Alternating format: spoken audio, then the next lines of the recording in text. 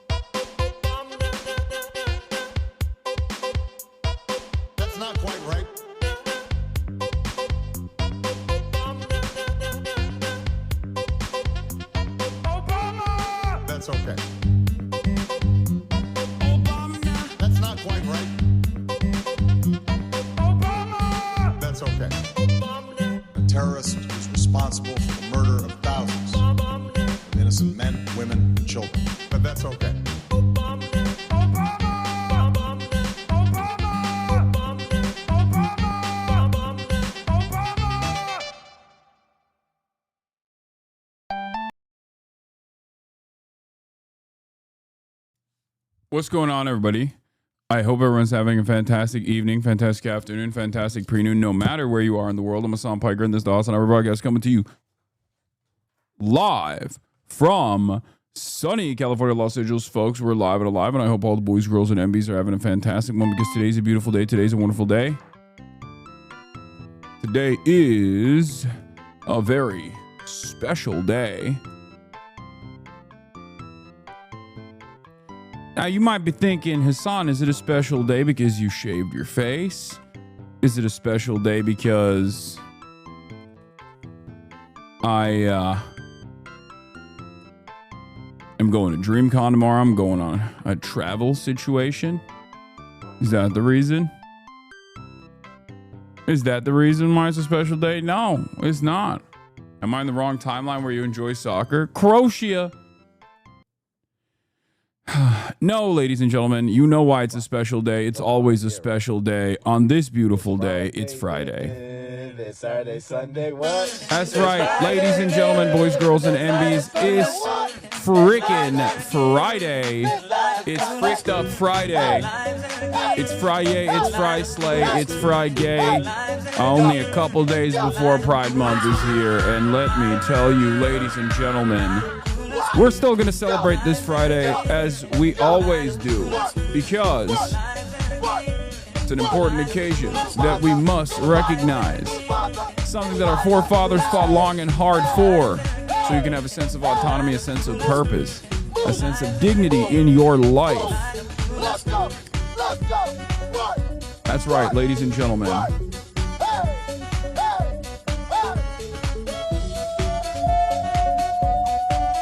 It's Phase Up Friday. What's up, Burgles? God damn, with 100 gifted subs already. The immaculate vibes are upon us, ladies and gentlemen. No matter what people say or do, we are going to have a good time because it is frickin' Friday. President Trump and Elon Musk are speaking to supporters. We'll obviously watch that. But before we do that and ruin our day, let me tell you, this is a part of the broadcast where I tell you about my personal news about what's going on in the world of HasanAbi Piker in between the time period where I press the stop streaming button and press the start streaming button. So help me God, I will do that. I shouldn't have put NIGHTREIGN in the announcement in the title because I feel like a lot of people are going to be annoying about it, as people often are.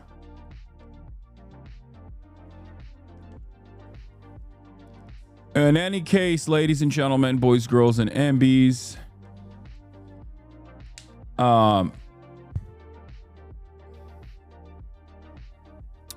personal news wise, this is a part of the broadcast where I tell you about what's going on in the world of HasanAbi Piker, and that's precisely what I'm going to do. Last night I ended the broadcast another half day, as you know, and part of the reason was because we were shooting another banger episode of the Fear And podcast. For those of you who don't know, Fear And is my podcast that is a non-political podcast that I do with Cutie Cinderella, Austin Show, and Will Neff. And March is the producer extraordinaire. And we shot the pod. It was a half day, but it was a full day for me, obviously. And after I shot the pod, I hung out with my mom and my dad, as always. And we watched a couple different things. First, we tried to watch this like anime. My mom is trying to like, you know, do outreach, I guess, to her son. And she's trying to like find something that we could both enjoy. She wanted to watch an anime. And the anime that she wanted to watch was... My dad is yelling in the background. The animation that the Japanese anime that she wanted to watch was like... I forget what it was. It's on this app called Canopy. I looked it up last night. Hold on. Some movie app that she wanted to download, but like, hold on. Common Side Effects? No, I didn't watch Common Side Effects with her. Hold on, I'm gonna tell you what we watched. Hold on a moment. I Googled it. Okay, maybe I didn't Google it. Did I not Google it? I thought I had. It's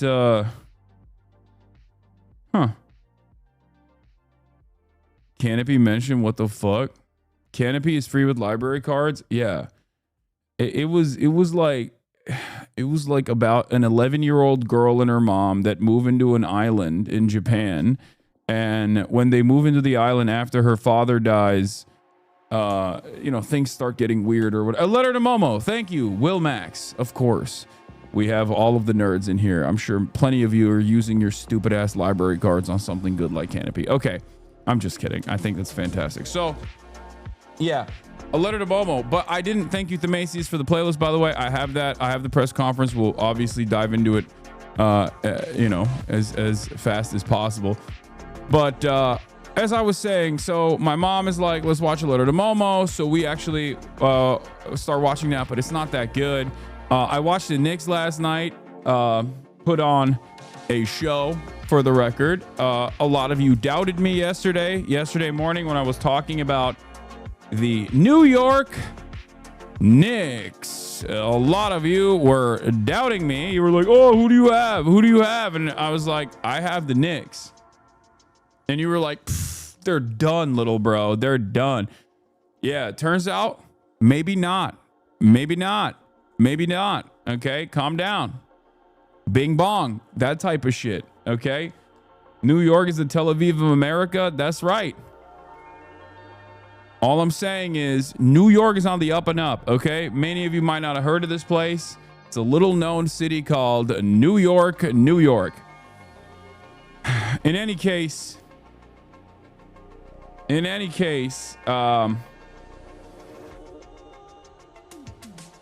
that was exciting. That was exciting stuff that took place. Obviously, here's Zohran. I'm so sorry. I'm so sorry for absolutely nothing. Yeah. Hit him with a follow back too. Yeah, little known city you might have heard of called New York City. That's right. Manhattan, the Big Apple, concrete jungle where dreams are made of. And some of our dreams obviously revolve around the next mayor of New York. Shouts out to Zohran Mamdani. Okay. Potentially, New York is on the up and up. Can you imagine? Can you imagine?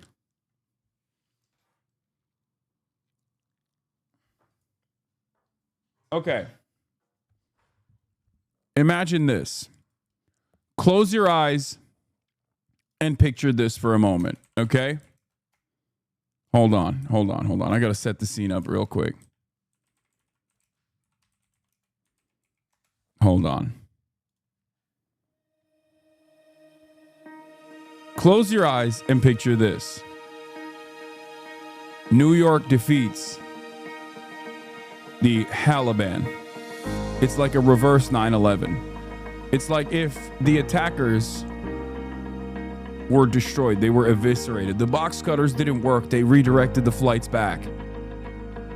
It's like 9/11 never happened. Close your eyes for a brief moment. The Taliban is out. New York eliminates the Pacers to move on and ends up winning everything. Okay? Close your eyes and just imagine a universe that we live in. Okay? Jalen Brunson comes out. They ask him, microphone to his face. What are you looking forward to? Just like they do in the NFL. This time they're doing it in the NBA as well. Jalen turns around, grabs the microphone and says, New York is on the up and up. That's why I want Zohran Mamdani to be the next mayor of New York. The crowd goes electric. They go crazy. People are rioting in the streets. Socialism has been brought to Manhattan. Just think for a moment. Jalen Brunson says, Zohran Mamdani for New York mayor.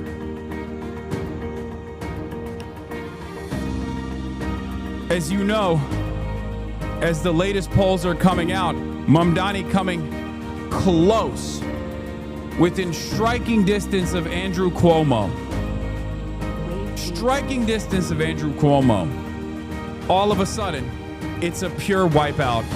Every red-blooded, patriotic New Yorker comes out to vote for Zohran Mamdani. All the aunts, aunties, unks. Finally, New York is unified under the reign, watchful leadership, guidance of socialist Zohran Mamdani. Cat comes out. He's not even doing a zesty voice. Turns out that was a lie all along.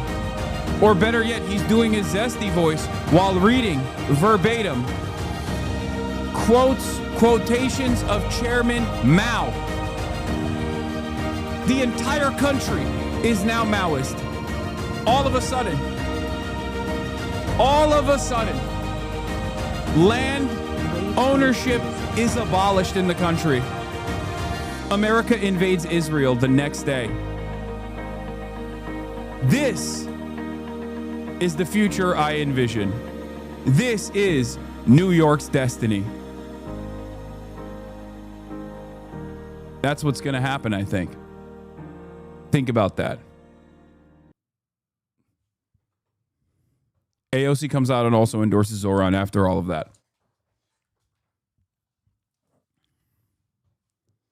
Okay, the cat part of this story is probably the only part of the story that is not even unlikely, okay? That part is, from what I understand, and I did not know this, Karl Anthony Towns literally has posted Ho Chi Minh quotes in the past. So him quoting, I don't know, from the Little Red Book or like quotations from Chairman Mao is not that surprising. Like that, I could see that.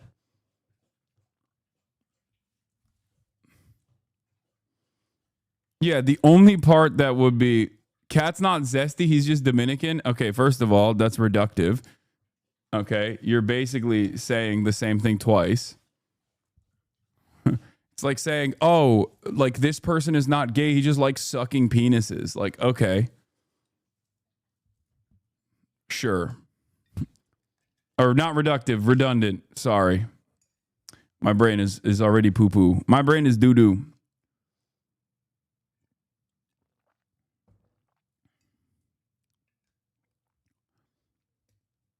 I'm sorry I had to make a Benson balloon edit.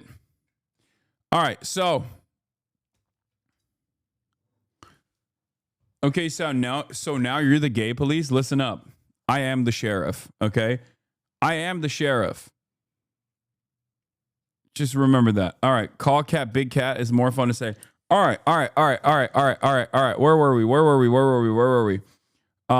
Yeah, here's him posting Ho Chi Minh. Like, that's not even a joke. Remember, the storm is a good opportunity for the pine and the cypress to show their strength and their stability. Ho Chi Minh.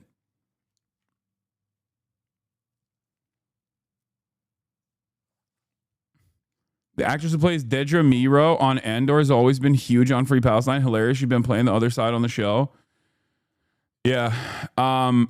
It's not surprising. There are plenty of incredible actors that play incredible villains who happen to be, on the right side of history.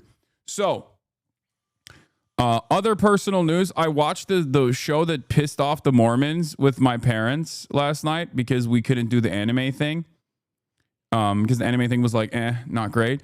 But what is it called? Like primeval Western or whatever. I don't know what it's called. It's just the one that like really pissed off the Mormons because they show Mormons as like insanely violent.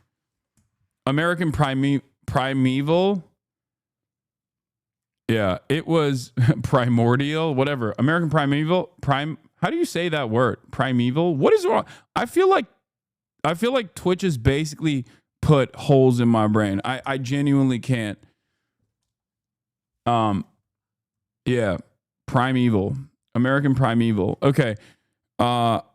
Anyway, we watched 2 episodes of that, but it was like it was hard. It was a hard watch, man. It's a really good show, but it's like also kind of a hard watch because of how evil it is, because of how insane it is. Like it is I guess it depicts like the brutal nature of the Wild West without any sort of like fancy aesthetics. It just shows you exactly what's going on. And let me tell you, okay, I would not have enjoyed it. I would not have enjoyed living in the Wild West, okay?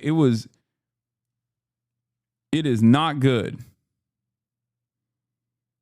Folks, it's suboptimal. Yeah, Red Dead made me think, maybe there's some beauty in the Wild West and the constant exploration. Nope. Take it back. It's not good at all, okay? Things were bad. They were not good. Yeah, Arthur Morgan fooled all of us, okay? Red Dead is rose-tinted glasses. Anyway, so I watched 2 episodes of that, watched another episode of Andor. Andor is fantastic, obviously. And I'm almost done with season 2 of Andor. It's really good. It's really, really, really good. And I will say it's good because, like, look, it's still Star Wars, so it's on guardrails, right? Like, the narrative is still on guardrails. Like, it's still got training wheels on it, if you know what I mean. Like, some of the stuff that you hear from the back and forth, the conversations that take place, like, some of them are whack. I'm not gonna lie to you. They're not exactly great. But the overall story is fantastic. The overall story is fantastic, and I greatly appreciate it. I just finished episode 9. I think there's only 1 episode left, if I'm not mistaken. And I will be watching it tonight, possibly on the plane. Okay. Oh, there's 3 more. Oh, hell yeah. Oh, nice. Okay, great. I will watch the rest of the episodes. Fantastic. I love that. That's great. That's amazing. Yo, Tyler, it's me, your dog, Robert. Text me if you see this. American Primeval basically shows the reality of how Mormons move when there's no social stability. They were violent rapist bandits back in the day, and if society collapses in the near future, they'll become violent rapist bandits again, but this time they'll have Lockheed Martin mech suits. Yeah, it made me definitely afraid of Mormons a little bit. Like, I think Cutie Cinderella has already made me afraid of Mormons a little bit and like how they get sometimes. But American Primeval made me really afraid of Mormons, okay?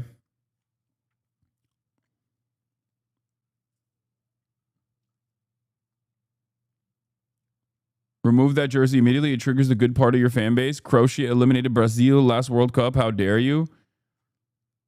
I mean, yeah. Okay. I did go to Utah. Yeah, I was in enemy territory. I was behind enemy lines, dude. What is this? HasanAbi versus Maya. Because Tom and Jerry duo. 4 guests and only 3 mics. And this is what we have to do. Hold on 1 second. Let's see. How about we just take away yours? That's funny. You're funny. Meanwhile, Beautiful. My opinion. I feel like if you encountered yourself, sorry to cut you off. God. Are these expensive? I think someone left them. They're Saint Laurent, so probably, but someone left them in my house, so you can keep them if you want. Oh, hell yeah. Yeah. I love coming to Hasan's house. a few moments later. Have you ever heard of Alvea Sanctuary? Viewers dropped when you brought on the girl. They ask you how you are, you just have to say that you're fine when you're not really fine, but you just can't get into it because they would never understand. Wait, what did you say? What was your question? I'm sorry, I have a real celebrity in the chat. I got a little. Nothing, it's fine. I had a real celebrity in the chat, so I got excited. We're moving on fast away from this to much kinder, much gentler, much more fun times. Oh, okay. Well, I'm under attack. There is something happening. We are bringing an enemy into fear and territory. No, I didn't want her to be on it. That's. What'd I do?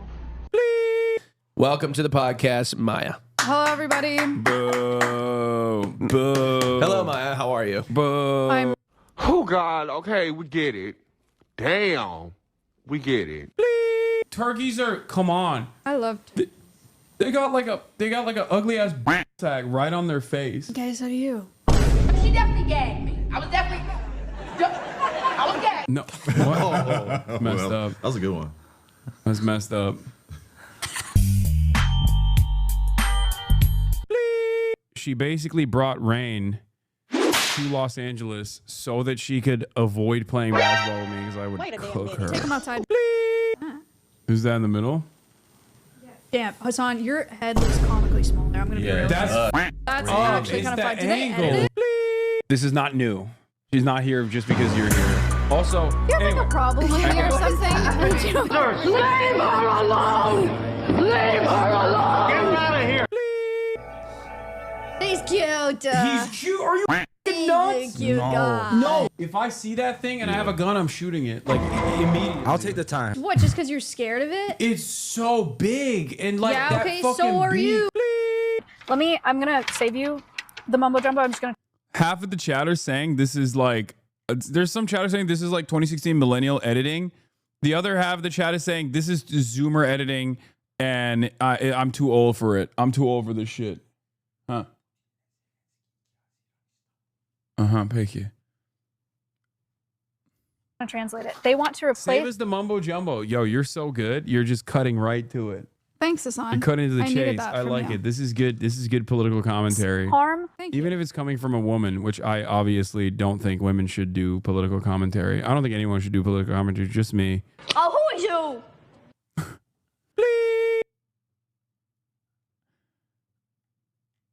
What the hell is it? The people saying Zoomer are boomers or millennials. This is literally fear and. Austin, I'm trying to lose weight, but I like iced coffee too much. What do you mean? Iced coffee has a lot of sugar. Not if you get it without sugar. Okay, well then it tastes like shit and I don't like it. True, that is exactly how our dynamic is. Apparently, Elon Musk has a black eye in today's press conference. All right, you know what? Fuck it. I'll get into it. No more fun or reacting to the podcast, reacting to other stuff. All right, let's do it. All right. Elon is back in the White House. Girlies are fighting. Trump, taco, tariff, time. SCOTUS lets Trump revoke TPS. DREAMCON tomorrow. Get in now. I love the stupid do we have a blast off meme, by the way? I love the silly conspiracy theories that liberals engage with. It's very good. Why didn't you go today when literally everyone is there? I don't know. Because I wanted to be different. Well, you got a problem? Why didn't I go when everyone is there already? Because I'm a 33-year-old adult who is a political commentator, and I feel like if I were to take off a Friday, or at least like if Friday was also a fun day, okay, a lot of you would freak out.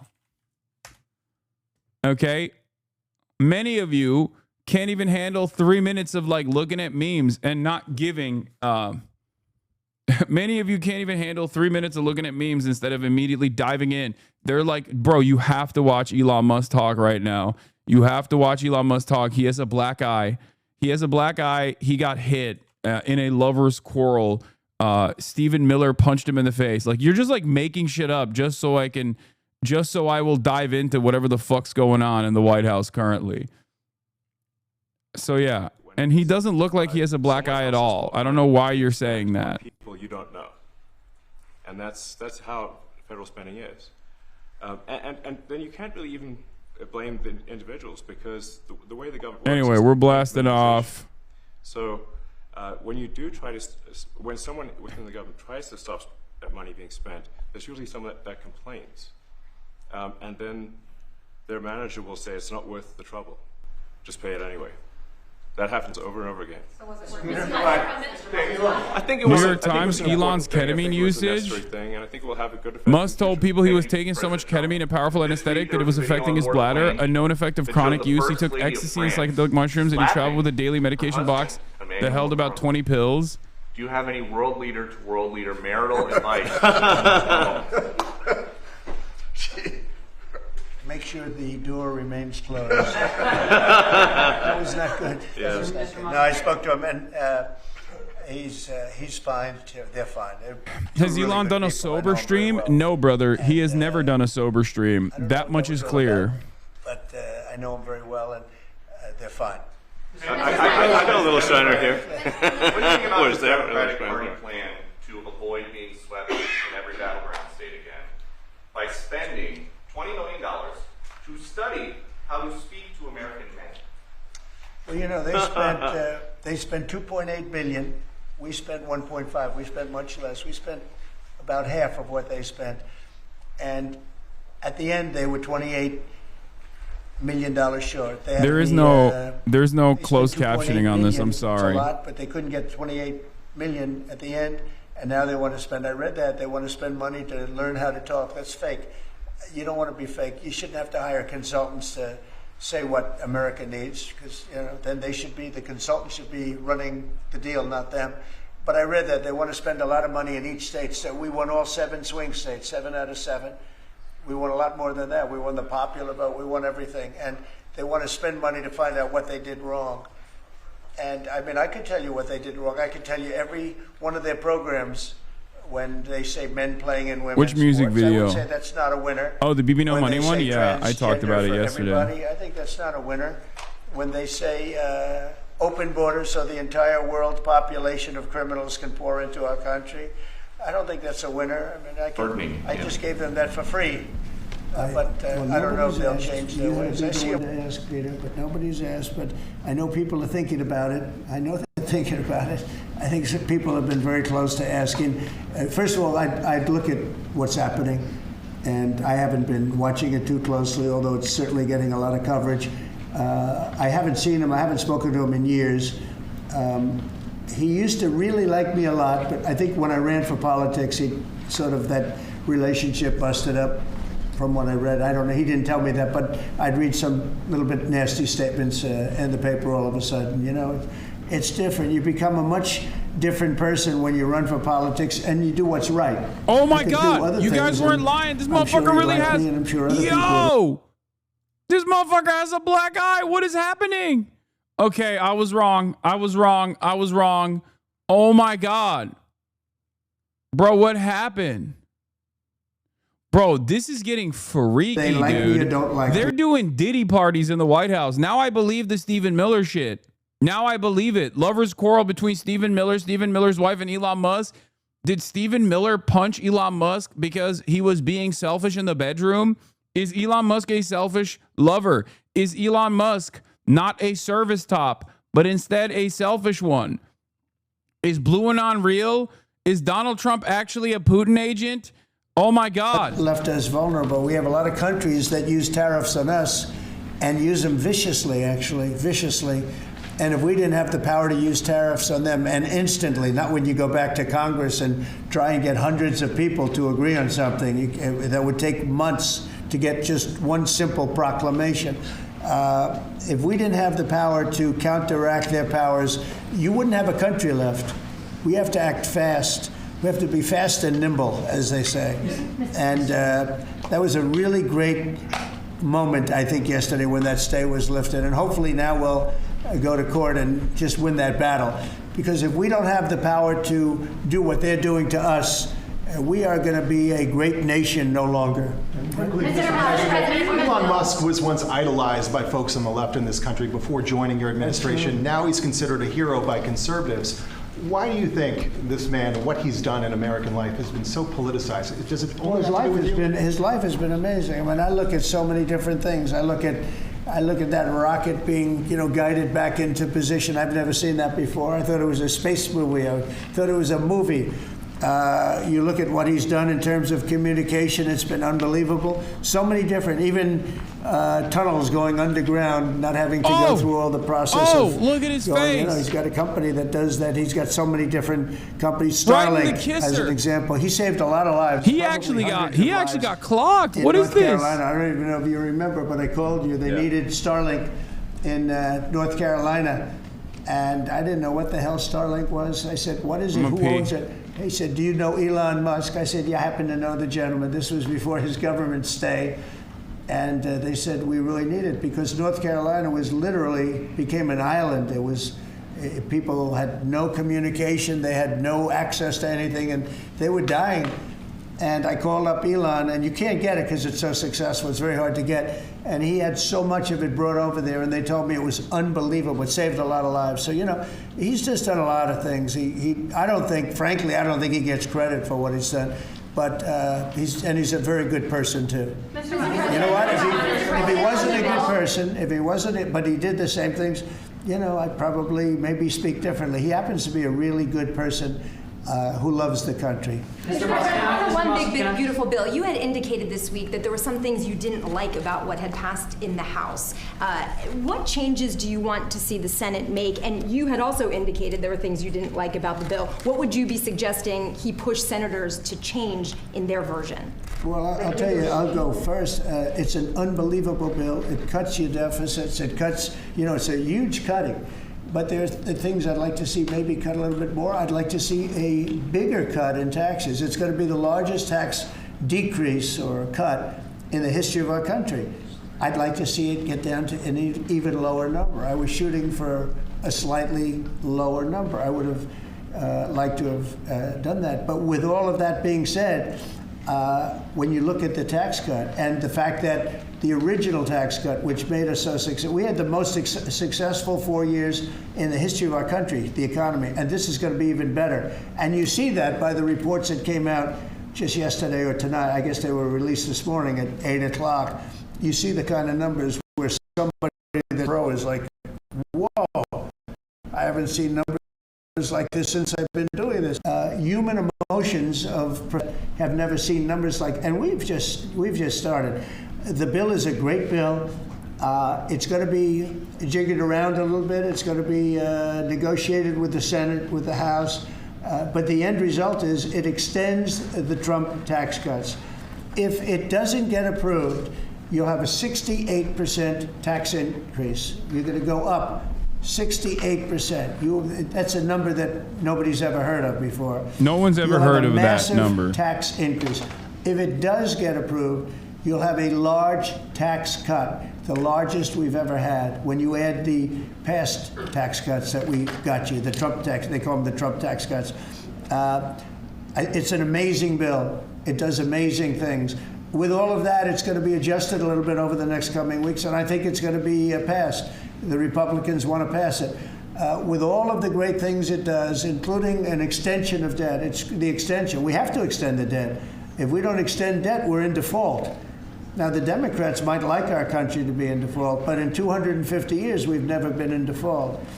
That was handed to them by a very well-meaning man that gave it to them because he thought it was the right thing to do. It could have been their problem before the election, but this man thought it was the right thing to do, and he was well-meaning. I don't hold anything against him for that, but that was put on our plate when it should have been on the Democrats. September 28th, a famous date. It should have been taken care of by the Democrats, but this person, a man of power, gave it to us so that in June that comes due. Well, we have to take care of that, because if we don't take care of it, we have a country in default, and we don't ever want to have a country in default. You know, I'll tell you, a certain senator, Elizabeth Warren, said that she would never, ever allow a default on our debt. She would never let it happen, and she would like to get rid of the debt ceiling, what's called the debt ceiling. I call it the debt extension because we really need an extension, that she'd like to see that gotten rid of. And there are many people that agree. Many Democrats agree with that. But we gave that through, and you know, I don't want to say an error. He did it well-meaning. They gave that to us. It was a Democrat problem just before the election. Would have had a huge impact on the election. And to our benefit, we won anyway, but to our benefit. But felt that really for the good of the country, we should extend that. But Elizabeth Warren and various other people would like to see that. Her whole career, she wanted to see it terminated, gotten rid of, not being voted on every 5 years or 10 years. And the reason was because it's so catastrophic for our country. And I always agreed with her. That was one thing I agreed with her on. Now, I haven't spoken to her, but I would say that if you asked her that question now, she'd say, no, it's their problem. But it's a very unfortunate situation. It's a very unfair situation. And she happened to be right on that. It should be gotten rid of, or it should simply be extended. But that's one of the things that gets taken care of in this bill. That automatically gets extended for a 4-year period, and it should be. But I agree with Elizabeth Warren on that. I think you should get rid of it. It's too catastrophic. Yeah, please, go ahead. What message do you like to send to international students? Are they still welcomed to study in the United States? And one question for Mr. Musk. The students, well, we want to have great students here. We just don't want students that are causing trouble. We want to have students. I want to have foreign students. I think Harvard, you know, it's close to 31%. That's a lot. He's like, as long as they don't, $5 billion. as long as they say "Am Israel Chai," then we're good. Nobody knew that. That's it. That's the most significant part of this. But we found that out over a period of time. That was sort of a Trump thing. We ended up in litigation. They need to be pro-fascist, no anti-fascist nonsense. In finding out and in going through the books, we found out that the country gave them $5 billion plus, much more than that, actually. And we're having it out with them, and let's see what happens. I think we have a very good, well, it's a very sad case. It's a case we win. We can't lose that case because we have the right to make grants. We're not going to make any grants like that.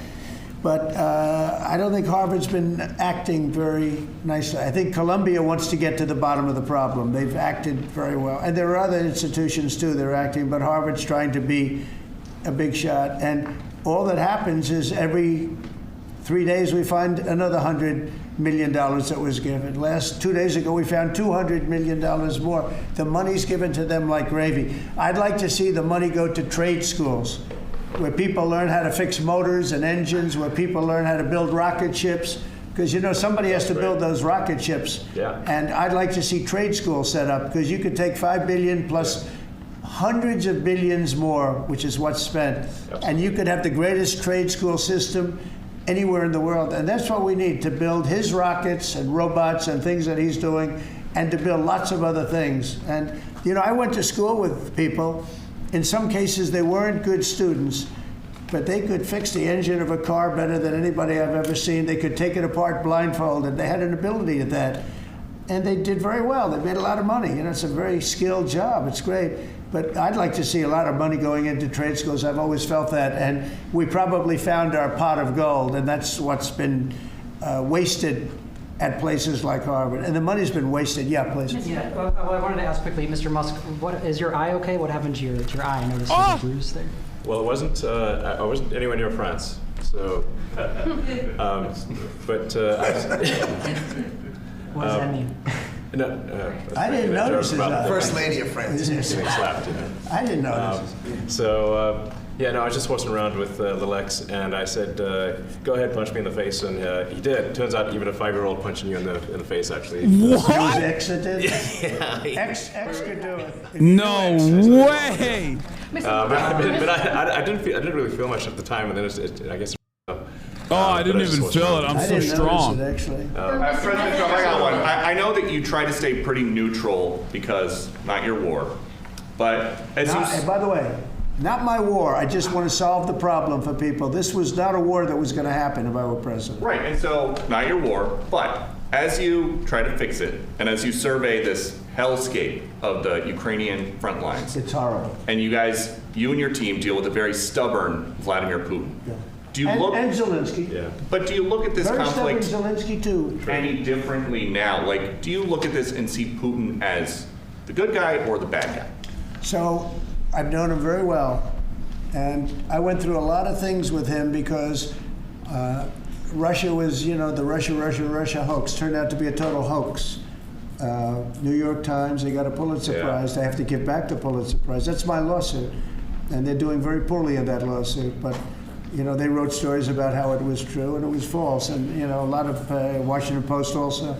I have gotten to see things that I was very surprised at. Rockets being shot into cities like Kiev during a negotiation that I felt was maybe very close to ending. We were going to solve a problem, and then all of a sudden rockets got shot into a couple of cities and people died. He was right at the edge, dude. He was right about some things that I was surprised at. He was right at the precipice of solving the crisis. So I'm very disappointed in that way. With that being said, I'd like to see it end. 5,000 people. Sad I think how the numbers it just even was more than that, unsolvable but 5,000 all of a people sudden. A week are being killed. Mostly soldiers, but also people that live in little cities and towns throughout Ukraine. And I'd like to see that stop. And I asked Caroline this yesterday, but I want to ask you directly. So many of the things that you're trying to do are held up in court right now.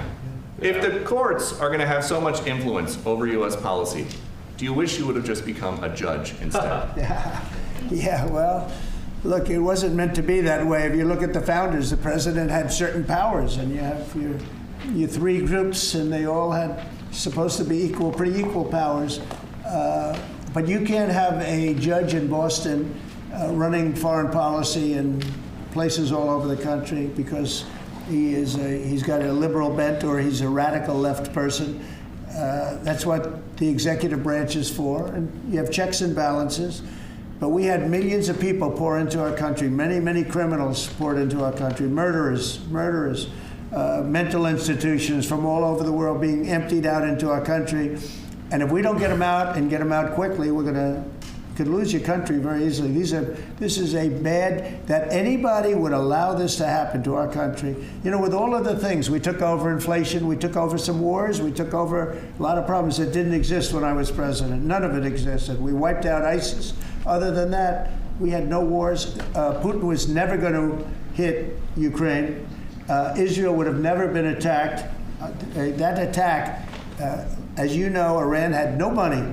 They didn't have money for Hamas. They didn't have money for Hezbollah. They had no money whatsoever. That wasn't going to happen. All of these things that happened weren't going to happen. You wouldn't have had inflation.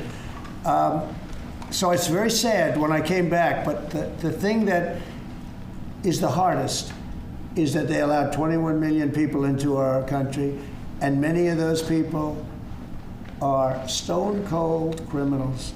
They moved their criminal population into the United States, and of all the things that are bad, I solved inflation, I believe, already. I got the fuel prices down. The fuel prices came down. That's one of the reasons they screwed up the energy.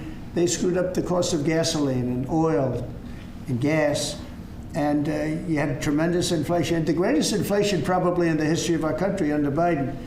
And when people said, oh, but the economy was, no, the economy was terrible for the people because they couldn't afford the energy. And the energy brought everything else up. Energy is the big deal. But with all of that, we solved that already. In 4 months, we solved it. $1.99. One of the interesting parts about like the reversal of the taco situation is that it's also a secret admission of Biden's economy not being as bad, at least by the time that Trump came into office, because like if he's reversing if he's reversing back to the mean, back to where Biden had said it, then that means that like Biden had actually recovered the economy by the end of his reign.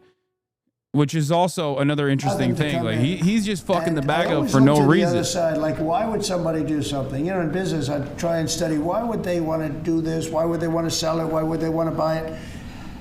One thing I can't figure out is what would an administration, what were they thinking when they allowed millions of people from prisons all over the world, not just from South America, Venezuela, all over the world, from the Congo, in Africa, hundreds of people, thousands of people from the Congo, rough prisoners, from Asia, from Europe, rough parts of Europe. Why would they allow them to come into our country? Why would they do that? It's the one thing I can't figure out. And I don't believe it was Joe Biden. I really don't. I mean, look, he's been a sort of a moderate person over his lifetime, not a smart person, but a somewhat vicious person, I will say. If you feel sorry for him, don't feel so sorry because he's vicious. What he did with his political opponent and all of the people that he hurt a lot of people, Biden. And so I really don't feel sorry for him. But he wasn't a person that would allow murderers to come into our country. He wasn't a person that was in favor of transgender for anybody that wanted it, take kids out of families, et cetera, et cetera. So I just don't understand why a thing like this, how a thing like this could have been allowed to happen. Very sad. It's very sad for our country. I think the fundamental moral flaw of the left is empathy for the criminals and not empathy for the victims. Empathy for the criminals, but not empathy for the victims. And there's been way too much. Bro, you have empathy for no one. You barely have empathy. You can't empathize with a single person. Shut up. That's not constitutional. That was never intended. I hate how much these guys like run around and reframe the narrative to be like, oh, dude, if you think that like black and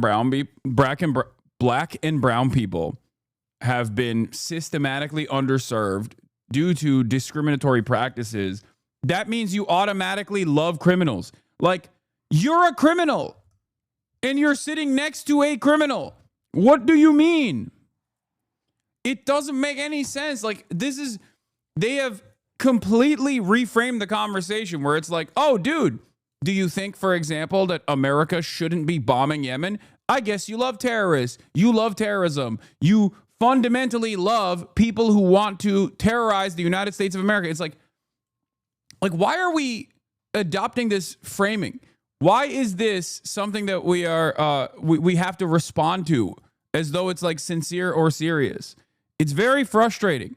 To get people out without having to go to a court case. I mean, it was up to some of these judges. Every single one of these millions of people, criminals, prisoners that were let go from jails because they save a fortune when they do. They brought them into the United States. You know what they're saving? The money they're saving? But some of murders, it's very important that we're able to get those people out of here fast, bring them back to their country where they belong. And those countries take them, because if they don't take them, they have to go through the wrath of the United States, and they take them. But we have judges that don't want that to happen. And it's a terrible thing. That's going through the court system right now, that whole situation. But when ICE and with Border Patrol, they've done an incredible job. When they do this incredible job and they capture 100 killers and drug dealers, and we can't keep them for years here as we go through trials. We have to get them out rapidly, and we know who they are. And we're very careful about who they are, but we have to get them out rapidly, or again, we're not going to have a country. Okay? Maybe one or two more. Go ahead. Are you concerned that tariff may also affect companies like Tesla, which has parts manufactured abroad? And this is also to you, Mr. Musk. Well, he's going to end up building his whole car here. I mean, I thought he built his whole car. Pretty much he does. He's got incredible factories, and like I looked at one in Texas. It's unbelievable. I know all of the manufacturers will build their parts here too. I mean, it used to bother me. They make a part in Canada, a part in Mexico, a part in Europe, and sent all over the place, and nobody knew what the hell was happening. I think it's ridiculous. You build a car, make it in America, and... You're saying major brandonization is happening, but this is the type of brandonization that took place in the first administration as well. Some parts of this is not full Brandon. Other parts of it are brandonization. Him rambling on about a nonsensical bullshit in a way that he believes favors them is not necessarily brandonization, but just regular Trump. There is brandonization taking place, though. That is for sure. That is a certainty. Yet another exercise in futility. Let's take a look at Elon Musk while the cameras are leaving. This is when you'll see more honest moments from him. Well, okay, he just looked like shit as always. Interesting conversation that took place here. Obviously, part of the reason why they did this is because what the fuck? Okay, give me some of the high notes from this. What is the Aaron Rupar cut? I need to see some of the parts that I didn't get to see. I need to see what's going on here. Obviously, there is the pure graft from the Trump White House in terms of cryptocurrencies and whatnot.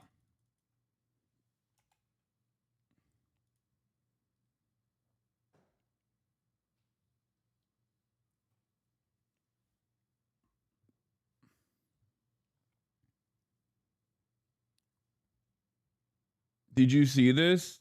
Oh, Democrats were celebrating. Oh, that's not. Wow. Okay. Elon Musk poached Stephen Miller's wife during his grand exit from the White House. No. That's crazy. So they are. Blue Anon is actually going full blown. Dark woke is real. Dark woke is happening. The Daily Beast has gone full dark woke. So this is what's going on now. Like, this is what we're doing. Musk takes Stephen Miller's wife as Trump aide, rage tweets. So this is a real thing. Like, this is, they actually are, like, there's a real cuckening taking place in the White House. Elon Musk is officially making his exit from the federal government. It appears he's taking one of President Donald Trump's top aides with him. Katie Miller, a top advisor and spokesperson for the Department of Government Efficiency of the White House, is headed out to work for the tech billionaire. It's prompted rumors to swirl across the internet that there's trouble in the West Wing paradise. Miller is married to White House Deputy Chief of Staff Stephen Miller, who on Wednesday fired off a lengthy post on X over Musk criticizing Trump's big, beautiful bill. Okay, I need to hold on. Let me see. I should paywall remover this. I should paywall remover this real quick. Hold on. Hold on.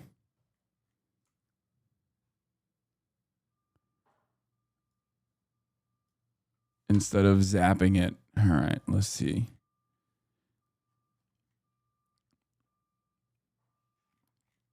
God, this is a terrible removal of... What is happening, man? What is going on?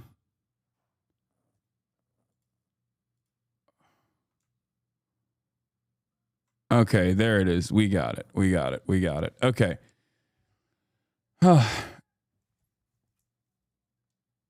Okay.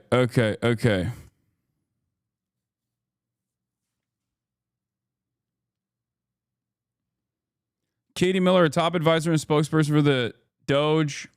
Okay, Miller is married to the White House Deputy Chief of Staff. Katie Miller, who also served in the first Trump admin, was named to work with Doge in December. She will reportedly now work for Musk full-time and has already been helping him set up interviews unrelated to his Doge work as he bids the government farewell. Daily Beast reached out to the White House for a comment on Miller's departure. Musk's Doge appeared ready to bring a wrecking ball to the federal government when it started its work, shutting down U.S. aid in one weekend and demanding millions of federal employees justify their work. However, the tech billionaire appears to have delivered far less than his operation set out to achieve as he exits. The clear impact of Doge's work, yeah, we already know that. The world's richest person literally once wielded a chainsaw on stage during his role, but he departed with a post on X. As my scheduled time as special government employee comes to an end, I would like to thank President Donald Trump for the opportunity to reduce wasteful spending. He wrote on Wednesday, the Doge mission will only strengthen over time as it becomes a way of life throughout the government. A special government employee allows members of the private sector to work for the federal government for up to 130 days. Musk's time is up on Friday. Like Musk, Miller joined the administration as a special government employee, so her time at the White House was also restricted.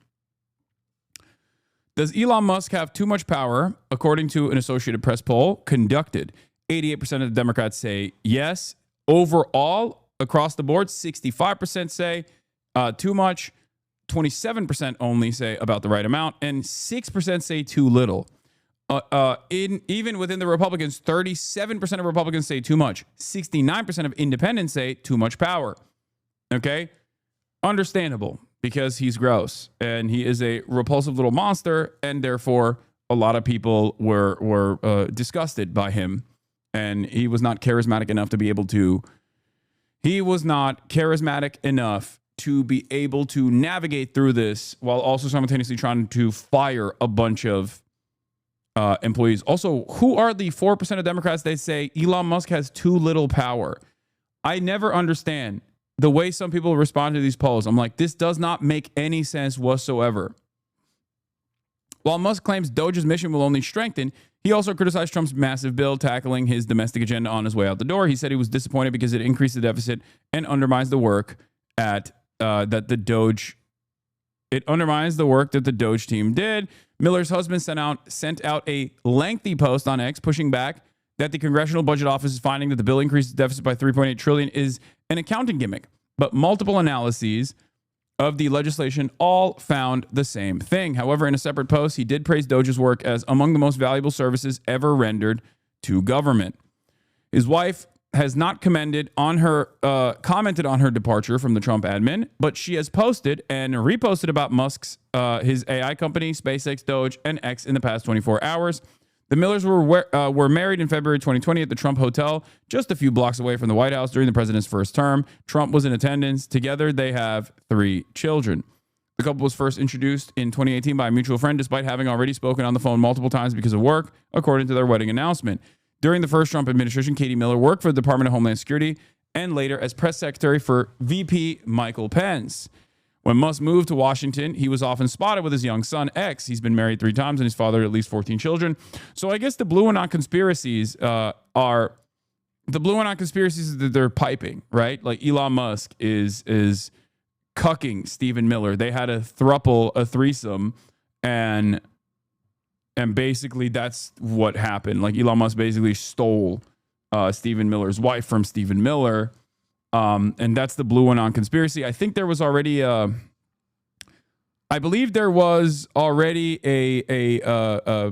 conspiracy theory that we saw. Blue one on conspiracy theory. Does anyone have that TikTok? I'm sure someone must have seen it. I know one of you guys actually sent it to me. There is this blue one on conspiracy that's popping off right now surrounding the potential threesome allegation between Stephen Miller and Elon Musk and Stephen Miller's wife.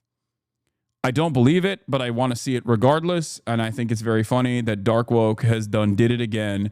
Dark Woke is back, bigger than ever, more powerful than ever before, and popping the frick off. Glenn was in the threesome. I don't like that. Don't do that. Glenn Greenwald, regardless of my disagreements with him, and regardless of his contributions in recent years, it still does not undermine his good journalism that he did in the past. And also, he was literally fucking sexual. Like he was victim to revenge porn and blackmail. So I don't think that's appropriate. Yeah, he's a gay man. Yeah, and he has some interesting fetishes. Who gives a fuck? Okay, calm down.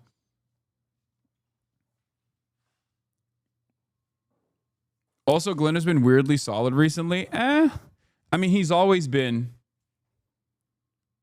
he's always been he's always been a free speech absolutist across the board. And not only has he always been a free speech absolutist, he's always been good on Israel.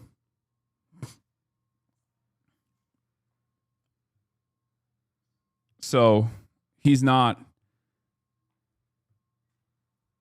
always been solid on Palestine. He's always been solid on like Middle East. I wouldn't say always been solid, but like at least for the past 15 years, he's been solid on intervention in the Middle East. I think there was like a point where he was like pro invading Iraq or something, but he's gone back on that and has spent years and years criticizing the administrations. Who leaked this video? I don't know. But yes, there's a video that was circulating. Glenn Greenwald spoke on it. Well, I'll cover it in a little bit. I won't show the video, obviously, but I'll cover Glenn's response to it. I saw people say it's Mossad. Do you think there's any veracity to that? It would not shock me. I don't understand how, like, the thing that I don't understand is how he doesn't have any OPSEC whatsoever. It is shockingly bad OPSEC for him.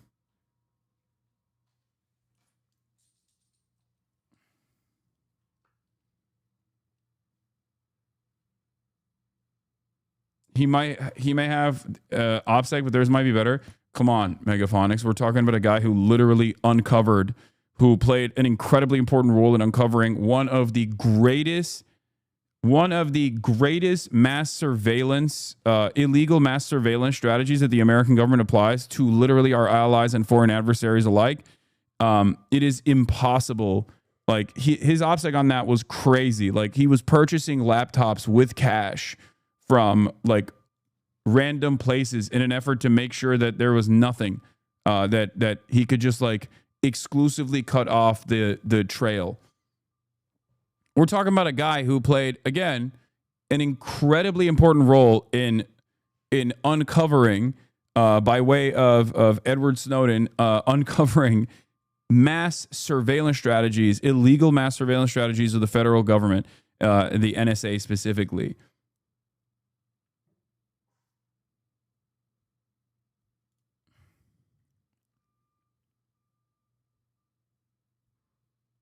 The Snowden story literally fell in his fucking lap, man. Like, yeah, he helped it get out, but it's not like he did it on his own by his own scrabbiness. What are you talking about? The fucking courage required to be able to put that together. Are we doing this now? Are we doing this? Listen, you can talk about his last 8 years of ridiculous, like perhaps too sympathetic to Donald Trump performance, but what you're talking about right now, what you're undermining right now is one of the most important pieces of journalism in the fucking 21st century. What the fuck? That is insane. That is insane. Do you have the CIA and the NSA hunting you?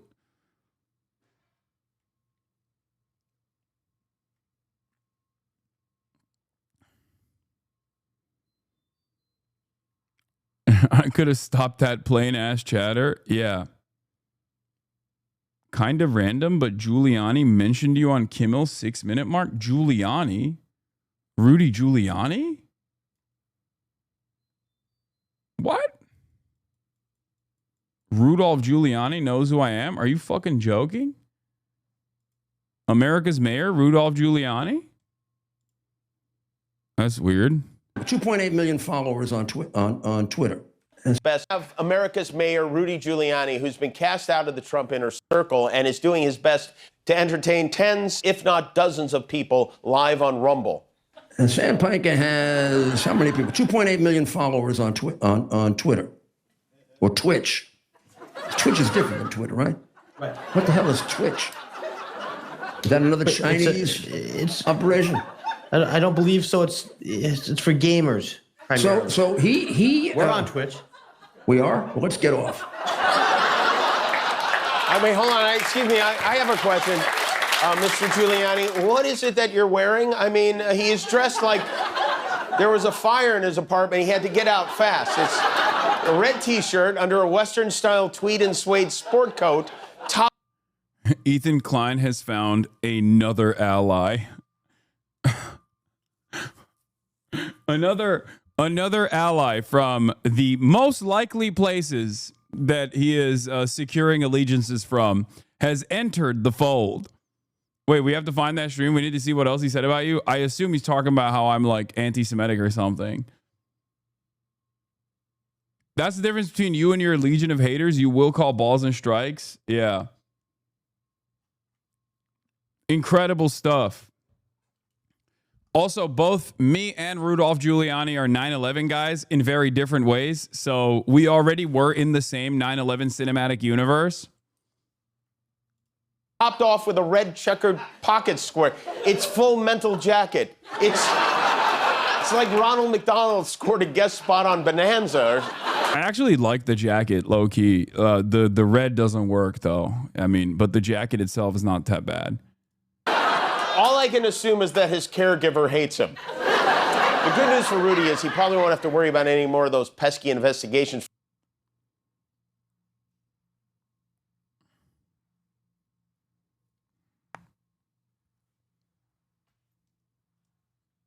Wow.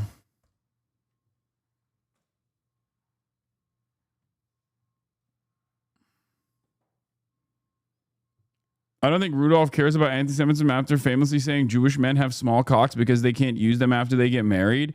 Yeah, or my favorite. Rudy Giuliani did my favorite type of anti-Semitism because it was one that I had never heard before. And I don't think anyone will ever say it before or after this sentence was uttered.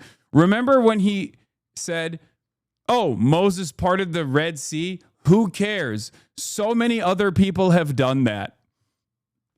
I have never heard anyone say that before. That is a completely new and unique thing that Rudolph Giuliani came up with. It was amazing. It comes with the recognition that Moses actually parted the Red Sea, like literally, okay? Taking that literally, and then simultaneously claiming that it has happened many times over and that it is not a big deal. You have to have the best mind to be able to say something like that. It is one of the funniest things. Oh my God. Get over Passover. It was 3,000 years ago. Ex-New York City Mayor Rudolph Giuliani tells Jews. Giuliani is accused in the complaint of disparaging Jewish men's penis sizes and commenting about the freaking Arabs and Jews. But of course, he's a massive supporter of Israel, so obviously nobody cares about this kind of thing. Oh, it's so funny. Dude, get over the Passover. It was like 3,000 years ago. The Red Sea parted. Big deal. It's not the first time that happened. I'm sorry. When has that ever happened? Like that's never... What are you saying?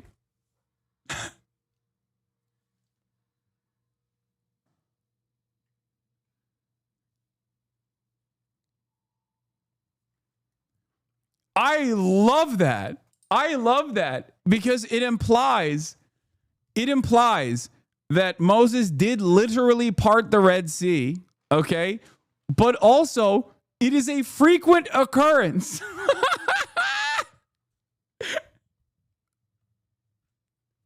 It's a frequent occurrence and not a big deal. Come on, man. He's like, it happens once a year, guys. Calm down. Big whoop. Oh, anyway. But now he's probably talking about how unimaginably anti-Semitic I am or something. Hasan Piker. Do you know who Hasan Piker is, Ted? Yeah, get over the Passover is like 3,000 years ago. The Red Sea parted, big deal. It's not the first time that it has happened. What does he know? Hashtag open the vaults. He knows something. He was there. Hasan Piker I do not. Hasan Piker has how many people? 2.8 million followers on Twitter or Twitch. Twitch is different than Twitter, right? Right. What the hell is Twitch? Is that another Chinese it's operation? I don't believe so. It's for gamers primarily. So he we're on Twitch. We are? Well, let's get off. This guy. Well, no, actually, no. I'm wrong. I really want to make a different point here. This guy immediately went on right after the 2 young people were killed, and he said that it was a false flag operation. That's not what I Meaning never that said we that. or the Okay, to be fair to Rudolph Giuliani, he is 700 years old, so I can't even fault him for being duped by the dumbest kind of propaganda.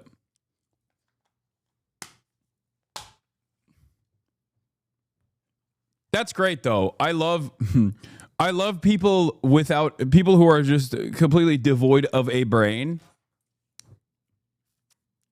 You know, Jake Tapper, Rudolph Giuliani, New York Post writers, people who write for Fox News. You know, all of these guys were like, yeah, he's definitely said it was a false flag. I never did. I said the exact opposite. I never said it was a false flag. I don't believe it is a fucking false flag. It is one of the strangest ways of criticizing my commentary. You could be like, oh, he likes that this happened or something. You know what I mean? You can lie about that. Why the fuck are you lying about the dumbest thing? Israelis really killed these kids. This is Hasan Piker. And he was taken off Twitch. But then he was reinstated in 24 hours, and now he's gloating. He's I lived, bitch, he said. Now he's looking at my Twitter post. Them pushing this button so hard makes me think it's a false flag, though. I didn't before. No, this is an act of desperation from people who really, really want to like maintain some kind of like Israel is still good, guys. But as I've said before, it is very difficult for Israel, even post October 7. It has always been very difficult for Israel to bring forward like cool people that will defend Israel on the timeline. And that was when people's like feelings towards Israel and Israel being a victim was at its highest level. And the only people that were like, you know, joining in on the fun and immediately running with like, we must kill all of the Arab population. We must cleanse the lands of all the Palestinians, which is not a real nationality. It was like the Amy Schumers of the world and the Michael Rappaports, right? Like it was never like someone who is a super famous individual or someone who has like a lot of like they couldn't get an actor, like a top billing actor or director or someone like that to come out and aggressively defend Israel. And that was when Israel had the most amount of I guess, positive media coverage coming out. Since then, it's over, right? Like 19 months of genocide, ain't nobody's coming out to defend Israel at this point. So the last remaining people who will defend Israel at this stage are the likes of Rudolph Giuliani, you know, a couple New York Post writers, the Free Press, Barry Weiss. That's it. They're cooked. So, not exactly a good time to be a defender of Israel. I guess the only guy they can get is like, the only guy that has like somewhat of a platform is fucking Ethan Klein, ironically enough. And even his perspective is so carefully crafted where like most people who are pro-Israel don't even want to entertain what he's saying or promote him because he keeps saying in an effort to defend his position that Israel might be doing a genocide. And that's a bridge too far for everyone that wants to defend Israel. So even though he attacks all of Israel's, all of the people who are critical of Israel, he still takes this like both sides position, even though he hyper focuses on the Palestinian side. He still says like, yeah, you know, I don't really like settlers. They're valid military targets. It's a genocide when my wife is not around. It's just a war when she is around. because of that position, like even the Hen Mazigs of the world can't necessarily like actively defend him with regular frequency. So that's it. That's the best you're going to get out of people. Just like someone who has been on an extended crash out for the last 19 months. And Rudolph Giuliani and I guess John Fetterman, whose brain literally leaked out of his ear. Did you ever think in your life that Rudy Giuliani would be talking shit about you on a live stream? Yes.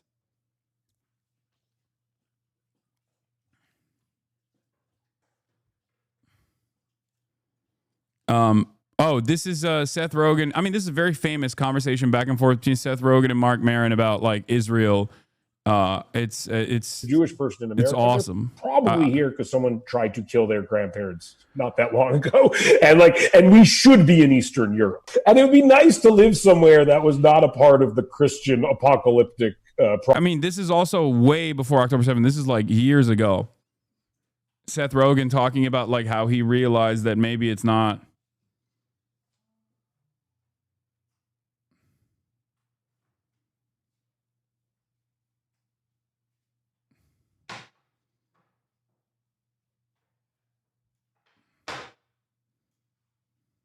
Hold on. Prophecy is also probably a good idea. It's like maybe settle somewhere that the Christians don't think you all have to die in order for the and then they want us all to go there. They need a certain number. They of need Jews. us to go there so we can die. So the apocalypse. But Christians they need us for their ridiculous vision, and exactly. they're not like our ridiculous visions are temporarily parallel. Would you ever go live in Israel? No, it would be. To me, it just seems very like an antiquated thought process. Like if it is for religious reasons, I don't agree with it because I think religion is silly. If it is for truly the preservation of Jewish people, it makes no sense because, again, you don't keep something you're trying to preserve all in one place, especially when that place has proven to be volatile, pretty volatile. And I also think that as a Jewish person, like I was fed a huge amount of lies about Israel my entire life. You know, they never tell you that. Oh, by the way, there were people there. They make it seem like it was just like they're sitting there. It was like the fucking doors open. Hours for the taking. Like it literally. They forget to include the fact to every young Jewish person, basically, like, oh, by the way, there were people there. Well, they just want to make sure that you are frightened of your own survival to the point where when you get old enough, you will make sure that that money goes to Israel and that trees are planted and that you always speak highly of Israel and Israel must survive no matter what. I think like for Jewish people, especially who are who view themselves as progressive and who view themselves as analytical and who view themselves as people who ask a lot of questions and really challenge the status quo, like, what are we doing? Well, there's a thing. I mean, I get frightened to talk about it. You start. I know. You have to log in the Fossabot. The commands are broken. Do I? Oh, because of the ban. Yeah, I'll do that in a second.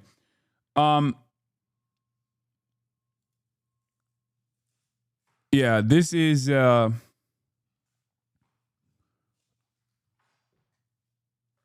Yes, please log in. Hold on. I will. 1 second, chat. Jesus Christ. All of you are. Yeah, I mean, it's Seth Rogen is the man. He's awesome. He's amazing. He's always had incredible takes on this. All right. I logged in. It should work now. But the reason why I brought that up is because there is a guy. Wait, what is this? What does my tweet have to do with Hasan? This dude's got his dick so far down his throat. What is happening? After a lot of thought and research, I've terminated my contract with Gamer Subs. I don't want to move forward with companies that are partnered with Ethan Klein. I know it's difficult these days to find brands that don't have problematic entanglements, but it is what it is. This woman is a Twitch streamer. Ma'am, may I suggest starting with Amazon? They're at the top of the BDS list, but that might have actually required you to sacrifice something. Never mind. I heard Hasan is actually considering going to Gaza. Let me just virtual signal about Ethan Klein The biggest threat to Palestinian liberation and the easiest way to farm clout online. We honor your bravery. Praying for your daddy that Hasan noticed this. You can share an ice cold Dr. Pepper together, owned by Zionists, on BDS list, drank daily by Hasan. What? Yeah, that's it. You could take that. Yeah. And then she says, what does my tweet have to do with Hasan? This dude's got his dick so far down his throat that any kind of negative feedback has to be linked to Hasan. Bro, why does no one... Dr. Pepper, yeah, first of all, number one, let me explain something, okay? Dr. Pepper is not on the BDS list. I use the Palestinian National Committee BDS list, okay? That's number one. Dr. Pepper is not on that list.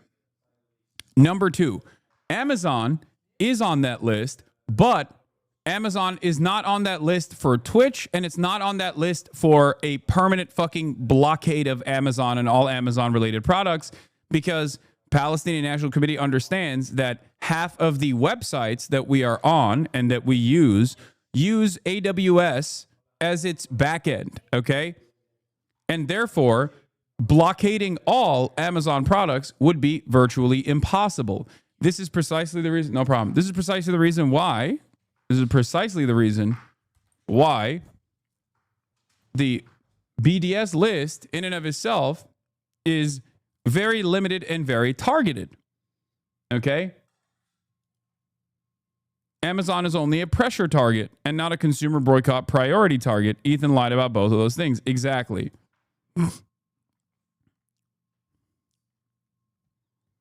Which is so crazy. I think Cloudflare owner is also a proud Israel supporter, but similarly, how are you going to boycott Cloudflare? Exactly.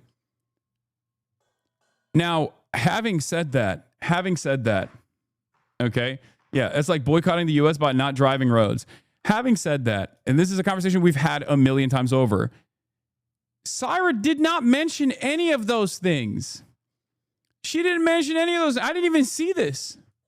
I didn't even know that she had made this decision. So what the fuck does that even mean? Like, what is happening here? Like, what? I don't understand. Like, people make up their own minds about this stuff.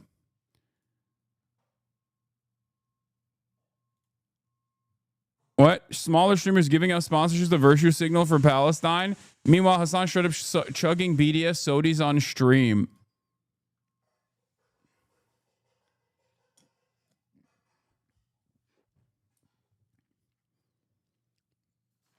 I don't know why.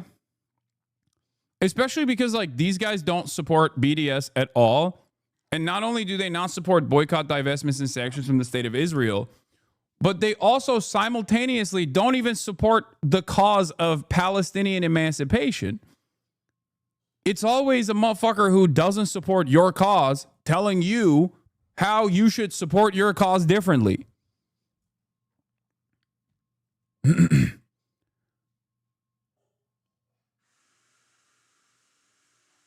It's so strange.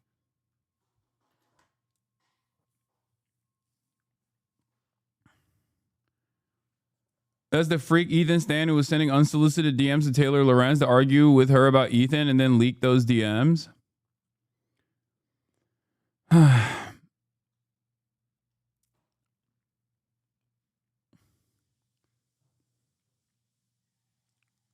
I don't understand it.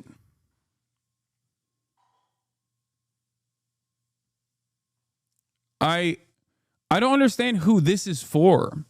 I guess it's for an audience that is like, that has this incredibly narrow framework that only cares about like being pro-Palestine or anti-Israel from an incredibly narrow framework that revolves around like a content creator's personal ambitions and personal grievances.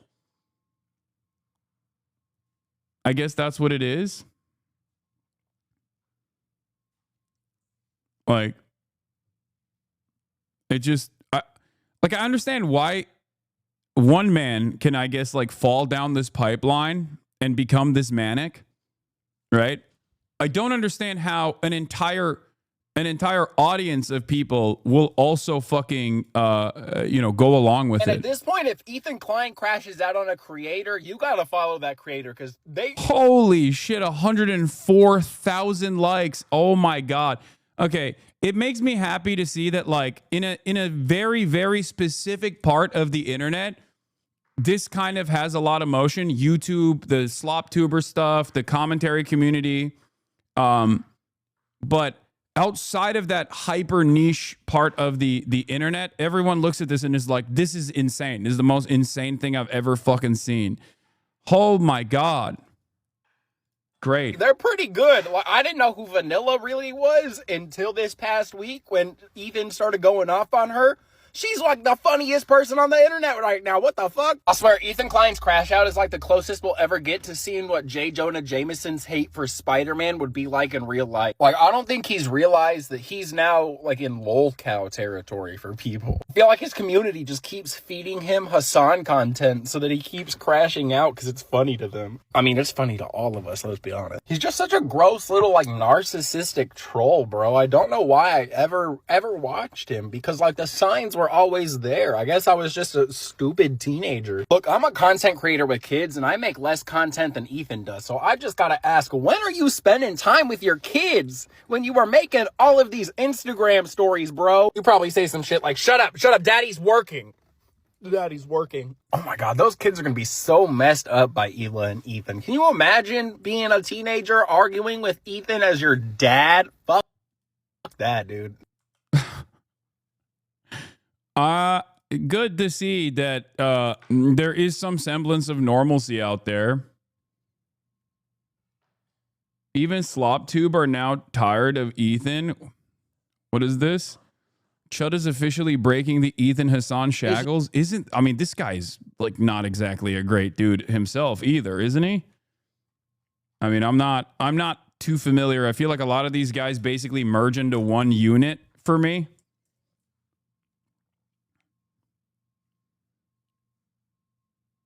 Yeah, but I guess like it's kind of like how Piers Morgan saw the writing on the wall and jumped ship. Piers Morgan saw the writing on the wall and jumped ship and is now saying like Israel is doing a genocide. I suspect that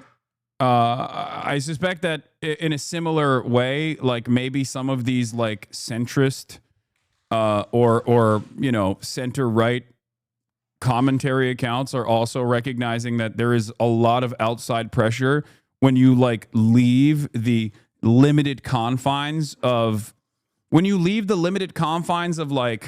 the slop tuber ecosystem. All of a sudden, most normal people's attitude here is not on the side of the guy who has been on an extended crash out with the backdrop of a fucking baby murder live streamed Holocaust happening. This has 1 million likes now. What is this? You know who hit me up today on Instagram? Oh, I saw Teddy this one. Fresh. Yeah, this They is said- the one that like this is when I was like, oh, thank God, there's like normal people out there. Holy who hit shit! me up today on Like she didn't even say anything. She just said she doesn't like Teddy Fresh, and then Ethan Klein fucking called her Teddy Fresh. anti-Semitic, dude. It's anti-Semitic to not like Teddy Fresh. They said, hey, we'd love to send you some stuff. How about, do I need like media training now that I'm like, have more people in here? How about, oh brother, this guy stinks. Out of your freaking mind? The clip of you talking about Teddy Fresh is going viral on Reddit.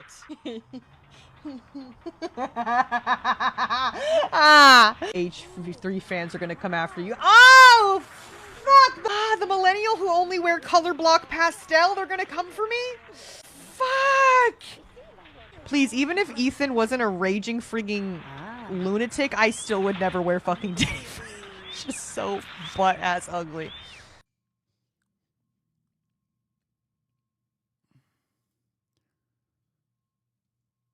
It's pretty funny to be on the inside of this drama and then see peeks into other insular internet dramas and be like, who are these people? Because that's how others must feel about this. Oh, like this one. Yeah. This thing cheated on Liz. Ladies, you are never the problem. I feel insane. Like, am I supposed to know who any of these people are? I'm willing to bet a lot more people know who the fuck me and Ethan are, though. than like TikTokers. I think. Are they TikTokers? I don't know who these people are. Like, because like, especially because of Ethan, not even because of me. But because of Ethan, because he's like so he's been such a fucking presence on the internet for so many years. I was going back and forth with a guy on Twitter, checked your name under his search bar, and it was a lot. Asked bro if he was okay, told him that it was a lot to focus on, and he hasn't tweeted about you since.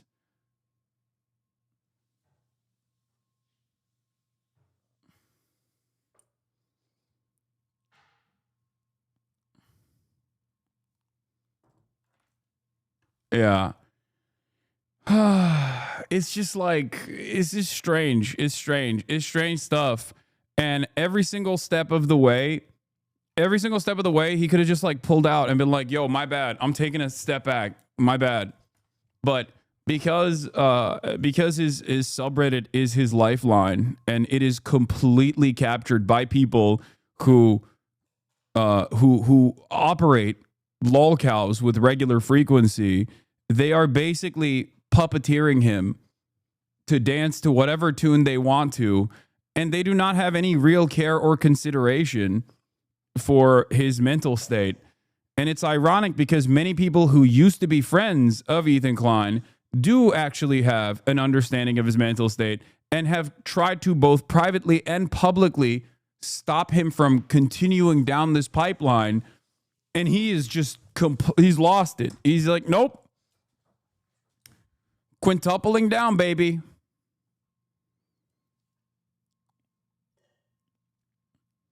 Yeah, they're turning a 40-year-old man with children who is a multimillionaire and was a very favorable figure online for many years into a Chris Chan-style situation. Like, they are literally using him like a sock puppet.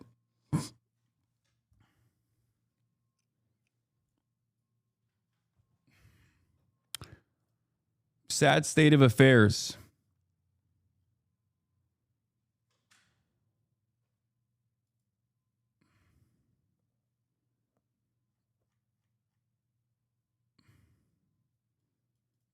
What?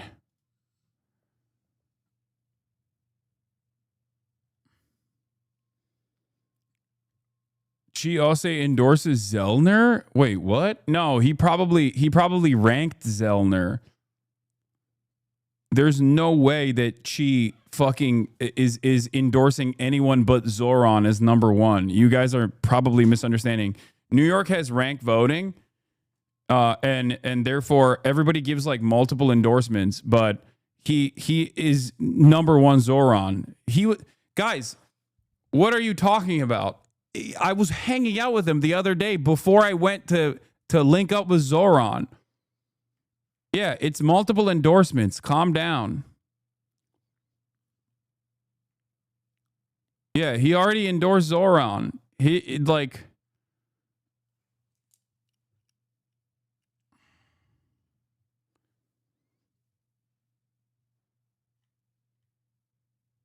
Yeah, and also she got endorsed by AOC.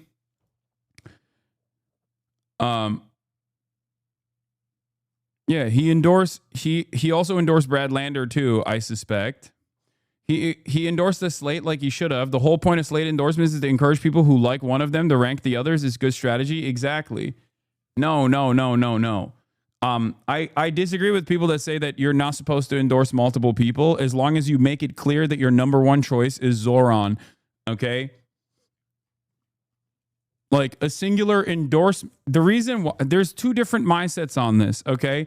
Ranked choice voting implies that you want, like Brad Lander right now, okay? Brad Lander is a progressive New York City comptroller, okay?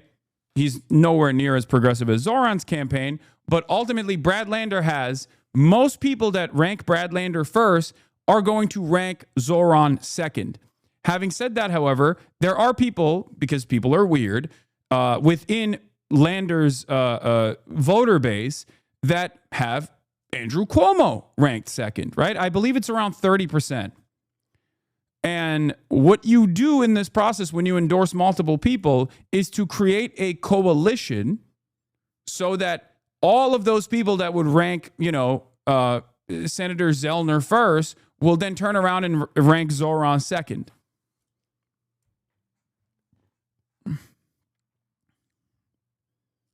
Do you understand?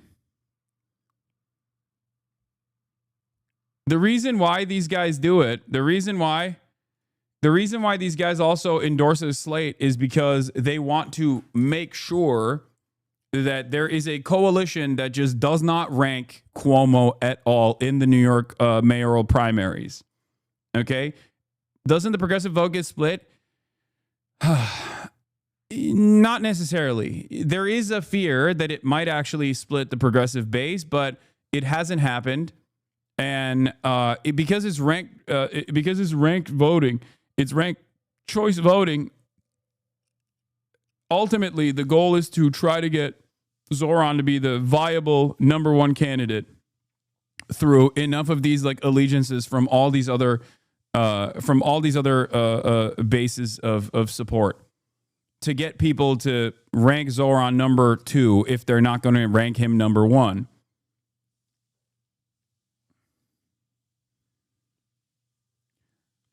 I do think that when the dust settles, like everyone, myself included, have been very critical about AOC and Bernie Sanders not endorsing Zohran. I think that endorsement will come. I suspect that I still have some faith, and I suspect that they're waiting, or at least AOC, who understands the New York mayoral primaries a lot better than we do, who has the capacity to elevate a candidate to the number 1 rank for sure, is waiting for maximum impact. And I suspect that it will be around the time when early voting starts or right before early voting starts in an effort to ensure that there is maximum impact on its timing. Because like, we have been paying attention to this race far before the race ever even became a matter of importance for many New Yorkers. AOC does not have that kind of pull. She has an annoying ass voice. You are so delusional if you think that AOC does not have that kind of pull in New York. Are you out of your mind? She literally absolutely does. Okay? This is not a nationwide race. We're talking about the New York mayoral race. AOC in New York, 1,000,000% has that pull. Are you kidding me? Bernie Sanders has less pull than AOC in New York, okay?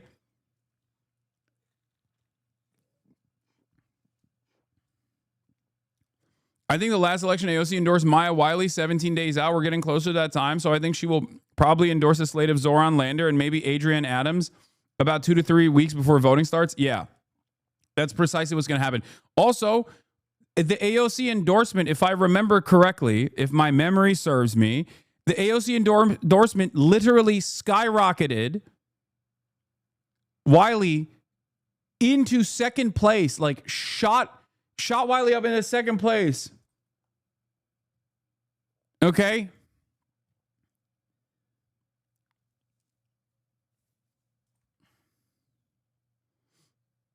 Isn't this election in November, which is like 10 years from now?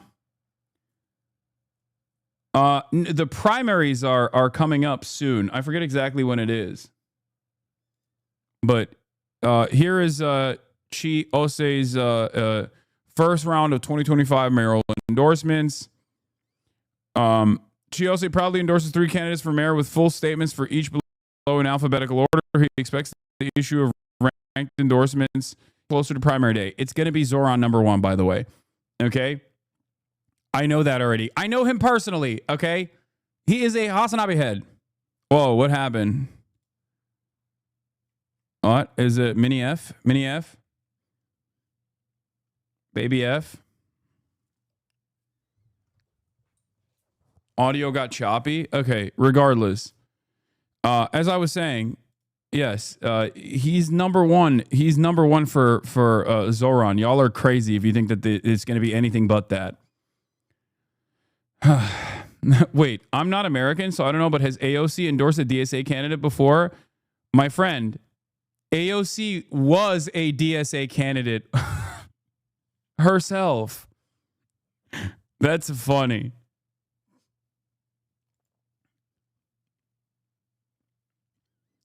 Anyway, Zohran needs the voters that AOC has good pull with, primarily Hispanic and black voters, so she would be a big help, I think. Yes.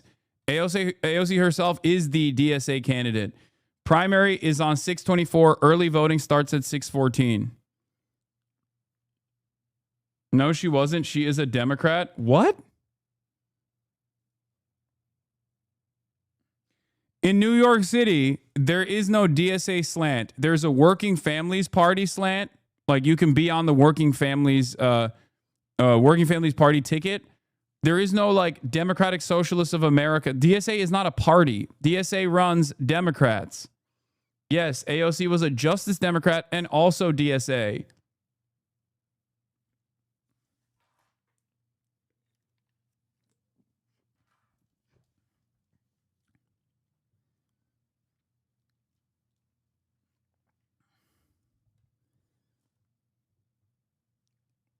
Anyway.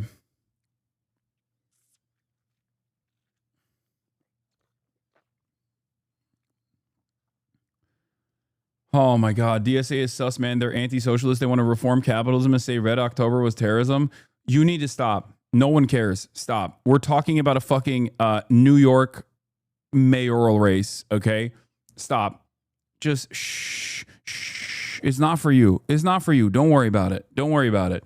Sometimes it's okay to just like, sometimes it's okay to not involve yourself in these affairs. Okay. It's all good. Yes. They're not principled and committed to a vanguard party. It's okay. It's not for you. It's all good. All right. That's not an anarchist, chatters. What are you talking about?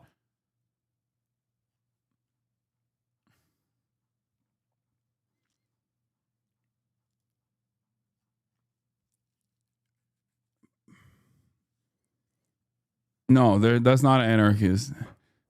That's someone LARPing as an ultra. Anyway. Listen. Yeah, that person is not an anarchist. That person is the opposite of an anarchist. He takes too many showers and reads too many books.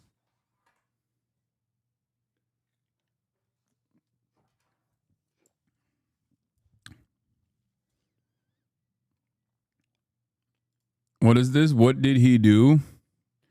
Atlas Intel Republican primary. Vance is 37%. Rubio, 18. Trump Jr., 8.8. New. Ron DeSantis at 8. God, Ron DeSantis. Atlas Intel, 28. Democratic primary. Buttigieg at 31.5. Oh, my Lord. All it took was for him to go on the Andrew Schultz podcast. Oh, my God. Americans are so malleable and so easy to manipulate. It is crazy. But some good news, at least. AOC is at 19.4%, up 3.5.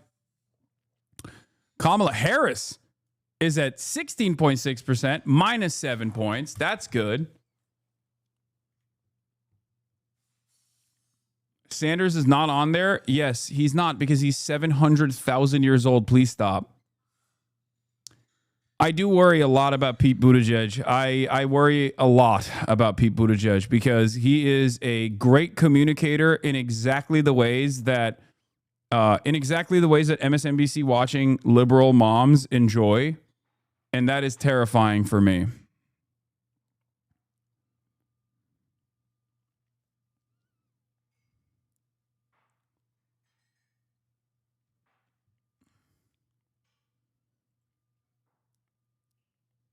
He is not like Obama. Obama had broad appeal. I don't think Pete has broad appeal beyond a Democratic primary. And even then, not as much appeal within the Democratic primary as he ran for the Democratic primary and did not succeed in the Democratic primary prior to this. So he does not have...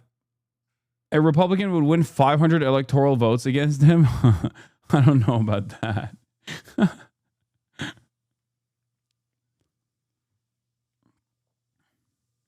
Can you explain why he's bad? Because he is a machine politician and a neoliberal through and through, but He also has the capacity to speak the language of progress, but in a way that only, in a frequency that only wine moms enjoy.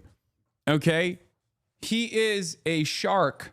He is exactly the type of guy that, he's exactly the type of dude that a lot of these fucking college-educated chatters will say, I don't understand why you don't like him. He seems to be a very smart guy. Yeah, he is. He is a very smart guy. Okay? I'm frustrated by that. I'm worried about that. But in the process of being a very smart guy and tailoring his messaging, he has a lot of pop-off moments, a lot of good moments, and a lot of insane moments that are that showcase his like the extent of his his ability to communicate a progressive vision. Like when he said Medicare for all, in parentheses, those who want it. Not an Obama kind of politician, because Obama was fucked up enough to go the full distance. Obama straight up ripped into Hillary Clinton for the Iraq war and then did the troop surge, okay? Obama was able to literally lie his face off and present himself as a candidate for change and hope and progress, only to turn around and not do any of those things. Pete Buttigieg, on the other hand, is not even lying. I worry if he actually does lie, because he will become an even more powerful figure to deal with. Having said that, Pete Buttigieg is a soldier for the cause. He is a soldier for the establishment Democrats, okay? He's a McKinsey consultant. He fixed bread prices in Canada. He intentionally deceives and misleads those who might be following him into thinking he might entertain a working class agenda, which, to be honest, he would die to ever keep from ever arriving. Yes.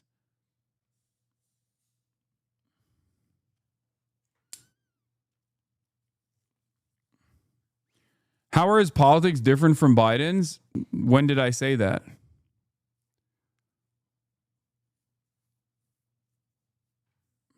I think even Joe Biden, first of all, the only difference between him and Joe Biden, I would say, is that one, he doesn't have the long career of doing like white supremacist politics in America in the way that Joe Biden did. Not to say that he wouldn't actually end up contributing to a white supremacist agenda if he was in power, considering his short stint as a mayor in a small town, and what he did with the police force there. But also, Joe Biden at least walked the picket line. When Pete Buttigieg appears at a picket line, he looks like a Pinkerton. Okay? Like, I hate Joe Biden. He's a genocide dare. He was not the working class hero that he tried to present himself as.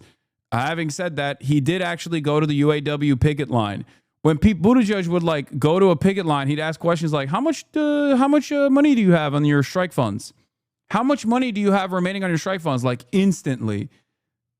Anyone who knows anything about labor unions, like when they see a guy like Pete Buttigieg, is exactly the same disgust that people have for the likes of JD Vance, a consultant. When a guy like Pete Buttigieg comes to your town, people are going to get laid off. Okay. It's the same principle behind Mitt Romney. When Mitt Romney comes to your town in middle America, you remember what has taken place after they leave, okay? That means layoffs are coming. They're eliminating redundancy.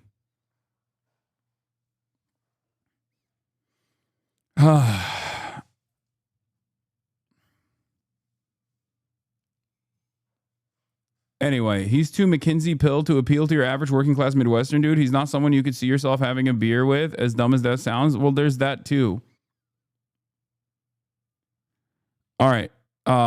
That is, we're done with the Pete Buttigieg rant that I was engaging in. We already talked about Zohran.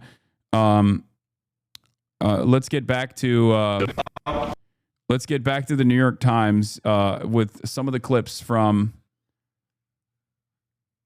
Okay, here. We'll do this last Pete Buttigieg clip real quick. Here. This is a famous one. I love this clip. On the front lines of corporate downsizing. You've been on the front lines of corporate price fixing. You've been on the front lines of our misadventures. I'm sorry, of our misadventures in foreign policy. You've had direct experience of many of the things that make a lot of young people very angry about the way that this country is operating right now. You don't seem to embody that anger. So the proposition that I've been on the front lines of corporate price fixing is just to get that out of the way. You worked for a company that was fixing bread prices. No, I worked for a consulting company that had a client that may have been involved in fixing, or was apparently in a scandal. I was not aware of the Canadian bread pricing scandal until last night. You've been on the front lines of corporate downsizing. You've been on the front lines of corporate price fixing. You've been on the front lines of our misadventures. I'm sorry, of our misadventures in foreign policy. You've had direct experience of many of the things that make a lot of young people very angry about the way that this country is operating right now. You don't seem to embody that anger. So the proposition that I've been on the front lines of corporate price fixing is just to get that out of the way. You worked for a company that was fixing bread prices. No, I worked for a consulting company that had a client that may have been involved in fixing, or was apparently in a scandal. I was not aware of the Canadian bread pricing scandal until last night. You've been on the front lines of corporate.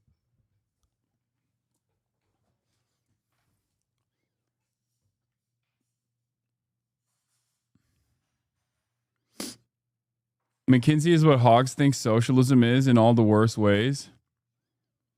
Yeah. Another part of this, another part of the story, obviously, is that guys like Pete Buttigieg are hitters, right? They're corporate assassins, basically. And the way that McKinsey and consulting firms are designed is basically to reduce your workload and your responsibility in the mass layoffs that you're engaging in, so he can turn around and say, oh, well, we had a client. I didn't know what I was doing. I was just crunching numbers or whatever. When in fact, it basically operates in the same exact way. For those of you who don't know, corporate consultancy firms like McKinsey, like Bain, okay, PricewaterhouseCoopers, all of these companies are basically assassins, okay? And people that work for these companies basically operate like assassins. Or a better analogy, like a firing squad, okay? Firing squads will have some guns that are filled with blanks and some guns that are filled with real bullets. The reason why firing squads have blanks and real bullets is so that no one actually knows who's pulling the trigger, okay? And the division of responsibility in the consultant structure, the consultancy structure is similar to that, okay? Where there is at least some kind of like responsibility sharing and also offloading some of that direct responsibility and culpability from the minds of all of these people that worked to engage in mass layoffs. It is a way for people to sleep comfortably at night, not thinking about how guilty they personally and individually are for all of those mass layoffs. That's it. No one gets fired for hiring. McKinsey is well known in corporate America. Don't blame me. I was just doing a job someone told me to that without me would not be done, but someone else would do it if not me, and I want to buy the bread and do wild parties on the weekend.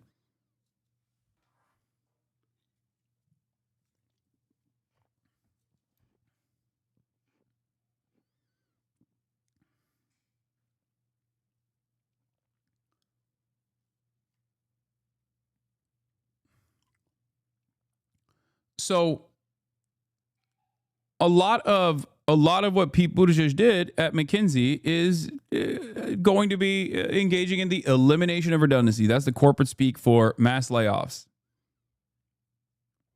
So that's why I say, like, guys like this, when they come to your town, especially in the Midwest, especially in the Rust Belt, a lot of people have tremendous resentment for people like that for understandable reasons. Anyway, moving on from that, Israel has finally lost Radiohead's very own Tom York. Now, of course, Tom York still had a incredibly middle-of-the-road fucking take on it. But it's an indication that the tide shift is here. As you guys know, Radiohead has been getting railed for being Zionist, for performing in Israel, and also for not really saying anything about Palestinians. Tom York is the front man for Radiohead, and he finally came out with a statement. Let's read. Some guy shouting at me from the dark last year when I was picking up a guitar to sing the final song alone in front of 9,000 people in Melbourne didn't really seem like the best moment to discuss the unfolding humanitarian catastrophe in Gaza. Afterwards, I remained in shock that my supposed silence was somehow being taken as complicity, and I struggled to find an adequate way to respond to this and to carry on with the rest of the shows on the tour. That silence, my attempt to show respect for all those who are suffering and those who have died, and not to trivialize in a few words, has allowed other opportunistic groups to use intimidation and defamation to fill in the blanks, and I regret giving them this chance. This has taken a heavy toll on my mental health. You know who the real victim of Israel's genocide is? Tom York of Radiohead. That's right. He's a creep. He's a weirdo. He's a Zionist. What the hell is he doing here? He does not belong here. Okay? The real toll here was Tom York's mental health, not the almost 20,000 children that Israel murdered in broad daylight in a live streamed child Holocaust, but actually Tom York, Thomas York of Radiohead. Anyway, I would hope that for anyone who has ever listened to a note of my music, of my band, or any of the music I've created over the years, or looked at the artwork or read any of the lyrics, it would be self-evident that I could not possibly support any form of extremism or dehumanization of others. All I see in a lifetime's worth of work with my fellow musicians and artists is pushing against such things, trying to create. First of all, it's just a both sides argument, and the primary focus of this is still how much he was vilified in this process, okay? So remember that. Not only is this an awful self-aggrandizing victimization narrative that he is hitting here, okay? But it's also still both sidesing the matter. This, you will see a lot of these, okay? It's incredibly self-indulgent, yes. You will see a lot of this. You will see a lot of this in the upcoming weeks and months, where many artists who are unconditionally and firmly committed to Israel having to basically crawl through a mile of rusty nails to finally come out and be like, oh, God, I just don't want to do this, but also Israel, oh, come on, you've killed too many children. Okay? You'll see it. You'll see it.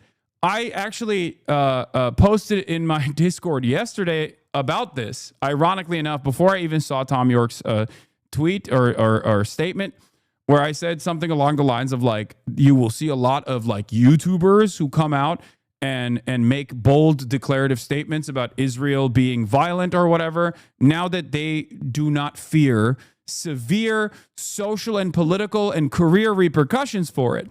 But in the process of other people coming out and saying like, yeah, I was always an anti-Zionist, or yeah, I always was saying fuck Israel, or just saying it quietly, in that process, if they fucking turn around and offer any criticism whatsoever to all of the people who have been actively calling this out for 19 fucking months, if they do that, I'm not letting them get away with that shit.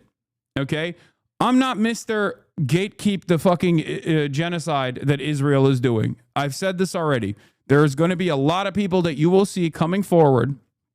Going forward, you will see a lot of people coming out and saying, I've always been against this, guys. Please. Okay? I've always been against this. But I don't mind it. I don't necessarily mind that people are coming out now that it's like safer. It's good. It means that more people are recognizing this. It means that there is no environment of censorship that can cause severe penalties to your future ambitions or whatever. That means that there is so broad momentum. Okay? You guys played a role in that when you went out and you protested every fucking week. You made it so that there was a permission structure. Okay? So now that it's happening, now that the tide is shifting, don't immediately push people away when they come to this conclusion. Don't immediately assume that they're being cynical, even though many of the people that are now coming out, only now coming out, are being cynical. They are cynically doing it, okay?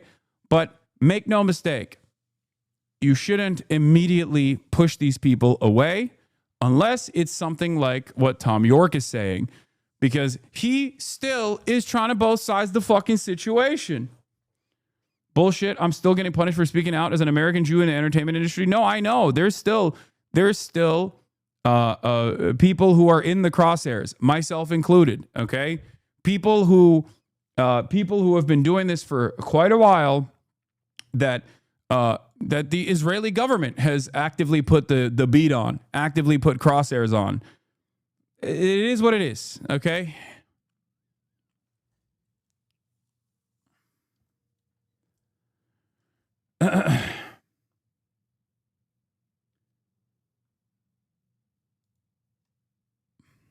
Anyway, let's continue.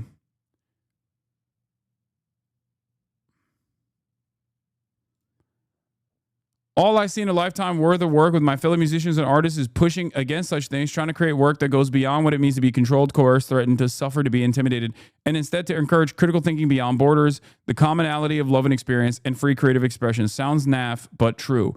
For others, let me fill in the blanks now so we're nice and clear. I think Netanyahu and his crew of extremists are totally out of control and need to be stopped, and that the international community should put all the pressure it can on them to cease. Their excuse of self-defense has long since worn thin and has been replaced by a transparent desire to take control of Gaza and the West Bank permanently. This is an interesting thing to state right now after 19 months of, live stream child Holocaust, especially considering that a day after October 7, they said they were fighting human animals, and that Israel had the right, nay, the responsibility to shut off food and water and electricity into the Gaza Strip to punish all of the entirety of the Palestinian population. They've never shied away from their exterminationist rhetoric. As a matter of fact, the only reason why people are now openly recognizing it is because it has become impossible to deny. Impossible to deny. I believe this ultra-nationalist administration has hidden itself behind a terrified and grieving people and used them to deflect any criticism, using that fear and grief to further their ultra-nationalist agenda with terrible consequences, as we see now the horrific blockade of aid to Gaza. While our lives tick along as normal, these endless thousands of innocent human souls are still being expelled from Earth for what? At the same time, the unquestioning Free Palestine refrain that surrounds us does not answer the simple question of why the hostages have still not been returned. For what possible reason? I don't know, man. Maybe because they're fucking genociding everyone in the Gaza Strip, which includes the fucking Israeli hostages. Perhaps that's part of it, don't you think? This is what I mean. There is no quarters for this kind of fucking bullshit, especially this far out. Okay? If you're going to come out and you're going to fucking swing for the fences and try to basically reduce the impact of months and months of your silence and your refusal to recognize the humanity of Palestinians, you can't fucking turn around and be like, why does Hamas still have the hostages? I don't know. Read a fucking article, man. Read one singular article. You can read Haaretz if you want. They have basically laid it out for the past 19 months. Okay? They basically laid it out for the past 19 months. Only a couple days after October 7, Hamas came out and literally told the Israeli negotiators that they would release all the hostages as long as Israel did not enter the Gaza Strip. Israel said, fuck off. Of course we're entering the Gaza Strip. 19 months of Israeli leadership saying over and over again, we don't give a fuck about the hostages. We don't care about the hostages. We don't want to do a ceasefire. We want to keep doing our exterminationist campaign. And you still have this like insane statement 19 months in where you're supposed to be like, oh, you guys finally bullied me into saying something. Are you happy now? Only to turn around and be like, why does Hamas still have the hostages? I don't know. At this point, maybe you should investigate that yourself.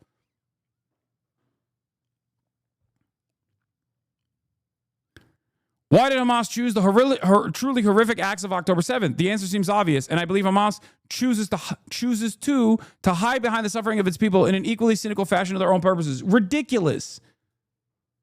I also think there is further an extremely important point to make. Like, if you ask this question, follow it up.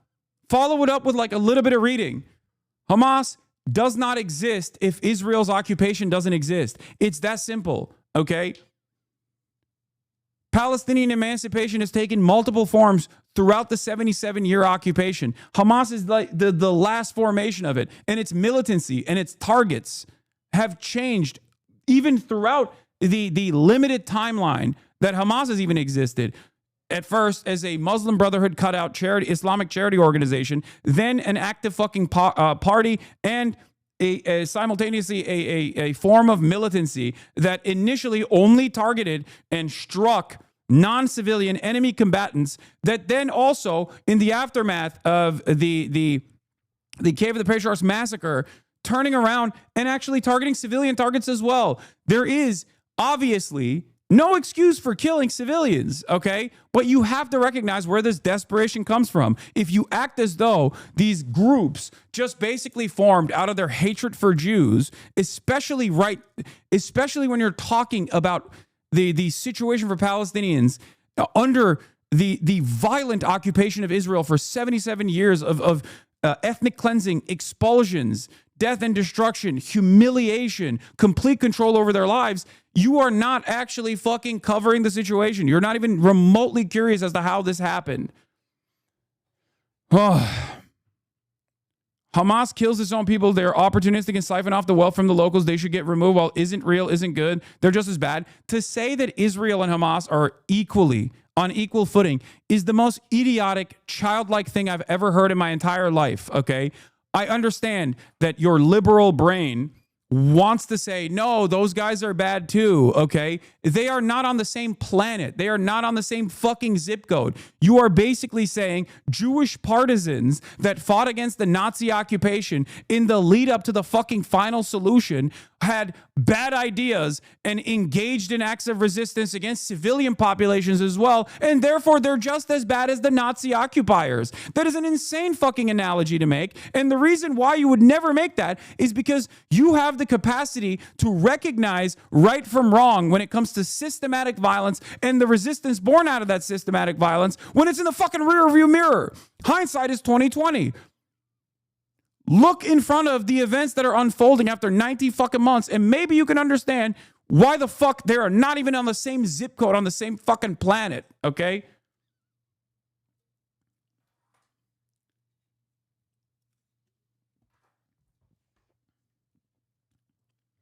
Jesus Christ.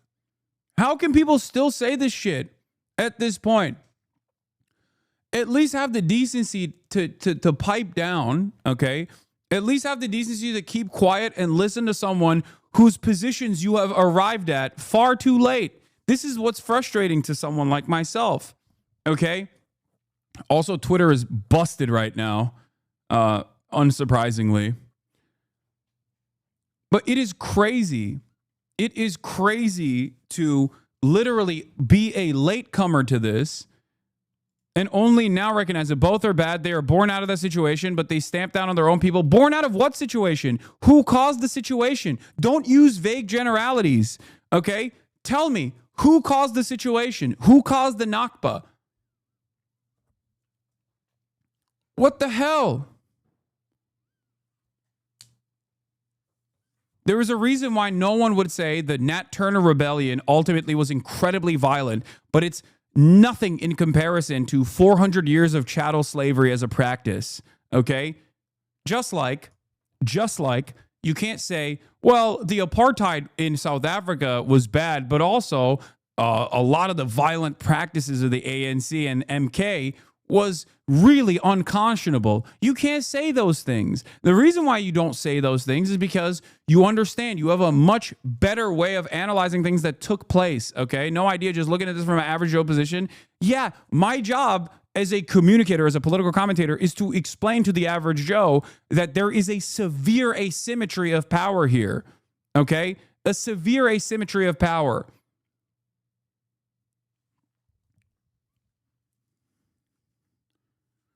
No, you don't have to be a perfect victim. Do you understand? That's ridiculous. And if you can comprehend that for any other time throughout history, even though there has been a liberal brain poisoning and a whitewashing of history. That's why people look to Nelson Mandela as a peaceful figure, okay? They rewrite history in an effort for you to feel this exact way when you see regular emancipatory movements, non-state actors fighting justifiably against a fucking state oppressor, a settler colonial enterprise designed around designed around the notion of ethno-religious supremacy, an exterminationist principle. That's what Zionism is. It is a fascist ideology. It's a racist ideology. It is no different than Nazism. Even the average Joe podcasters are 5,000 times more informed than this chatter. It's embarrassing to be. Yeah, exactly. You got fucking Theo Von. You got people like Theo Von at least going, dude, of course people are going to fucking fight back. What are you supposed to do when met with the ultimate violence of Israel? Okay, when they recognize, they have the capacity to recognize right from wrong, but a lot of people still maintain this position where it's like, oh, average Joes don't really understand it.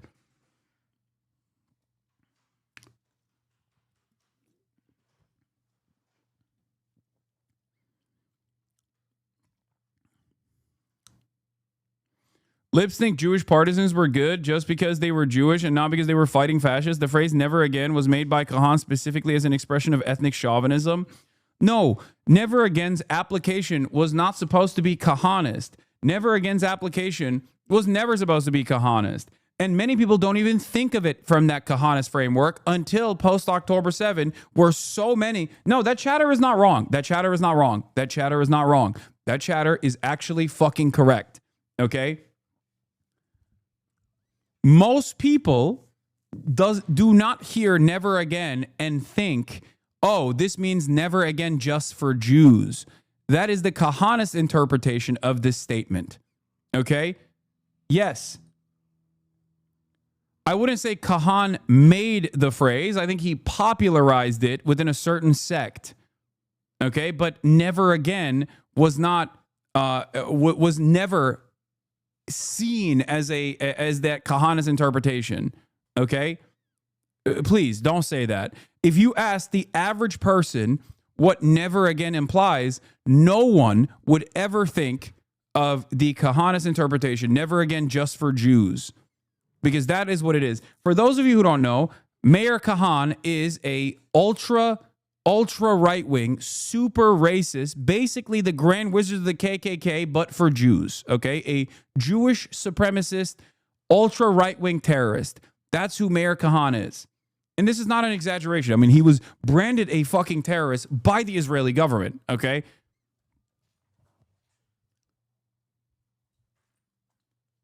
His follower, Baruch Goldstein, famously went into the fucking mosque in Jerusalem and shot and killed, did a heinous act of terror in occupied West Bank. He is a sociopath. He was a sociopath. Or not in Jerusalem, sorry, Hebron. I apologize. Okay?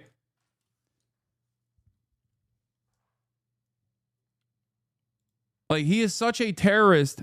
Mayor Kahan was such a fucking terrorist that that the terrorist state of Israel considered him to be a terrorist.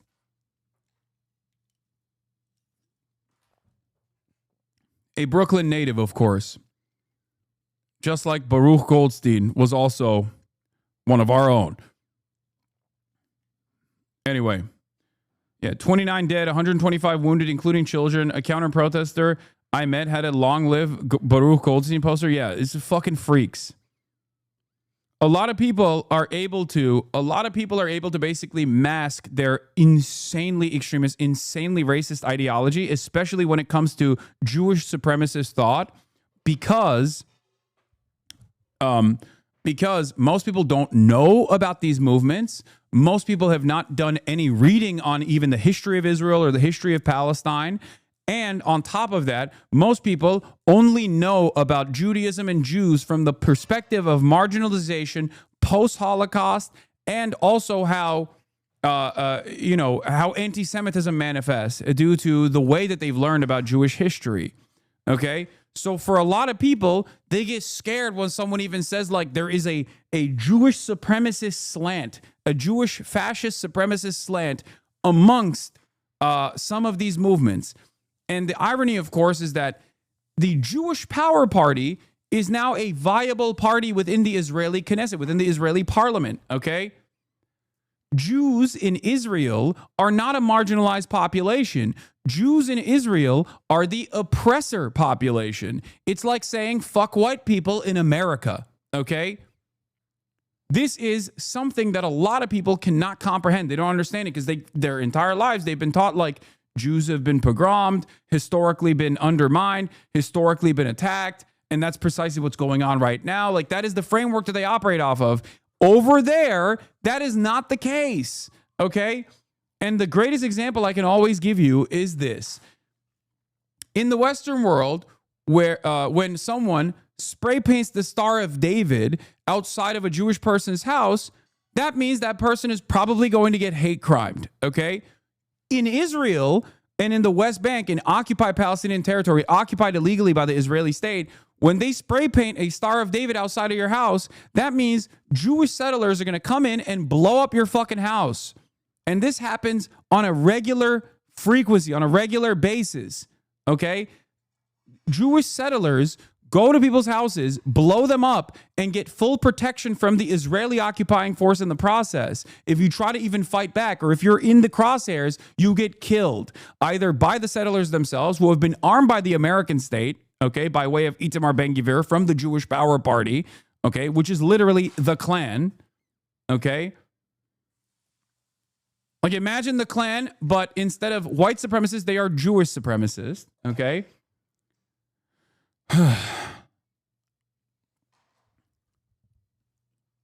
They either get killed by those guys or they get killed by the Israeli occupying force.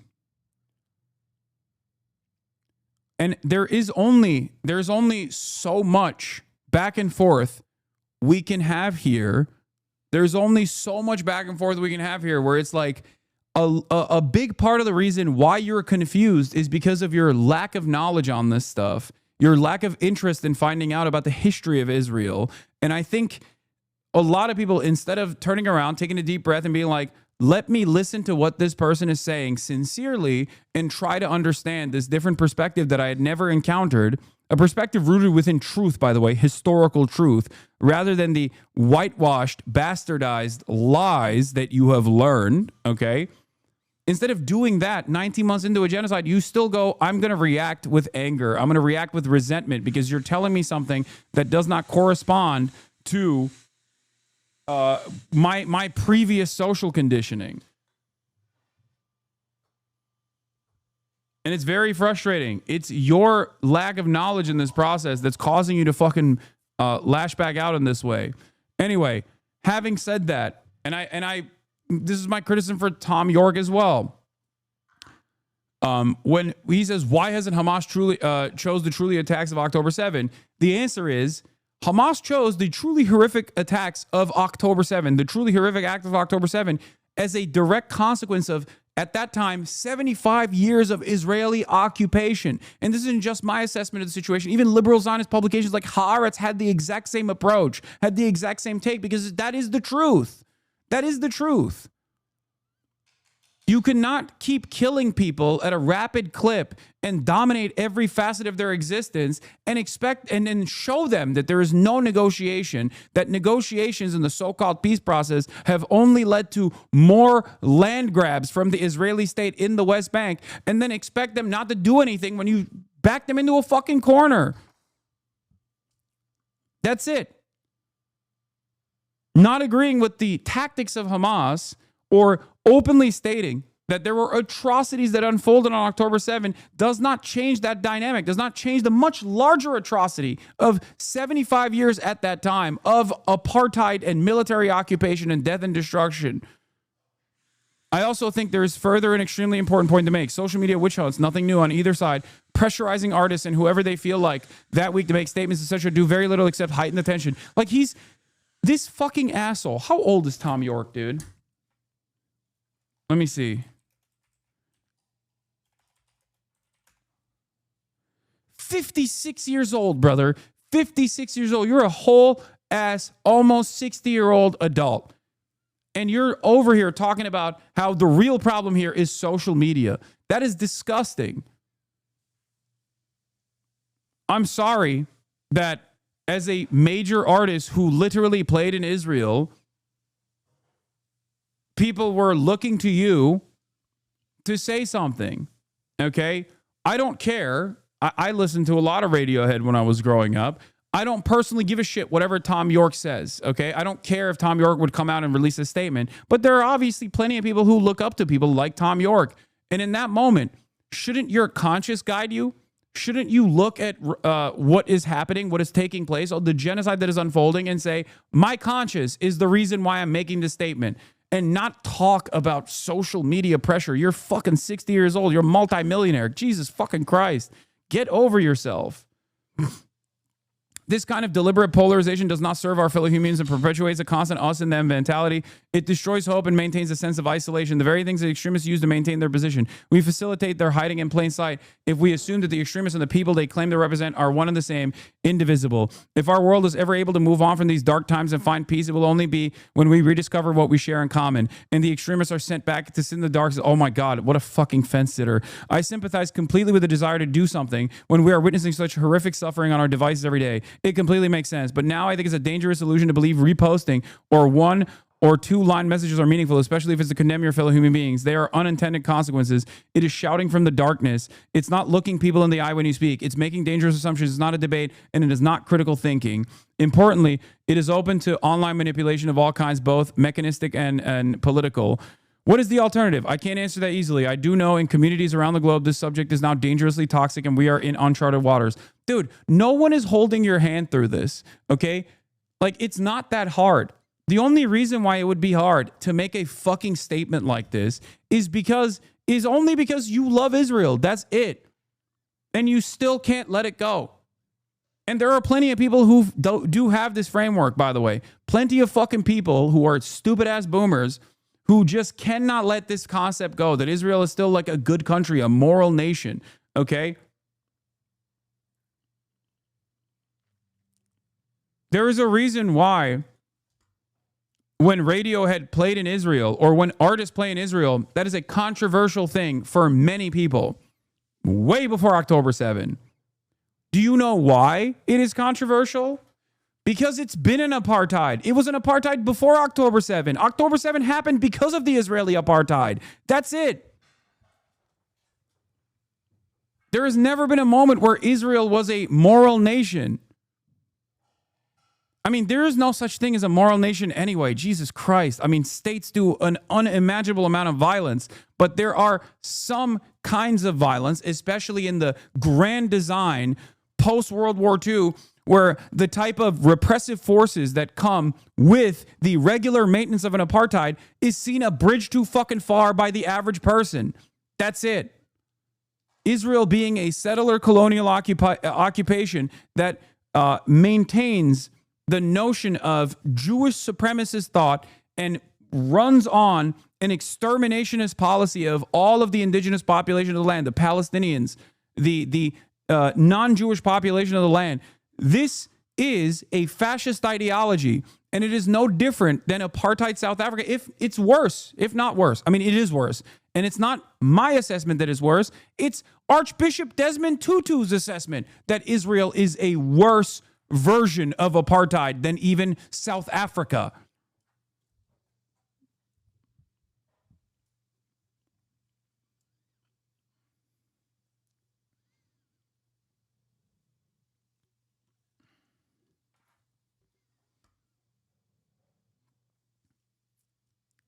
It's over. It's over. It's done. The violence is still unfolding. The famine is still unfolding. But Israel's days, in terms of being like a normal country, is done. It's over. Okay? Israel will never be able to recover from the reputational damage that it brought about itself because of the arrogance that it displayed on the global stage as it engaged in its ethnic cleansing campaign of Palestinians, an arrogance that was born not simply out of Jewish supremacist thought or whatever, even though that plays a role on it, okay? But an arrogance that was born out of having 75 years of unlimited propaganda coming from the West. That is the reason why many people ask, myself included, how the fuck are they lying in the worst ways possible? Like, they're not even trying to massage the narrative at all. The reason why they don't even have to massage the narrative at all, or think that they don't have to massage the narrative at all, is because they've never done that. Okay? They've never done this in the past. They've never had to. They could just say whatever they wanted to, and whatever they said went. What is the alternative? I can't answer that easily. I'm sure that at this point, what I've written here will in no way satisfy those who chose to target myself or those I work with. They will spend time picking holes and looking for reasons to continue. Yeah, you did a horrible job writing this. I have written this in the simple hope that I can join with the many millions of others praying for the suffering, isolation, and death to stop, praying that we can collectively regain our humanity, dignity, and our ability to reach understanding, that one day soon this darkness will have passed.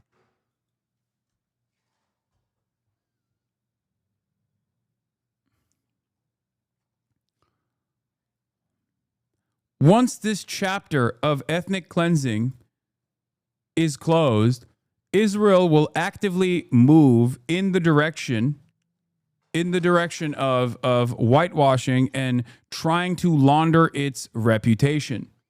Okay? It is up to all of us to make sure that we do the right thing and don't forget the hundreds of thousands of Palestinian victims in the process. That's it. Israel will inevitably hit the liberal Zionist slant to say, this is entirely in the hands of Benjamin Netanyahu. I can't believe he did this. Oh my God, it's a couple right-wing ultra-nationalists that really changed the dynamic of this country. I mean, this is not who we are. This is not what we represent.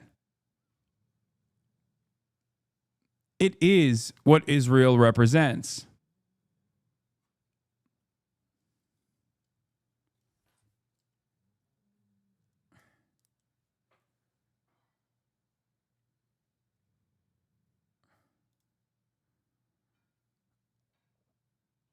Here is Avi Shleim, Iraqi Jewish Israeli historian Avi Shleim of the New Historians, writing for the Middle East Eye, saying, why I support the UK taking a more nuanced position on Hamas. The government wants to distinguish between the group's military and political wings, a policy that ended with a total proscription in 2021. The reputation of Hamas sank to its lowest point after its attacks on October 7th, in which 1,200 Israelis and foreigners were killed and 251 taken hostage. In Israel, this attack provoked a tsunami of anger, strident calls for revenge, demands for ethnic cleansing of Gaza, and a national consensus in support of the total eradication of Hamas. The results have been the longest, deadliest, and most ruinous war in the history of the Arab-Israeli conflict. Hamas is a social movement and a political organization with a military wing, the Al-Qassam Brigades. The military wing was prescribed by the British government as a terrorist organization in March 2001, and in November 2021, former Home Secretary Priti Patel added the political organization to his list of prescribed groups. This decision marked an abrupt reversal of the government's previous policy, which made a clear distinction between Hamas's political and military wings.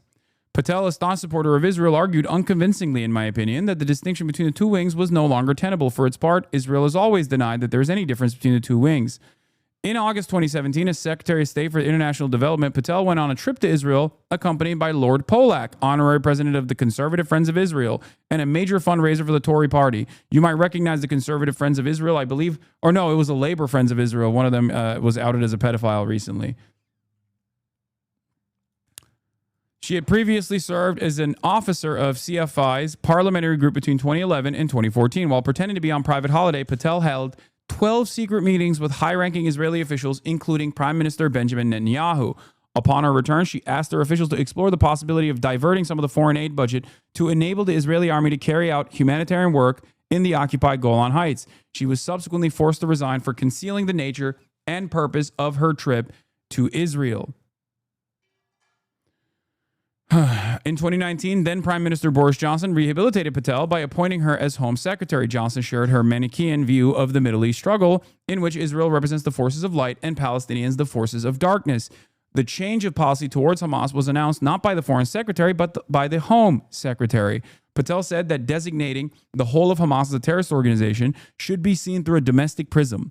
It would help to protect Jews in this country. This argument is baseless. Hamas does not carry out operations outside of Israel and the occupied Palestinian territories, and it has no presence in Britain, and it poses no threat to British Jews in this country.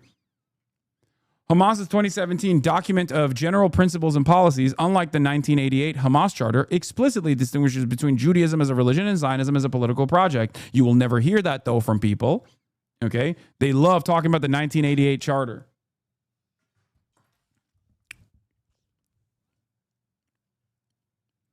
It affirms that Hamas's conflict with Israel is due to the occupation, not religion, and states that it would accept the creation of a Palestinian state within the 1967 borders without recognizing Israel. Hamas has now instructed Riverway, a London law firm, to make an application to the Home Secretary to remove the government's designation of the movement as a prescribed terror group and recognize its legitimate role as Palestinian resistance movement engaged in the struggle for self-determination and liberation. The application is made by Mossa Abu Marzouk, the former head of Hamas's political bureau. I am among 19 experts supporting this legal filing through reports on the history and context of Palestinian dispossession. My report describes the central role played by Britain in facilitating this dispossession from the Balfour Declaration of 1917 up until the present. Western media outlets have relied heavily on the Israeli narrative of the 7th of October, including its countless false allegations and outright fabrications, such as the story of 40 decapitated babies, while underreporting the Palestinian side of the story. One of Abu Marzouk's most significant correctives of the dominant narrative concerns the background to the Hamas-led October 7th attack. According to him, Hamas sought to achieve specific military objectives during the operation with clear instructions not to target women, children, and the elderly.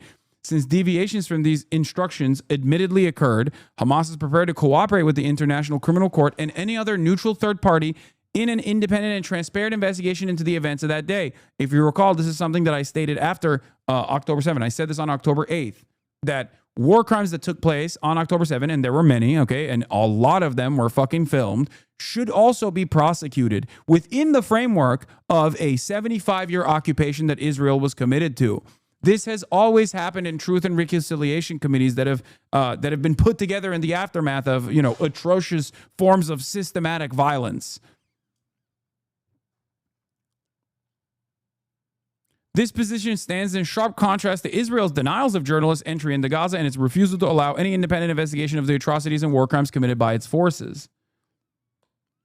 To explain Hamas's behavior is not to justify it. Killing civilians is wrong, period. But here, as always, the context is all important. The attack of 7th of October did not occur in a vacuum. It occurred against the backdrop of decades of brutal and suffocating military occupation.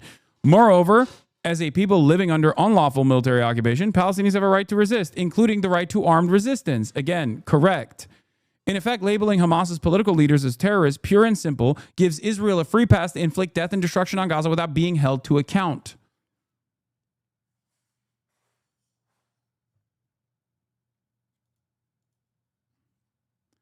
And nuanced understanding of the history, motives, and policies and principles of Hamas. The terrorist framing stands in the way of a more balanced and nuanced understanding of the history, motives, policies, and principles of Hamas. For the record, the terrorism designation is so that there is no nuanced perspective and understanding of not just Hamas, but all Palestinian people.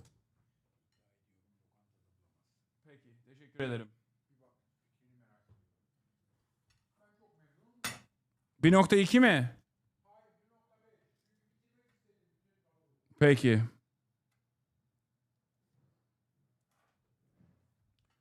The designation is designed specifically to stop any kind of commentary,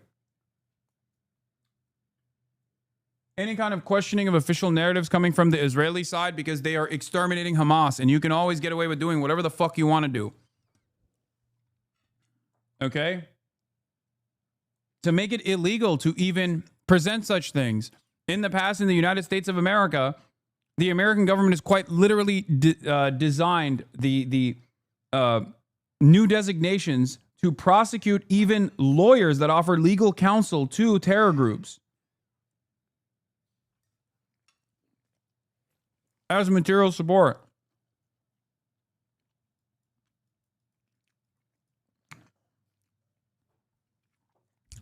The majority of Western supporters of Israel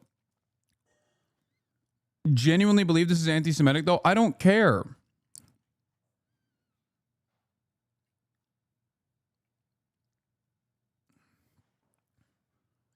It's because criticizing Israel is considered anti-Semitism. Remembering the deaths of Palestinian children will be and is considered anti-Semitism, though. I know. But it is on us and people like myself as communicators to showcase how depraved that mindset is.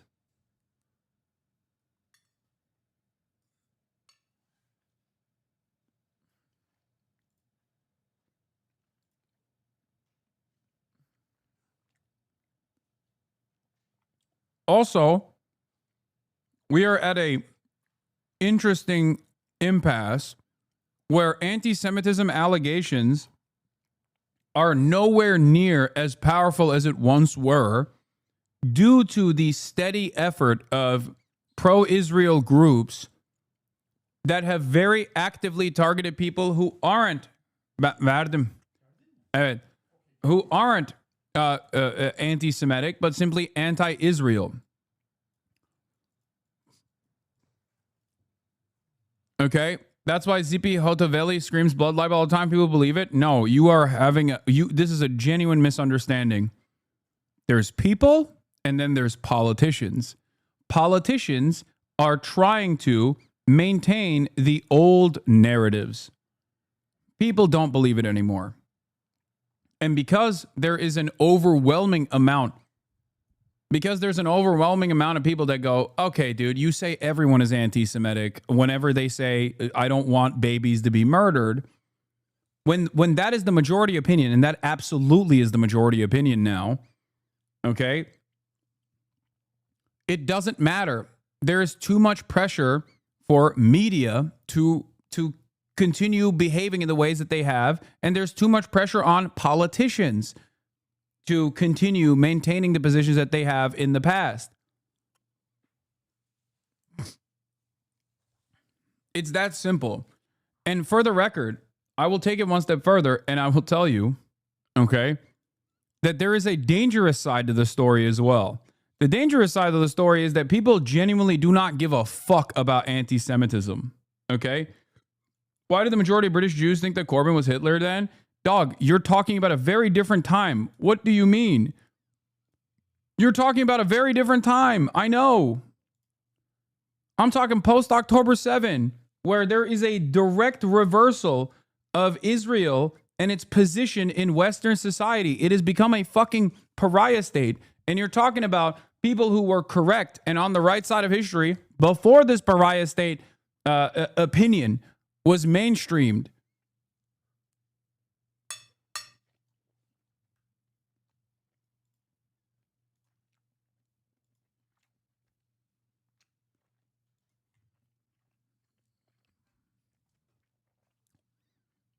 Anyway, I think people are anti-Israel. I also think a lot of people are anti-Semitic. Yes, that was the other thing I was going to say. Part of the reason why people don't give a fuck about anti-Semitism allegations is because Israel defenders have weaponized that against Israel to defend Israel over and over again.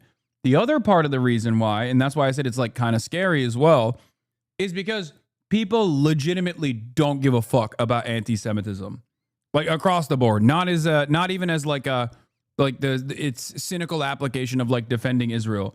People just do not give a fuck about anti-Semitism. They are anti-Semitic. Okay, a lot of people are unironically fucking anti-Semitic. Straight up. That's it. And the reason why it got to this point is because of that awful conflation and because of years and years of being able to design a social structure, years and years of being able to design a social structure where critics of Israel were silenced and suppressed, even if they weren't anti-Semitic. No one ever used a scalpel to address carefully who was being anti-Semitic and who was not. And once they hit that button over and over again and exhausted it, and the overwhelming majority of people's position shifted to going fuck Israel, all of those conflations between Israel and Jews became a negative association for Jews.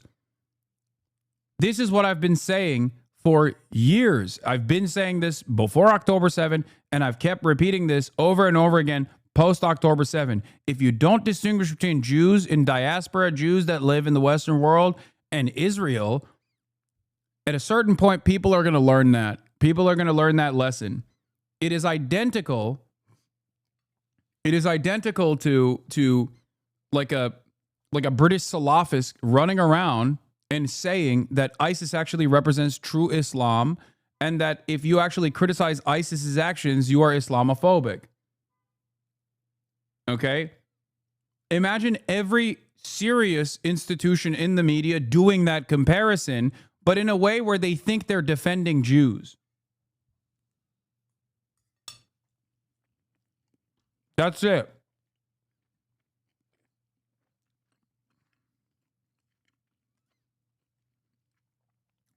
It's over.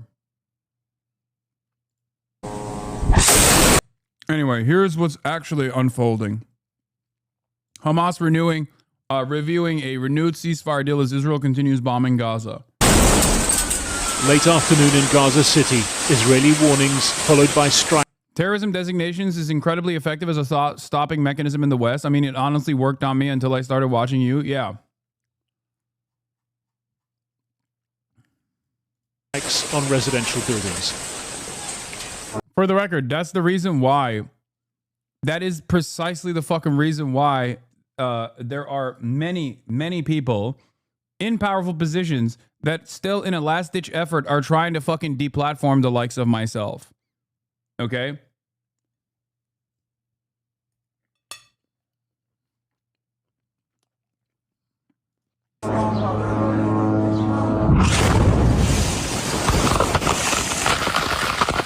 The man who recorded this survived with scratches and bruising.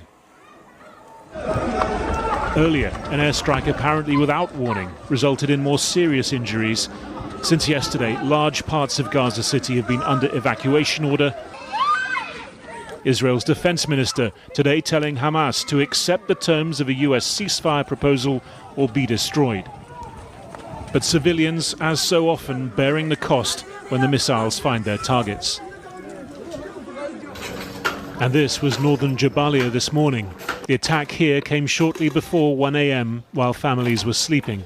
Homes turned to fragments for children to sift through in search of keepsakes from life before. People heard news about a ceasefire. Then civilians sleeping in their homes were surprised by random shelling. And here they are, cut in pieces. We have stopped calling on Arab and Muslim countries. We appeal to every free person in this world. On the day the UN labelled Gaza the hungriest place on the planet, far-right Israeli protesters again tried to block aid lorries on their way in. The draft ceasefire plan would allow for a full resumption of aid using UN agencies, but Hamas has yet to accept it. Their sticking point, the lack of a guarantee that Israel would not resume fighting. Instead, a commitment from President Trump to a permanent resolution if Israel and Hamas reach an agreement through talks. Yeah, I wonder why. Because Israel's like, yeah, in the first 7 days, you will give us all of the Israeli hostages that remain, and then maybe we won't keep bombing you for the subsequent, 53 additional days. But after that, we are bombing you again. They're openly saying that. So yeah, of course, the responsible party for the well-being of Palestinians is not going to fucking, one, disarm themselves, because that's ridiculous, especially amidst a goddamn genocide. What an insane question. And they're also not going to, come to the fucking bargaining table if the one side is saying like, oh, by the way, this ceasefire is bullshit. Like, we're going to keep killing you, and we're going to keep killing all of the children, and there's not really anything you can do about it. Also, give us the hostages back.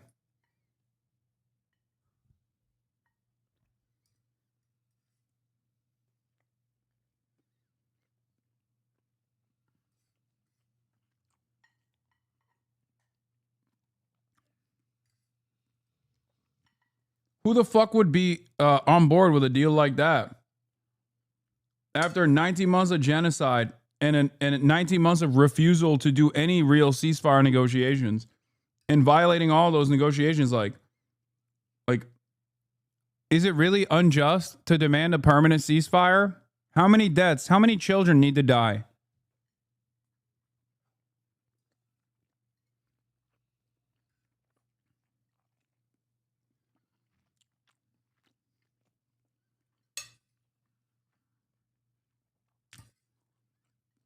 Israel is in desperate need of a tide-changing event at this point to try to recover the insane amount of negative coverage that it's receiving from regular people. And I don't know if there's anything that will actually restore a victimhood narrative to Israel. The embassy shooting did not change it. People very quickly turned back and were like, yeah, well, you're still doing a genocide. We should probably put an end to that. And I don't know if there's anything that could change the tide shift at this point.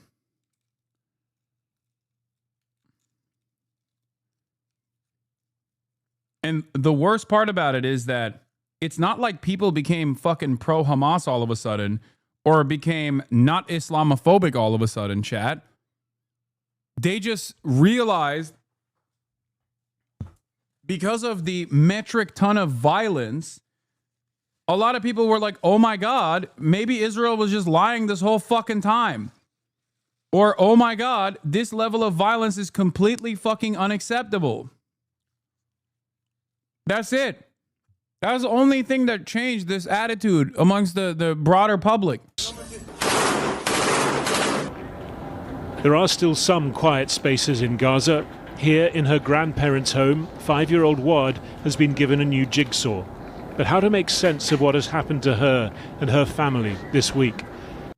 On Sunday night, silhouetted against flames, she managed to escape an Israeli strike on the school where she was staying. Her mother, her brothers and sisters were all killed. Her father remains in hospital, badly injured. So far, she's not the Wad we used to know. Hopefully, gradually, step by step, we'll bring her back to who she was. We bring her toys to play with so she can forget a little. We're trying to bring her back to her senses, to her memory, to reduce the anxiety. We're doing all we can to ease the stress she's carrying. The plan is to surround her with familiar, loving faces, as much engagement and distraction as possible until her father recovers. But in the background, the sound of drones. It's hard to block out the war. The memory that in their last 2 days alive, her mother and siblings didn't eat. Now she says she wants to buy flour so with her father they can make bread and eat together. What happened to Wad? Do you think surviving fire like that is insignificant? To you or to anyone else? Can't the press speak out, call on the world, on Arabs, Muslims, the EU and Israelis? This girl was pulled from the heart of the fire by God, so you'd wake up and end this war. In the meantime, Wad's extended family are trying to give her moments of joy in the midst of such profound sorrow, to start rebuilding a young life, even as the destruction all around remorselessly goes on. Well, joining me now is Nomi Bar Yaakov, a leading international lawyer and peace negotiator who was previously director of the Middle East program at the International Institute for Strategic Studies. I mean, so as a negotiator, what do you think of the way Steve Witkoff, Trump's envoy, has gone about this negotiation? Well, I think not just this negotiation, I think all negotiations he is involved with are tricky. I think you need experts in the actual subject matter to negotiate. And I think that proposal for 60 days is inappropriate at the moment. The war needs to end. Israel needs to withdraw from Gaza, and all 58 hostages need to be returned. So having a kind of deal whereby it's sort of sounds like It may happen, it may not. I'm not sure at all that it's going to happen. But what next? You know, you need to have experts who know that unless the end game is clear in the negotiation, and the end game has to be two states, a Palestinian sovereign state and an Israeli sovereign state, we're not going to get anywhere. Well, that is clearly not stated anywhere, and the United States is not clear.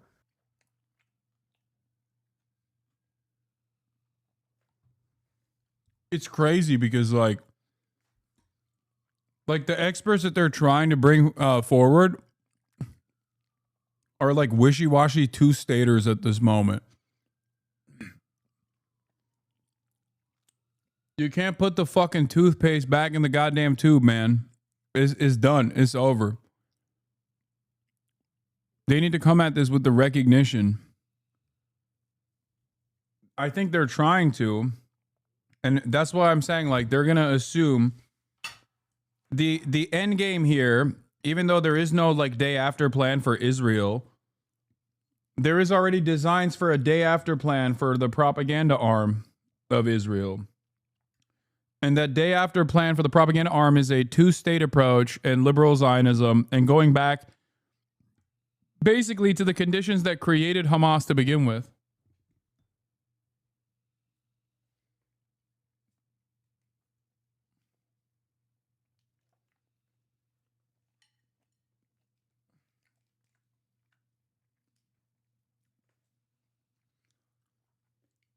The two-state solution is literally separate but equal. It sounds good to the onlooker if they are not equipped with the knowledge of what the two-state solution creates. A two-state solution or a pathway towards a two-state solution is simply a continuation of the one singular state that Israel has illegally occupied on all of the historic Palestinian lands in perpetuity. That's all a two-state solution is, okay? When people say, oh, we want a two-state solution, the correct terminology to apply in this process is to end the apartheid, to end the occupation. Saying, oh, we just want a two-state solution, it's like, okay, well, that is what the argument was for years and years and years. The one guy who actually entertained that notion or kickstarted that process was assassinated by Israeli society. And supporters of his assassin are now within the governing coalition. Itamar Ben-Gvir, Bezalel Smotrich. I'm talking about the assassination of Yitzhak Rabin.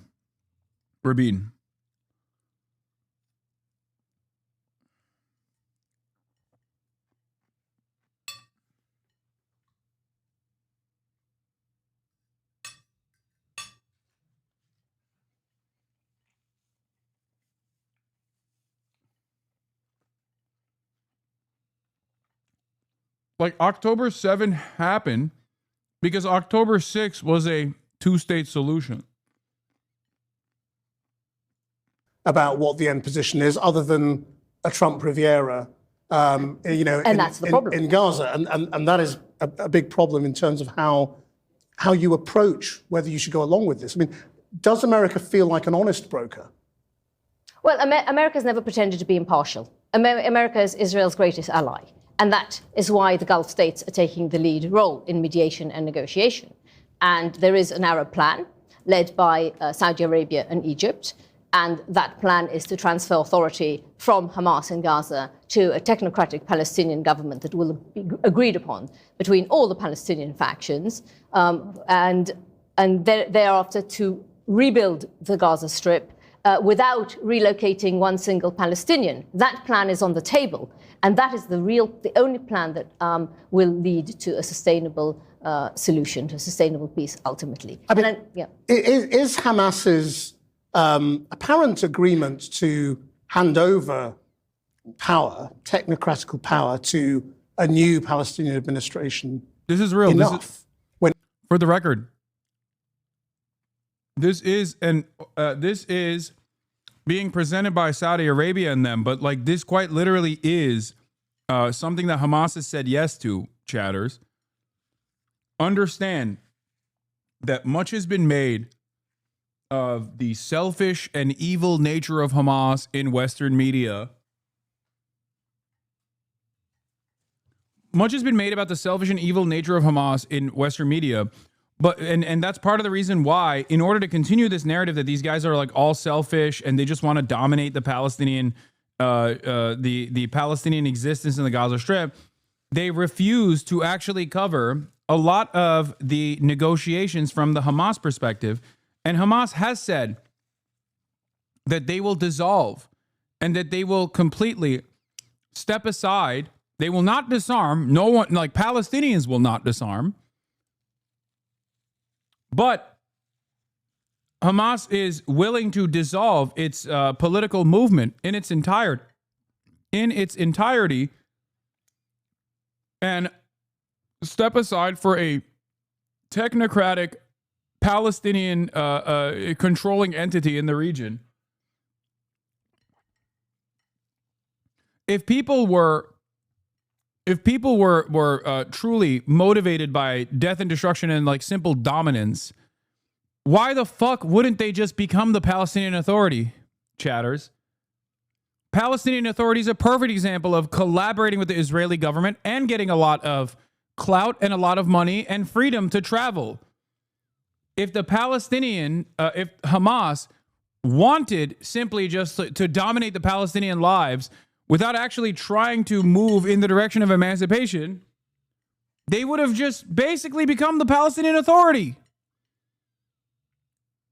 It is precisely the opposite. And that's why they fucking keep saying, oh, these guys are so selfish and so brutal and so barbaric and anti-Semitic. It's fucking bullshit. When Israel is saying it wants to destroy Hamas. That's where it's not clear, isn't it? You know, does Hamas need to offer to leave? Well, what does what does destroying Hamas mean, Christian? How do you destroy a movement? It's an ideology, and who will replace Hamas? You could get somebody far, far, far more radical. You know, it's possible. You're not going to replace one movement with a peace-loving movement with this kind of approach. The approach needs to be holistic, and it needs to look at the immediate needs, and the humanitarian situation in Gaza is beyond catastrophic, so that needs to be addressed as a matter of urgency. And then you need to build upon it, and Hamas leaders need to be given some sort of possibility to leave the Strip and hand over if we're going to get anywhere. But it's very clear they're not going to leave. They're not in control of most of the Strip at the moment. And the problem is that you're getting gangs controlling different streets. You're getting different factions, different families. This is true. And it's total. This is true. She's actually not wrong about this aspect of it. And this is Israel's design. Israel is going to the fucking criminal elements within the Gaza Strip and saying, we'll work with you. We'll give you pieces of the land. As long as you fuck shit up, as long as you steal aid, sometimes Israel gives them a military base to operate out of in a red zone. There is an IDF, Israeli Occupying Force military base, that some of these gangs literally operate off of. They give them arms. They give them gear. It's crazy. It's fucking crazy. It's ISIS affiliates that Israel is working with within the Gaza Strip. Think about that. Chaos, and it's going to be more and more chaotic unless this is sorted out promptly. Hamas has suggested that while it decides how to respond, it is consulting other Palestinian factions. Yes. What does that mean?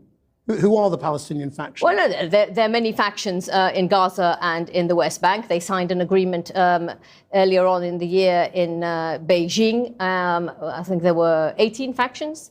And we're not, you know, so it's not just Hamas and Fatah. It's not just, Hamas is in control of Gaza and Fatah in the West Bank. And there's also, you know, I think the Palestinian population would like to see elections in Palestine, in all of Palestine. So that's Gaza and the West Bank.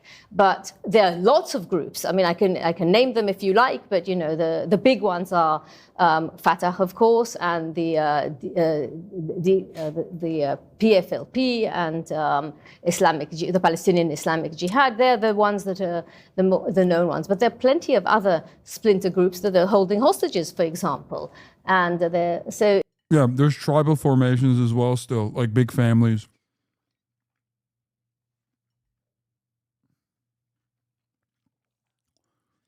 Not as a doubt to your point, but can you point towards some sources validating that Israel's working with some armed gangs? Yes, I covered it every single day for the past week, I would say. I think there's a YouTube video out there that you can watch where the video also has what do you call it? The video will feature evidence. But yeah, Hamas actually today shot and killed some of these guys. I can't show you the fucking full thing. Conclusive evidence of Israel running the very criminal gangs looting aid in Gaza. Hamas released footage today of an ambush against what they thought were Israeli Mistarvim undercover soldiers in Rafah. But upon closer inspection, they turned out to be the Abu Shabab's gang, the Israel-backed warlord, drug dealer, and serial criminal responsible for the looting of the vast majority of the aid under IDF protection. Abu Shabab runs a gang of 100 to 200 armed mercenaries who set up a military complex in Rafah with Israel's backing. In the footage, Abu Shabab's mercenaries were walking around the depopulated Rafah, freely carrying weapons in front of Israeli troops. Currently, any Palestinian that walks into Rafah is killed on the spot. Okay? Israel protects these guys with drones. The Guardian has written about it. Haaretz has written about it. Numerous outlets at this point have written about it since November of last year. Okay? Israel is now open about their collaboration with these guys.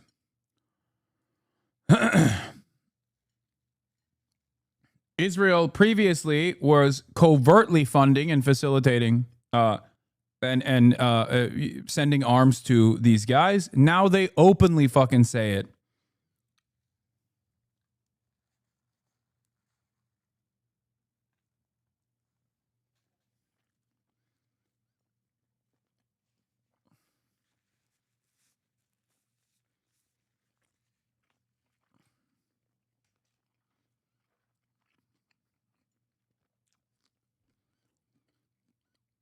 The mercenaries were conducting surveillance activities for Israel in those areas. Which is supposed to be under Israeli control. The UN's Sam Rose described a loot.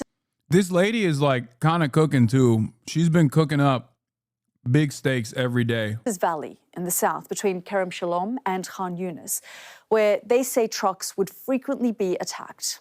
A photo posted last week showed a Palestinian man in military gear carrying an AK-47 with UN cars visible in the background.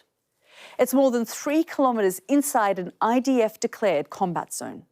The picture came from the Facebook page of this man, Yasser Abu Shabab, who multiple aid officials have named as a gang ringleader, though he denies his men were involved in the looting. The new US-backed aid system has said its continued distribution on Wednesday, claiming delivery of 800,000 meals. This was the scene on Tuesday as people were unpacking the box. The Abu Shabab clan has disowned their son. Statement from Yasser Abu Shabab's family completely disowning him for his collaboration in gangs. Statement from the Abu Shabab family in Gaza regarding our son Yasser Abu Shabab and his security group operating in Gaza. One of the biggest problems with this, when people go, oh, do you have more evidence on this? Do you have more evidence on this? Is that a lot of the stuff is coming from either outlets that you don't consider to be fucking valid, or when it's Sky News covering it, okay, they barely touch on it. So you have to tie it all together. You have to tie it all. Gang ringleader, though he denies his men were involved in the looting. The new US-backed aid system has said its continued distribution on Wednesday, claiming delivery of 800,000 meals. This was the scene. Like there's a Guardian article that I read on stream a while back. There is a Haaretz article that details what these guys are doing in collaboration with the Israeli government. But there hasn't been deep dive investigative reporting from like the New York Times or the BBC, and I'm not holding my breath for that. I don't think it's ever going to happen. Let's be real, given their fucking position as major dick riders for Israel. The president mentioned that you had to deal with all the slings and arrows during your time at Doge. There's this. Well, some of the people, some of the media organizations in this room were the. Yeah, Washington Post, I think, covered it as well here. Gangs looting Gaza aid operate in areas under Israeli control, aid groups say. UN memo obtained by the Post concluded that gangs may be benefiting from a passive, if not active, benevolence or protection from the Israeli military. I hope this is good enough for the chatters who were looking for evidence.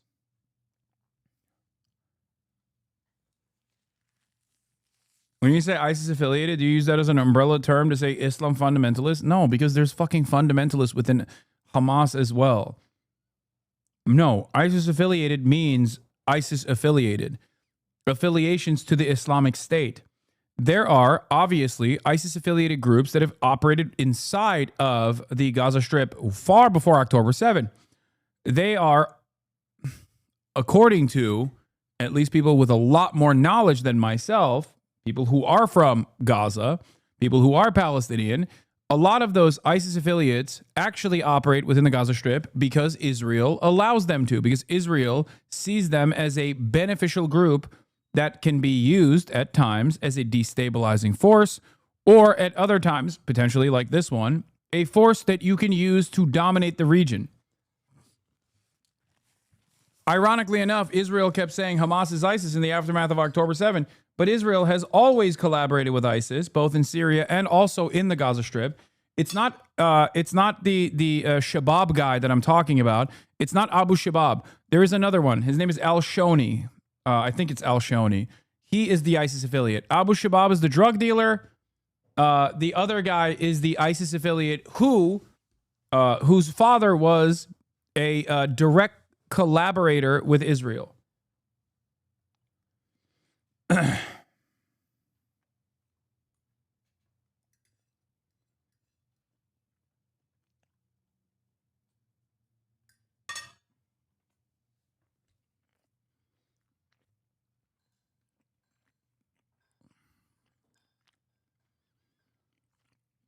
Anyway.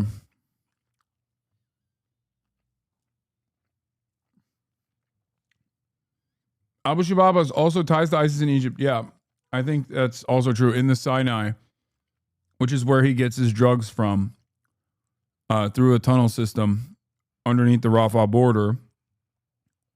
Drugs that he sells within the Gaza Strip.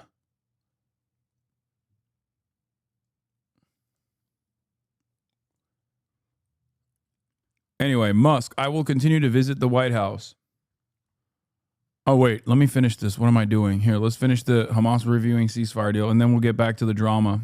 It's not that there are around 18 groups officially and many more if you want to look at it unofficially. And what the danger is we are going to move towards a totally chaotic situation where there is no control whatsoever unless there is an orderly transfer, which has to be part of the ceasefire move forward. Nomi Bar-Yaakov, thank you very much indeed. Well, joining me now is Hussam Zomlot, head of the Palestinian mission to the UK, who was born in Gaza. Ambassador, thank you for joining us. Does the Palestinian Authority want Hamas to take this deal?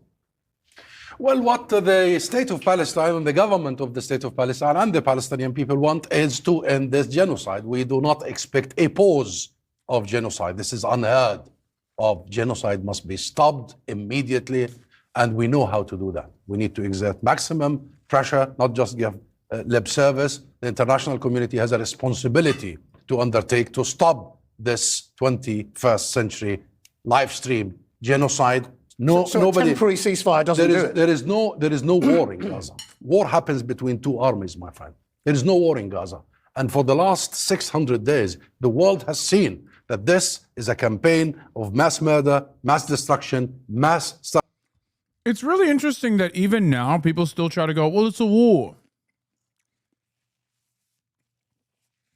Like, do you have no interest in thinking a little bit outside of the world that you've designed for yourself?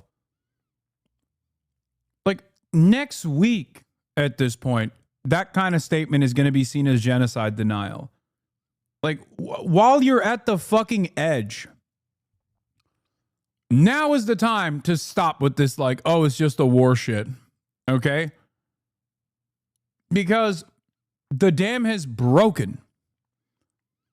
And the waters are raging down the fucking, down the mountainside.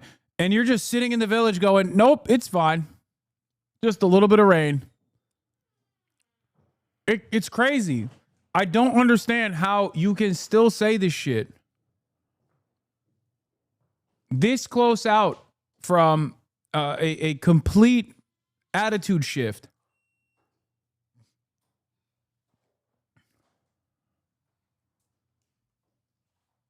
It was never a war, chatters. It was always an exterminationist ethnic cleansing campaign. Make no mistake. I'm simply talking about how people are still refusing to adopt the proper framework. I'm simply talking about people and their overall refusal to say the truth. As clearly now, it's pretty obvious that most people are no longer entertaining this like war narrative. Greek doctor Christos Georgalos on a stint in Gaza. I can't say I went to war. War is a very different thing. There was no war in Treblinka. There was no war in Auschwitz. War has two armies. Here you have a population that's mainly civilians and women and children who have no way of escaping, and bombs are systematically raining down from the sky. They hit hospitals. They hit journalists.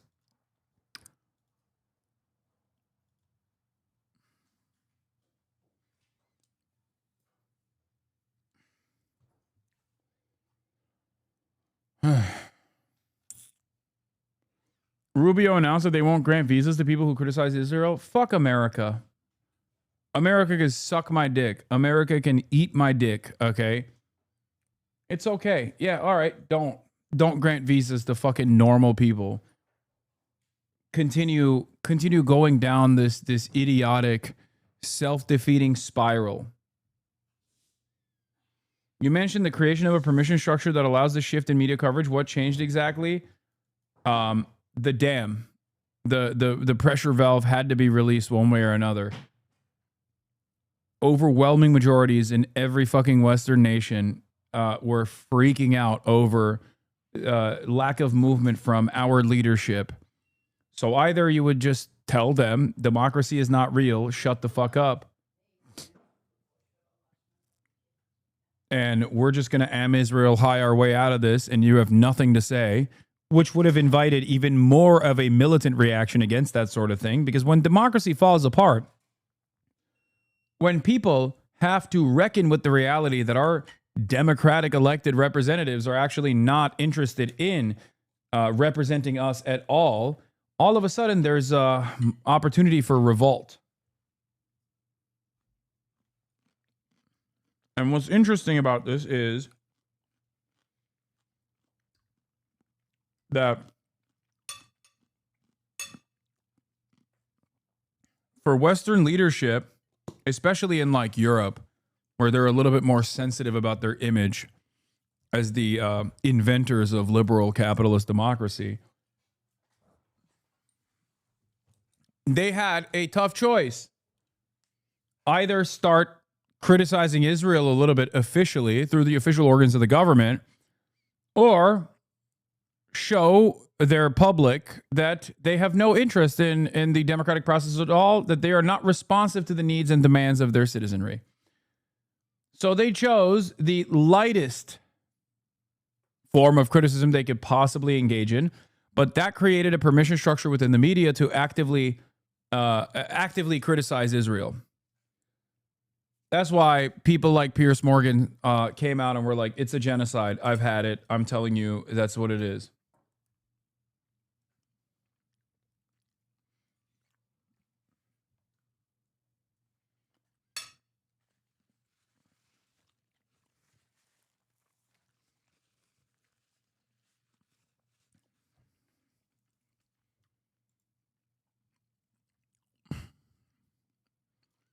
This is what protesters have been saying for over a year now. The West's free pass for Israel to commit war crimes has killed its credibility. If we abandon Gaza, if we consider there's a free pass for Israel, Even if we do condemn the terrorist attacks, we will kill our credibility, Macron tells a top defense forum in Singapore, adding, and this is why we do reject the double standard.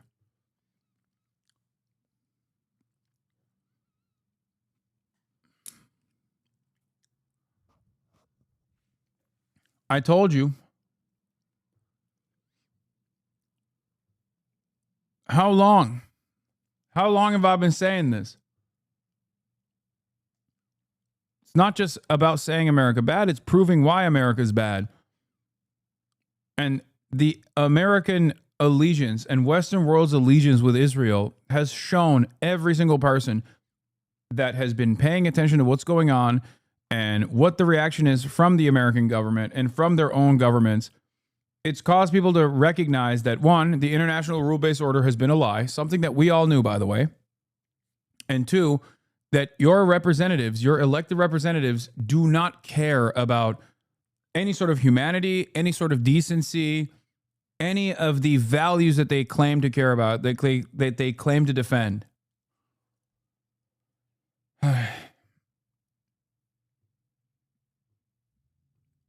Thomas Massey says, nothing to justify the number of civilian casualties, tens of thousands of women and children inflicted by Israel and Gaza in the last 2 years. We should end all U.S. military aid to Israel now. For those of you who don't know, Thomas Massey has always been a number one fuck Israel guy in Congress. This is not new. Oh, this guy's very funny. Let's see what he had to say. He's Irish, chat. Janice McU-turn here, writer. Guys, I think we can all agree the images coming out of Gaza this week, they've ripped my heart out and flung it against a wall. It's unacceptable, and I now, through enormous personal courage, actually, I'm ready to use that blasted G word. It's genocide, guys. I'm ready to tell you that it's genocide, guys. And I can no longer stay silent. That's what it is. I can no longer stay silent. Now, I was kind of delighted to stay silent for the last 19 months, as many within my industry were paying the ultimate price for sticking their head above the parapet and just calling it what any sentient being would have to concede is a live stream genocide. Mostly people of colour, by the way. But sure, that was great for me, less competition.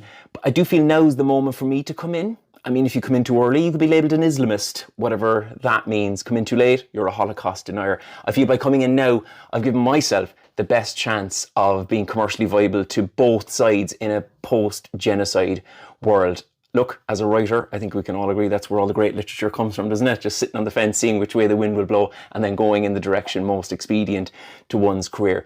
Now, if the wind blows the other way again, I just want to put on record one more time, October 7th, absolutely condemn it in the strongest possible terms, like sick. But yeah, just praying for peace, guys. Namaste.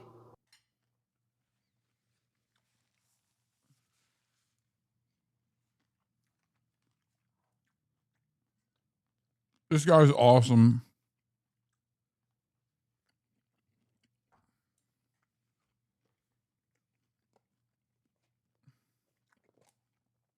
He's been doing this. He's been doing this bit for a minute, not just like about people who are coming out and finally have something to say, but just in general, he's very pro-Palestine. Wait, what? I'm preparing to leave the country, David Pac-Man.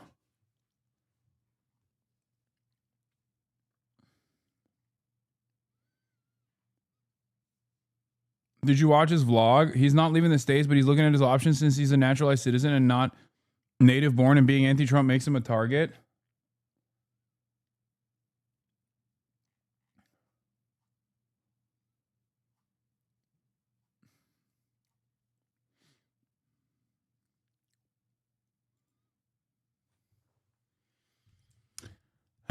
Listen.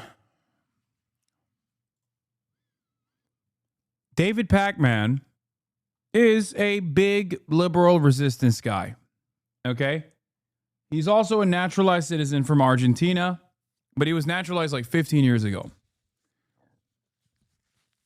I have many family members who were naturalized recently, much more recently than David Pac-Man. I will say this much.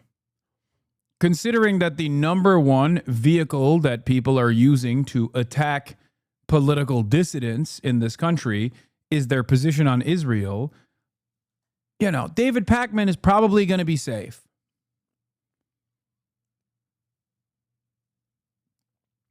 I still think I'm going to be safe.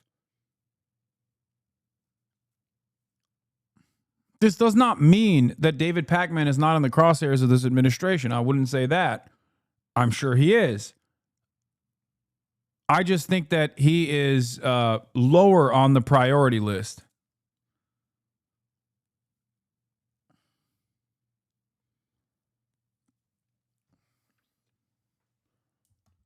Hasan, you aren't safe?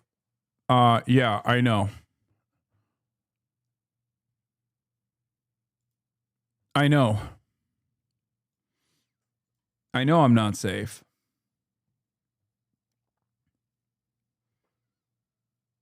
He's very low. By the time they target someone like him, every lib is in a camp already.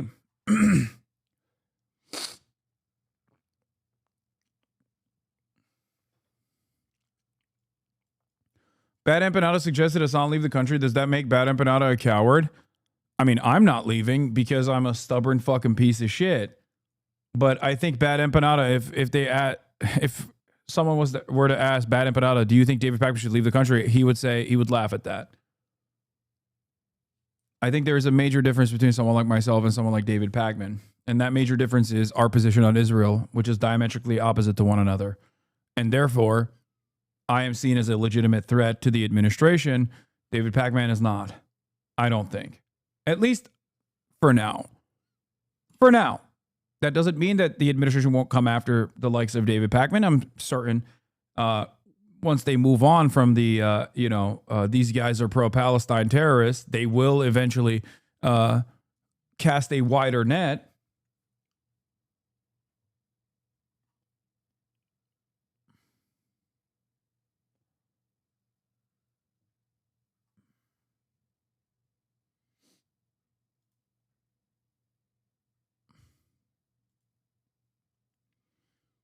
What is this? Former H3 guys, musician, comedian Reggie Watts' response to Tom York's statement.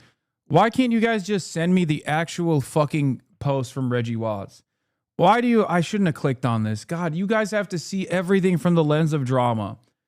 Oh my God, I am so stupid. I should have never clicked that fucking link. Hey, if in the future you see a link like that, you don't have to cover it from the perspective of Ethan Klein. Okay, you can just simply send me fucking Reggie Watts' Instagram to be like, this is what Reggie Watts had to say about Tom York, because that's the meat of the story.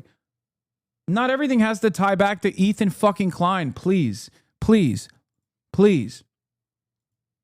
Thoughts on Tom York's recent statement. I was disappointed to see that Tom's statement centers his hurt feelings and frames his fans' demands for him to speak up as a social media witch hunt instead of recognizing the urgency of their call for him to speak out against the world historical humanitarian crisis in Palestine. I hope Tom will reflect and decenter himself in the public outcry against the genocide, because if he and his artistic legacy stand for love and humanity as he asserts, he can come to see his fans' actions as an act of love, loving solidarity with our suffering people, a needed affirmation of our humanity in these dark times.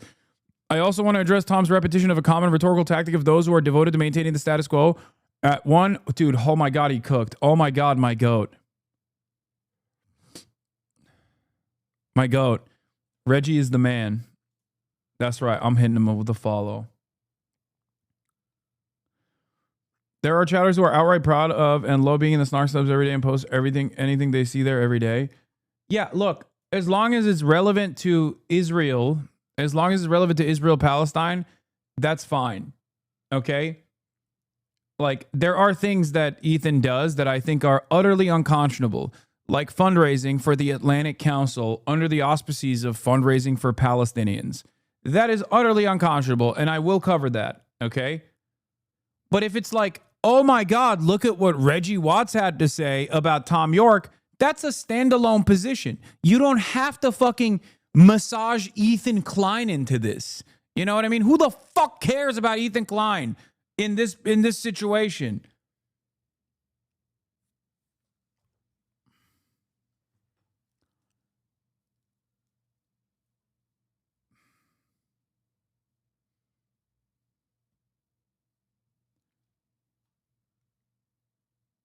What? My favorite segment on Piers Morgan is when people came after Hasan, bullying him to condom hummus, and he started crying, saying you didn't have to bully me into saying it. What? God died when we tested the first nuclear warhead.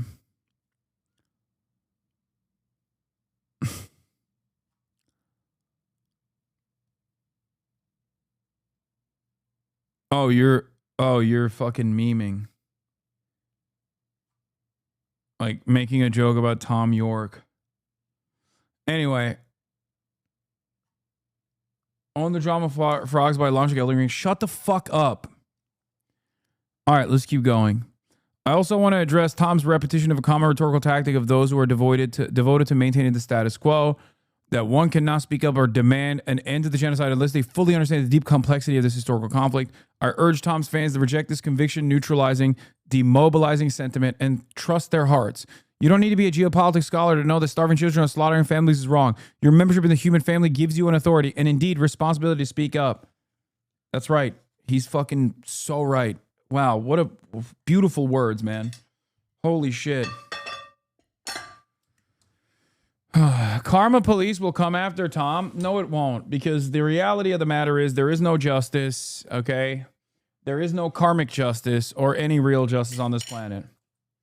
I'm sorry to report. After all of these years of hoping, Dick Cheney is still very much alive. Benjamin Netanyahu is very much alive. Recep Tayyip Erdogan is very much alive. Vladimir Putin is very much alive.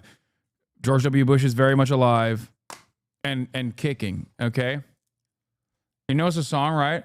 Yeah, of course, dude. Radiohead is the last time I listened to fucking music. I know. Yeah, I know. Don't make me start singing. I already did one Radiohead song. I already did one Radiohead song earlier today, talking about how Tom York is a creep. How do you keep going? How do you keep doing this? Because I'm a freak, dude. I'm a creep. I'm a widow. What am I doing here? I don't belong here. Oh, oh,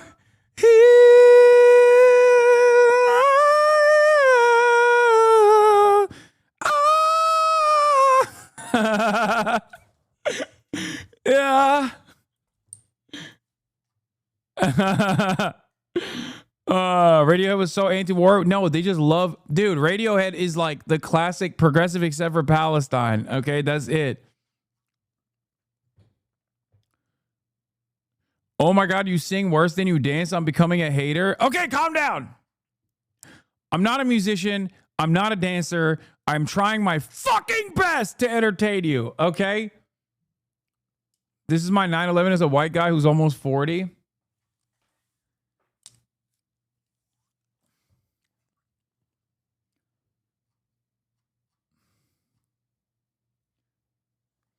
Yeah, they love Israel. It saved their first album from tanking, except it's like shocking because Israel famously only likes dog shit music, and Radiohead, they have dog shit politics, but they don't have dog shit music. Or maybe because Israel fucking loves Radiohead, it's making me second guess my loyalty to their music or my assessment of their music initially. Like maybe they were dog shit all along. Starvation of an entire people. This must stop unconditionally. I mean, this is not subject. But that's not on offer, is it, right now? It must be on offer. You asked me what is our position. Yeah. We need this to stop, the genocide to end and stop permanently, not a pause for 60 days. We need to make sure that aid and food and all the basic needs are delivered unhindered immediately via the international community and the UN, not via any other mechanisms. And we need to make sure that the Gaza is rebuilt in the shortest span. There is a plan on the table. There is an Arab summit that has adopted the plan. We know what to do. We know how to link Gaza with the West Bank under one political system. And we know how to make sure that the Netanyahu plan of mass transfer is faced by all of us, is challenged by all of us. And I've just seen your report that about the groups who blocked the aid, calling them extreme. I'm hearing lots of the conversations as if Netanyahu is the problem. Netanyahu is the product of an Israeli society, by and large, that have shifted to the right. And now, collectively, as an international community, we need to think what to do, what actions to be. We've also reported this week about opposition within Israel to what's going on. Good, and it's growing. But we need to help this opposition by making sure that the right actions are taken. Full arms embargo now. We are hearing lots from London, from Paris, about possible action. We need it now. People are dying by the hundreds. Well, do you think things are shifting in Europe? I mean, we're hearing a slight increase in the language. Discourse, yes. Rhetoric, yes. But the actions that have been taken so far are by far not enough to stop a genocide that are transmitted to our screens every day. It's not talks of trade that needs to be suspended. It is trade altogether that must be suspended. The UK and the US and other Western powers are still sending weapons to a country that is committing genocide and now standing trial at the ICJ. That's the highest world court for the crime of genocide. There are sanctions that need to be imposed not on individual settlers or some organizations, but on the entire ecosystem of the settlement enterprise and the state that sponsors them. There is a list of things, including the immediate recognition of the state of Palestine. I still hear some Western politicians, including UK ministers, who still saying this risks, listen to this, even the foreign secretary yesterday in an interview, what Israel is doing in Gaza risks violating international law. Seriously? Seriously? We are still using this language and we are still giving lip service? It is the responsibility of contracting parties of international system to take immediate, tangible steps to stop this genocide. And when every Israeli minister or ambassador says this could stop tomorrow, hand over the hostages, do you believe that? If Netanyahu and Israel really wanted the hostages, they would have been home by now. There was an agreement. Yep. Cooking, as always. A US proposed... Oh, you didn't read my whole comment? Radiohead was anti-war during the time Bush was president, wrote a whole album about called Hail to the Thief. So it's frustrating they're not anti-war when it comes to Palestine. Hypocrites for sure. No, even during the time that Bush was president, they were, as far as I understand, still fucking pro-Israel. That's why I skipped over the rest of your statements. Because listen, there's a term for this. For a lot of post-October 7 leftists who only recently started recognizing what Israel was doing, the term for it in progressive circles has always been progressive except for Palestine. There's a term for it. Okay? There are a lot of people who are peps, okay? Progressive except progressive except Palestine. That's it.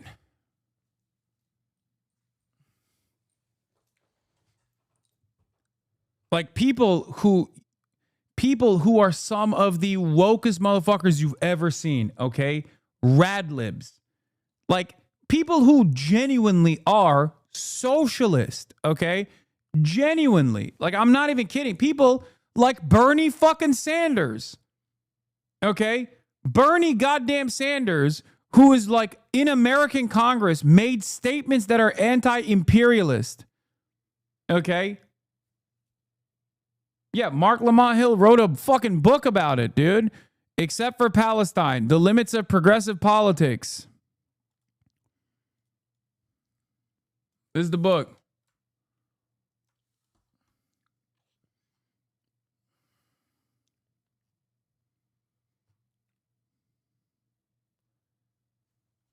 It's crazy because, no, it's not even Islamophobia. We're talking about people who are like anti-Iraq war.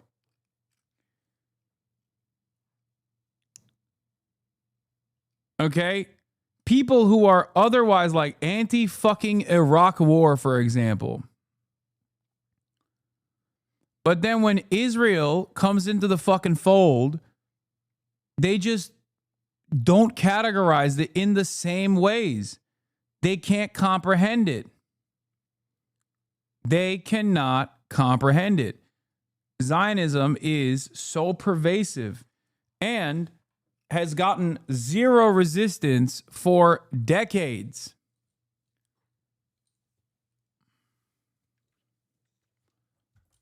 That's a big part of it. Now that's changing.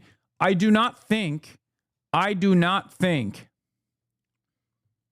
that any new wave of progressivism will factor in even liberal Zionism into the equation. It's over. I think anyone going forward in this upcoming generation that considers themselves to be progressive, that considers themselves to be leftist, I don't think they will ever allow any kind of Zionist sentiment, to take place, to take root inside of progressive causes. Okay? You're talking about not Mark Lamont Hill, right? You're talking about the PA affiliate guy. Yeah, I know. This guy is who you're talking about. I thought you were talking about Mark Lamont Hill saying like his family has gotten super wealthy. Yeah, no, I know. Held by Hamas. Ceasefire in January that would have seen all hostages home by now. And we always said there are hostages in the Israeli... But that leaves Hamas in place, doesn't it? There are thousands of Palestinian hostages taken by the Israeli oppressive regime. There are 3,600 Palestinians now in Israeli jail that are held without trial, without charge. They are hostages. Do you agree with our previous yes, we need to who says, Hamas need to be given a way to leave? Hamas leaders have also gotten super wealthy. Yeah, I think that's a fucking lie, chatter. I know people say that all the time, but I've seen zero concrete evidence to the fucking unimaginable wealth that Hamas leaders have gotten. Especially because the numbers that people use to point to the wealth that the Hamas leadership has like accrued is literally larger than like the total number of aid that Palestine receives. Like it's like double the number of like all of the aid that Palestine receives. You know what I mean? The leader they spoke about earlier is one of the articles is a billionaire. Yeah, I know. Articles claim that. Okay. I have yet to see any conclusive evidence. I'll give you one example. Okay. People said Yahya Sinwar was a billionaire. He literally died inside of Gaza starving. Okay. He hadn't had food except for like a pack of Mentos in his fucking pocket for the past 2 or 3 days when the Israeli state assassinated him. Okay? Yeah, people say I'm a fucking billionaire. I'm sure there are wealthy members of the Hamas leadership that are landowners, and a part of that mechanism is to in their calculation, a part of that is to overcome some of these like financial restrictions that you get or whatever. But I think that too much emphasis is placed on how much wealth Hamas leadership has. And I think a lot of that is just fucking bullshit. It's the same thing that Israel said about Hamas leadership being in fucking Doha in secret, or being in underground caves strapped with Israeli babies to their chests so Israel won't fucking kill them, as though the Israeli state wouldn't assassinate a Hamas leadership. And no, there is a difference between the leadership in the West Bank being rich, who are actually rich, and there is actually material wealth to show for it. There's a meme, there are some families in the West Bank that have unimaginable wealth. Families that live in the West Bank in like fucking chateaus, basically, like Palestinians. There are definitely very wealthy West Bank Palestinians. Many of them collaborate in some ways with the Israeli administrators. That's why I'm pushing back. You're right. Ultimately, it bears no it's not a part of this conversation at all, whether Hamas is owned and operated, or Hamas is operated by like wealthy billionaires who have stolen from the Palestinian population. Doesn't change the dynamics of genocide even a little bit, and you're not wrong. But But having said that, this has always been like a Israeli technique to constantly talk about how, like, well, how can there be a genocide? Hamas is actually a selfish movement to steal from the Palestinians. When in fact, many of the wealthy families in historic Palestine that still maintain some of their wealth are there, usually in the West Bank, and collaborate with the Israeli government. You know, is the logical conclusion of Hamas handing over power that they are no longer there in Gaza, that they are somewhere else? No, Hamas is not rich as hell. Shut the fuck up. What needs to leave? Or can they stay? What needs because if they stay, then won't they have influence? We have agreed, it's a consensus, that no political faction in Palestine will have any role in governance. Fatah, Hamas, anybody. What will they be doing? Whatever they will be doing, Gaza and the West Bank will be under one united government. That government will be answered to the legitimate representation of Palestine. And do you believe, honestly, that those Hamas commanders the unity of the can Palestinians stay in Gaza and not wield power? What needs to leave is the Israeli occupation. It is the soldiers. It is the boots. It is all this military might that is committing mass slaughter as we speak now in Palestine. And this is not just the story of the last 600 days. But just answer that question. The last 600 days have been very well reported. That those people who are military commanders and political leaders can stay in a very small place and not wield effective influence and power. Well, Israel claims every single day that they have killed 30,000. And their estimates of Hamas military and members. The interviewer is so funny because he's like, Channel 4 is one of the most critical resources in the Western press on Israel and has been consistently. And now that the fucking tide is shifting, they're getting outflanked by Piers Morgan, which is shocking to me. It's like, bro, you guys were at the cutting edge, okay, of real commentary on this issue. Sure, there were a lot of fucking setbacks in the process. But it's crazy.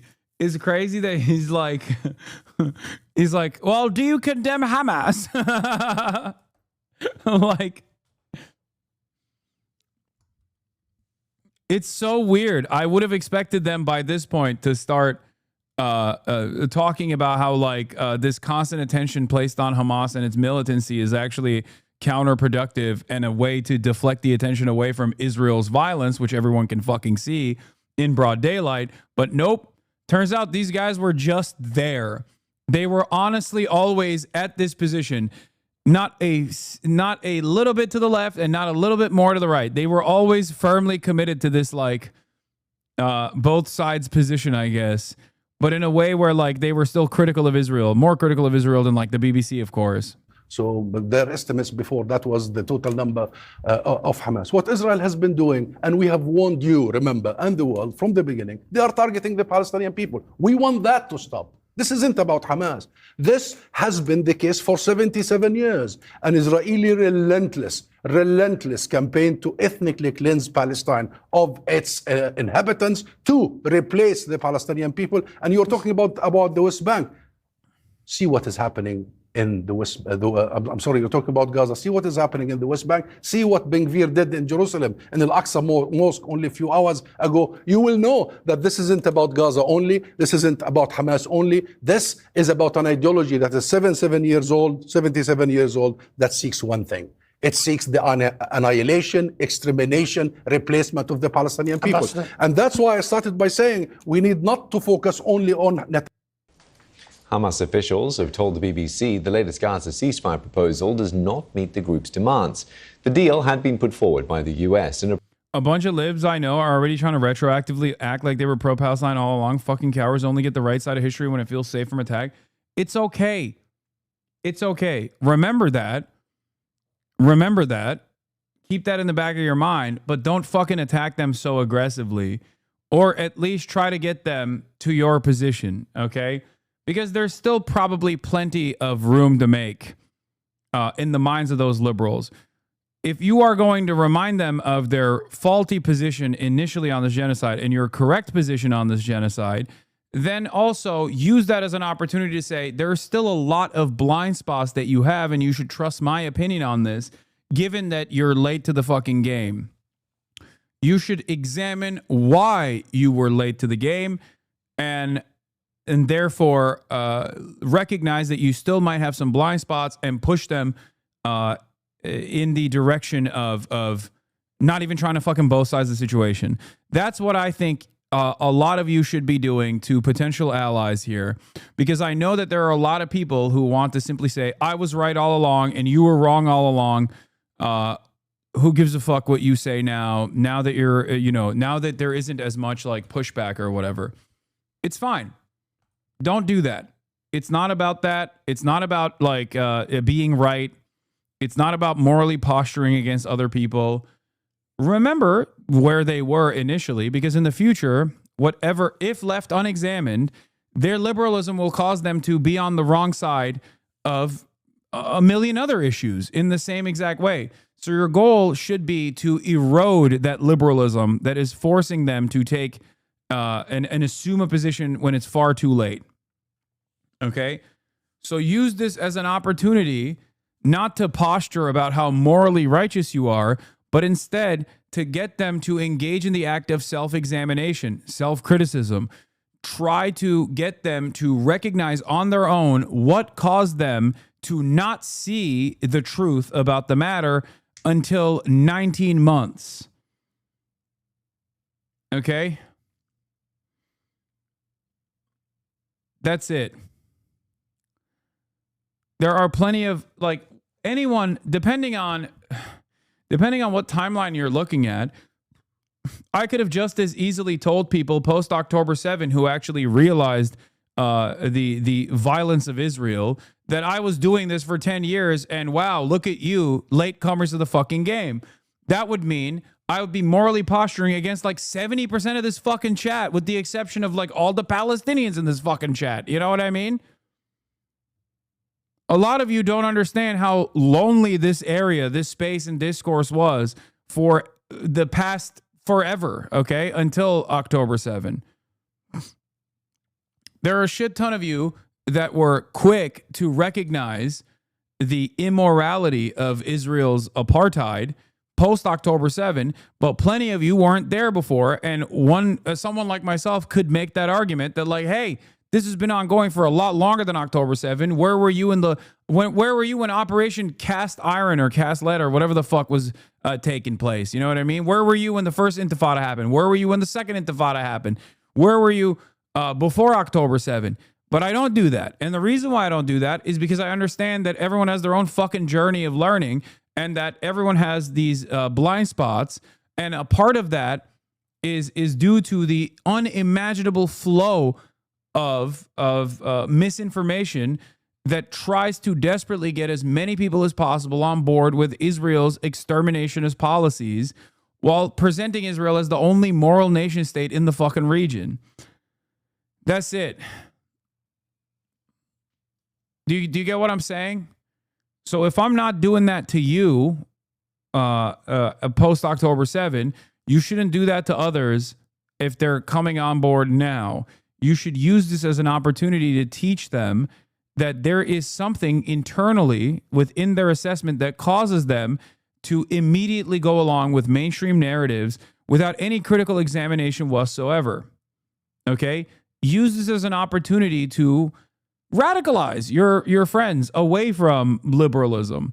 People will get very scared when they hear me say this, but I believe liberalism has already run its course. Okay, we must evolve away from liberalism. It's over. It's obvious that liberalism has failed. Okay, that's why Donald Trump is popping off right now. It is a failure of liberalism. It's done, and most people don't want it anymore.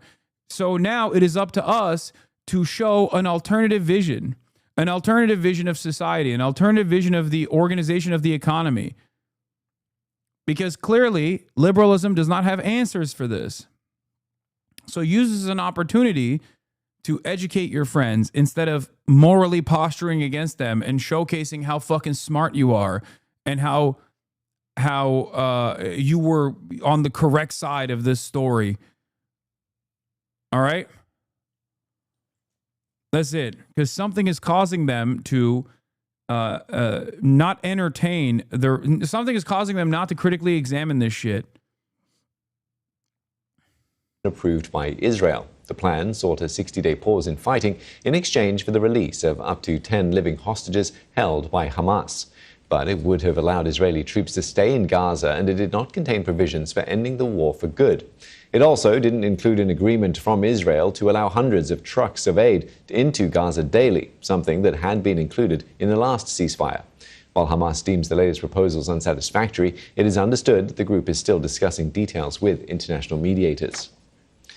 At the end of the last ceasefire, Benjamin Netanyahu imposed an 11-week-long... I have not talked to my brother in many months because of his genocidal rhetoric. He blamed Kamala's loss on people like me that were pro-Palestinian emancipation and told me that he was going to donate a bunch of money to the Israeli lobby to finish the job. How do I reckon with that? My plan is to cut him off forever. Should I forgive him? Third post, sorry for spamming. What the fuck? Are you guys Jewish? Like, how did he become such a fucking ultra-Zionist? Are you guys evangelical Christians? Like, what's going on? Is your brother Hutch from formerly of Machinima?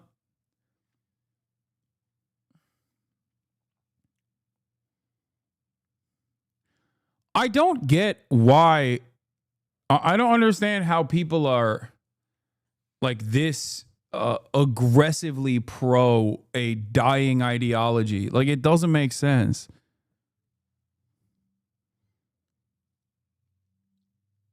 Yeah, tell him to pay his taxes. Don't worry. That'll help Israel finish the job.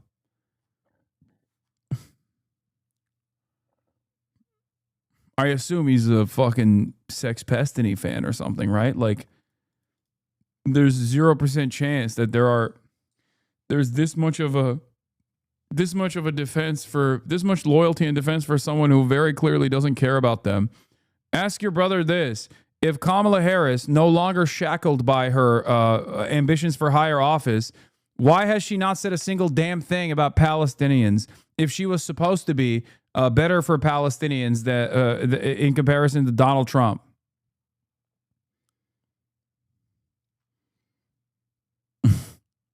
Like, I don't understand. Whenever people say, like, Kamala Harris will be so different than Donald Trump, it's like, okay, well, why the fuck hasn't she said it? She pulled a Jill Stein. Where the fuck's she at now? She came out and spoke one time and is writing a book, dude. Literally Jill Stein ass bullshit, brother. What the fuck? She pee-pee poofed. A blockade on all aid entering Gaza. While Israel is now letting some aid in, it's still far less than the amount aid groups say is needed. Tom Fletcher, the UN official responsible for humanitarian aid, has told the BBC that Israel's blockade amounts to a policy of forced starvation and that the world has a responsibility to take greater action to get aid in. He was speaking to our special correspondent, Fergal Keane. The chaos and the pity. The desperation that is the legacy when aid is blocked. Today, the UN's chief of humanitarian affairs, a former British diplomat, told me Israel had forcibly starved Gaza. I mean, so out loud, Israeli ministers have been saying that they want the population of Gaza to be relocated. Is that ethnic cleansing? It's the forced removal of a population. Ethnic cleansing. And in this case, by withholding of aid. Now, again, the courts will judge what to call that, and I have to pick my words very, very carefully. I'm a humanitarian, I'm not a lawyer, I'm not a politician. To be clear, what we are seeing is the forced starvation of the population. We're seeing food sat on the borders and not being allowed in when there is a population on the other side of the border that is starving. And we're hearing Israeli ministers say that is to put pressure on the population of Gaza. Now, we just want to work. We have a plan to deliver, we just want to get in. That's a war crime, isn't it? If you use food as a weapon? Yeah. It is classified as a war crime. Obviously, these are issues for the courts to take the judgment on, and ultimately for history to take a judgment on. As a humanitarian, my interest is just in getting as much of that aid in as possible, as quickly as possible. Israel has claimed that Hamas steals food aid, and it accuses the UN of acting like a mafia by refusing to cooperate with Israel's military-organized. Yeah, the UN is acting like a mafia. Not Israel. Aid distribution centres. Well, the Israelis say they have to do it their way because Hamas is stealing the aid. There's very, very little stealing of aid by Hamas. Now, is some of that aid then getting to market and being stolen by Hamas from market or bought in market? Now, there's always a risk of that. In such a complex, contested, militarized environment, I don't want to see any of that aid getting to Hamas. That matters to us because these are our principles: neutral, impartiality, independent. So it's in our interest to stop that aid getting to Hamas and ensure it gets to civilians. Mr. Fletcher visited Gaza in February while there was still a ceasefire. In recent days, he's come under criticism for stating that 14,000 babies would die in 48 hours because of the blockade, a claim the UN has retracted. Didn't you damage your own case when you talked about 14,000 babies dying within 48 hours? Pretty big gaffe. I think we've got to be very, very careful with our numbers. We've got to be precise. And that's a lesson that I've learned in the last couple of weeks. Are you sorry for that? I regret that I used the 48 hours because in reality, those deaths will take place over a longer time, but they are at risk. Because when people take that, and along with the statement about thousands of trucks lined up on the border not being able to get in, the risk is looking like a hype merchant. There is that risk. And there is a risk, when we're out there using these big numbers, and they are overwhelming numbers. We've got provisions to fill 10,000 trucks and get them in. Yeah. Israel's so-called aid plan has been an abject failure. If the goal was aid provision, you can believe your own eyes, along with dozens of independent humanitarian orgs on the ground, or you can believe the Israeli military and a handful of right-wing DC think tank dickheads. Yeah. You know what's really funny about this? Every single fucking Israeli Hasbara agent has been trying to present this as, oh, Israel is finally breaking through the grips of Hamas. Hamas actually is like organizing the aid drops in an effort to control and dominate the Palestinian population. And we're finally able to do that with this GHF shit, Gaza Humanitarian Foundation shit, right? That's what they've been presenting this as. But it's been an absolute abysmal catastrophe if you are able to see exactly what's going on. And even mainstream media is not entertaining the notion backed by the propaganda backed by fucking right-wing DC think tanks, okay? That's what's so shocking about it. Because under normal circumstances, when like the Foundation for Defending Democracy and the Atlantic Council and the Israeli government are in unison saying like, no, the Gaza Humanitarian Foundation has been fucking gangbusters. Don't listen to the UN. UN is Hamas. Don't listen to the Palestinians. Palestinians are Hamas. When they used to say this shit, BBC would cover it as though Israel was right, that this actually was a massive, spectacular success, that finally they're using aid to claw back the Palestinians and liberate them from the grips of Hamas. It's not working because people are like, enough, dude. Come on. Fucking enough. You have starved too many babies for far too fucking long, and they're not even entertaining the fake bullshit that they're presenting. But of course, if you go to the Foundation for Defending Democracy, there it is. Turns out, as many of us said for years, humanitarian aid can reach Gaza without relying on UN agencies infiltrated by Hamas, groups that enable the aid theft and help sustain the terror. There are better ways to deliver help without empowering the killers. Except it has been a spectacular failure every single time. Thing is, though, Israel's concentration camp aid scheme is, in the words of Israeli leaders themselves, just a ploy to satisfy international backers. If the goal was aid provision, Israel would allow established organizations to actually distribute aid in a sustainable manner.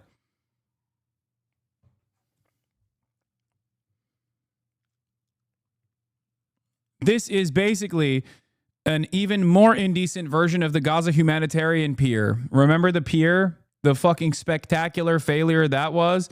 The 250, was it 250 million or it was 250 million, I think.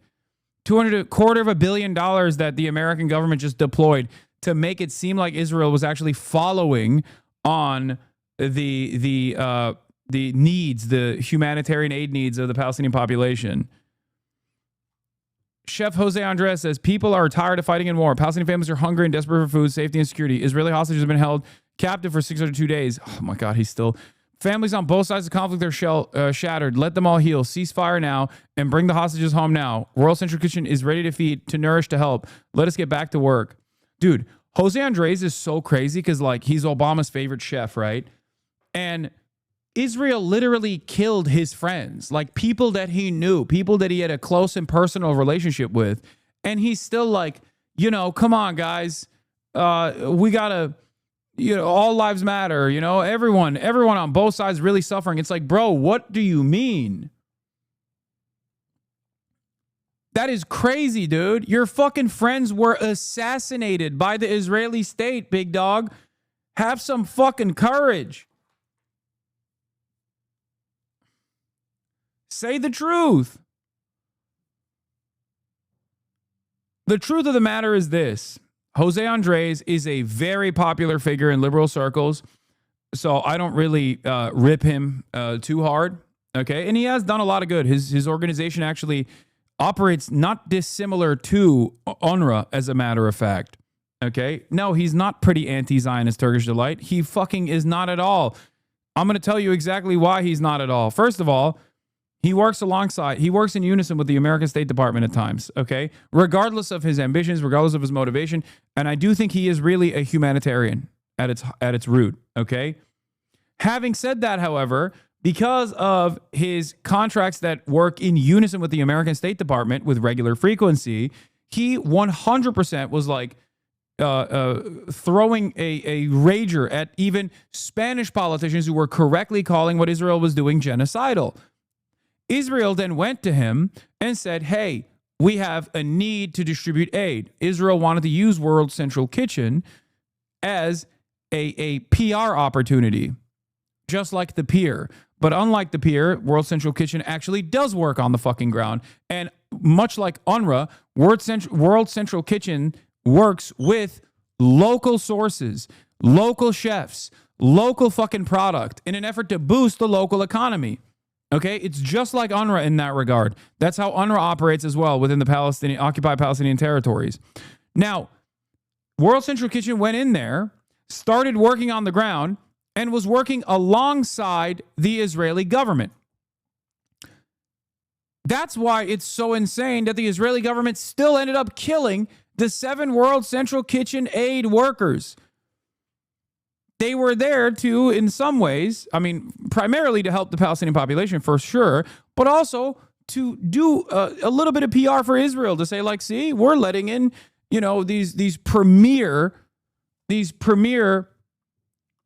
humanitarian aid groups to help feed the Palestinian population.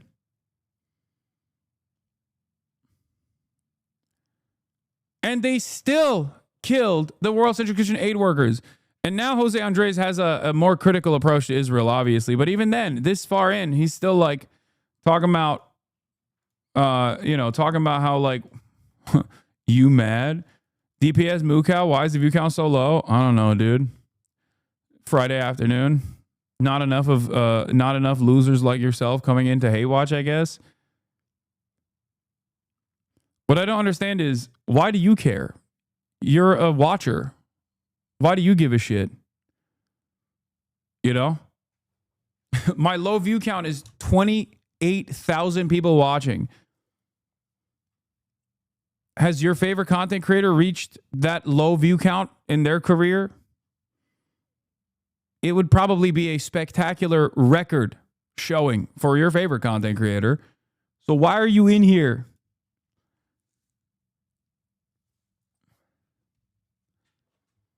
He's a concerned fan, I know.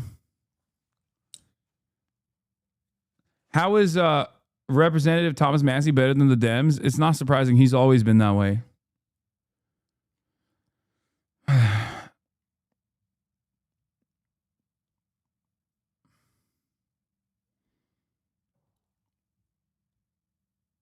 Anyway.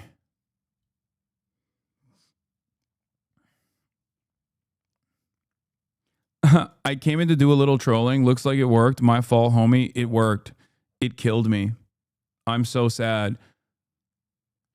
If you knew what my perspective was, and if you knew what my world experience looked like, you would understand that being able to talk about being able to talk about Palestinian emancipation to 30,000 people on a fucking Friday afternoon is not something I will ever take granted. Do you understand? That is unimaginable. That is unheard of. Okay?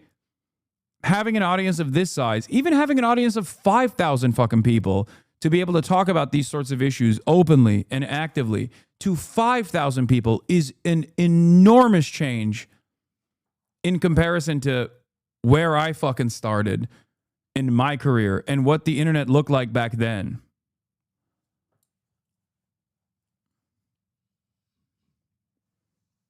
So no, I'm fucking incredibly stoked. This is spectacular that there are this many people that are interested in learning about the truth.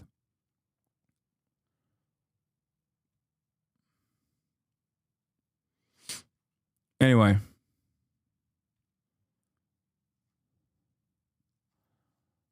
Where were we? Let's finish this and then we'll move on that to the can feed everyone drama. in Gaza, all the civilians, for several months. And that's the real point here. Mr. Fletcher drew international attention when 2 weeks ago he appealed to the UN Security Council to act to prevent genocide in Gaza. A statement Israel attacked as support for Hamas. But how will history judge how the world responded to the Gaza crisis? History will judge us. I think that history will be tough in the way it judges us. And it must be. When I went to the Security Council, I chose my words very, very carefully. And I'm choosing them again carefully now. I wanted to issue a warning to the Security Council that in previous cases, Rwanda, Srebrenica, Sri Lanka, the world had told us afterwards that we didn't act in time, that we didn't sound the warning and ask that the world respond to prevent genocide. And that's my call to the Security Council and to the world right now. Will you act to prevent genocide? It's been announced in advance. We can't say we didn't know what was happening. And all I'm asking is for the international community to be able to say, tell them we did what we could. That's what we're trying to do. And nothing we get thrown at us will stop us doing that. In the ruins of Gaza, the hunger, the fear, the trauma, the anguish too of Israel's hostages. 601 days of suffering for all in Gaza, and more coming. Fergal Keane, BBC News, The Hague. Let's return now to Gaza. And Hamas says the Israeli response to a new US proposed plan for a temporary ceasefire fails to meet, and I quote, any of the just and legitimate demands of its people. It comes as the humanitarian situation worsens, with aid groups, among them the UN, warning of an absolute catastrophe in the Strip. During a meeting of the UN Security Council earlier this week, Palestine's ambassador broke down as he appealed for help on behalf of his people. Let's have a listen. Dozens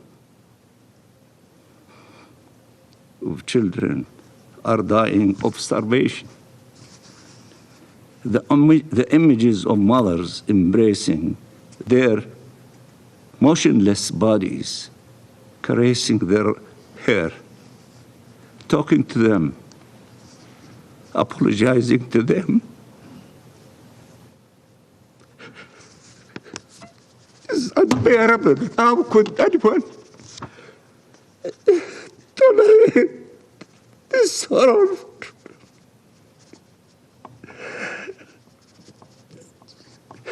Excuse me, Mr. President. I have grandchildren. I know what they mean to their families. And to see the situation of the Palestinians without us having hearts to do something is beyond the ability of any normal human being to tolerate. Well, I'm joined tonight by Danny Danon, Israel's ambassador. Oh my God, this fucking animal, dude.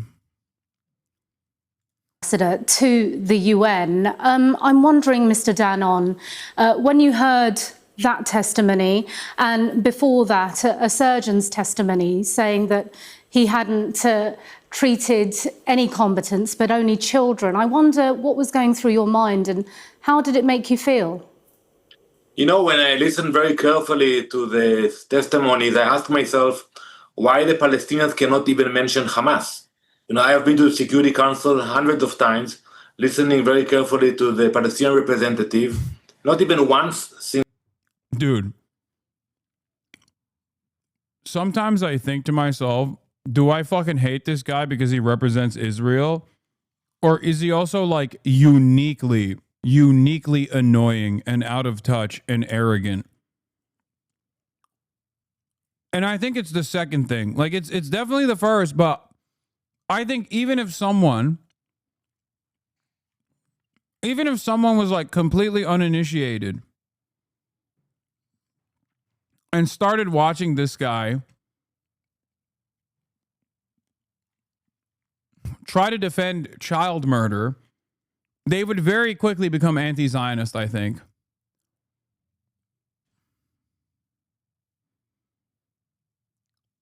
Every fucking Israeli official that goes on television is a goddamn charisma suck. They are the most arrogant, the most entitled, the most cartoonishly evil representatives of politics I have ever fucking encountered. Even the most out of touch ghoul in the United States of America at least tries to massage the fucking narrative. These guys come on and basically are saying like, why have you not thanked Israel? Do you not love Israel? Why do you not love Israel? Israel is number one. No politic here. Why are you doing politic? You love Hamas. You love Hamas. That's it. It's like fucking like a barking dog. Like a bad dog. And not even like a cute dog that, you know, gets like weird and violent sometimes. Like an annoying dog. You know what I mean? With like patches of hair in a fucking junkyard. Oh, you don't like Israel? Oh, Israel does nothing good, huh? Israel does nothing good? I swear to God, bro. Vladimir Putin is an honest-to-God sociopath. And even when he is on television, he never really does like contentious interviews, right? But even like when you have someone who is like a Russian envoy on TV, they try to, at the very least, carry themselves better than the Israeli politicians do. It's wild. Like, at least when Lavrov is on fucking TV, he knows he can't say certain things. He knows the way people view the Russian government for understandable reasons, right? So they are infinitely more tempered when they are talking than an Israeli envoy is. An Israeli envoy talks as though you should be excited to be in his presence. Those who are there to defend Israel on television, on mainstream media, unironically have the attitude of like, I am actually wasting my fucking time talking to you, bitch. Why have you not said thank you and kissed my goddamn feet for even being on your stupid fucking program? Why are you not saying that killing children is the best way to defend the Israeli nation state alongside myself? That's what it feels like.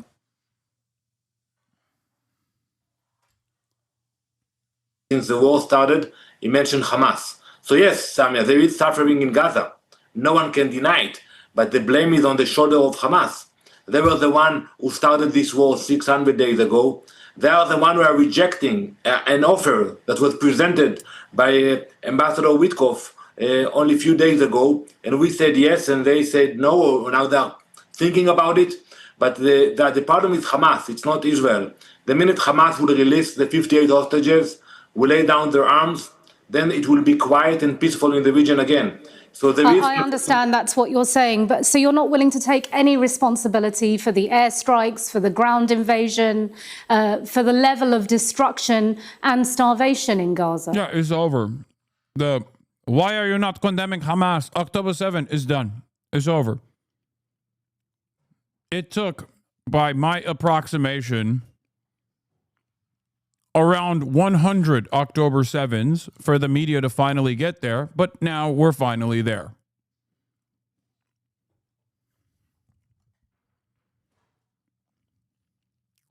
19 months, and 19 months, 600 days, 100 October 7s.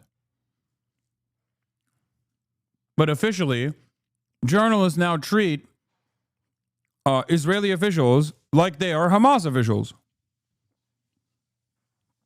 Now, of course, if they were honest, they would have been doing this since day one, but they're not.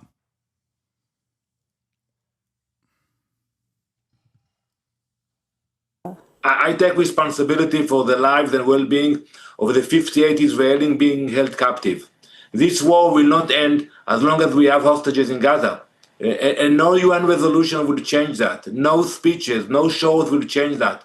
The fact is that we have hostages. We are determined to bring them back home. And if we want to end their suffering, it's very simple. Release the hostages now, and then we can think about what comes after. But we will not finish the war. Interesting. I'm pleased you brought up the hostages. Are still in Gaza. Let's focus on the hostages then. It's also the will of the hostage families that Israel stops these airstrikes. It's been reported that many of the hostages were killed either when they... they are also Hamas. They are not Israel. They are Hamas. They are agents of Hamas.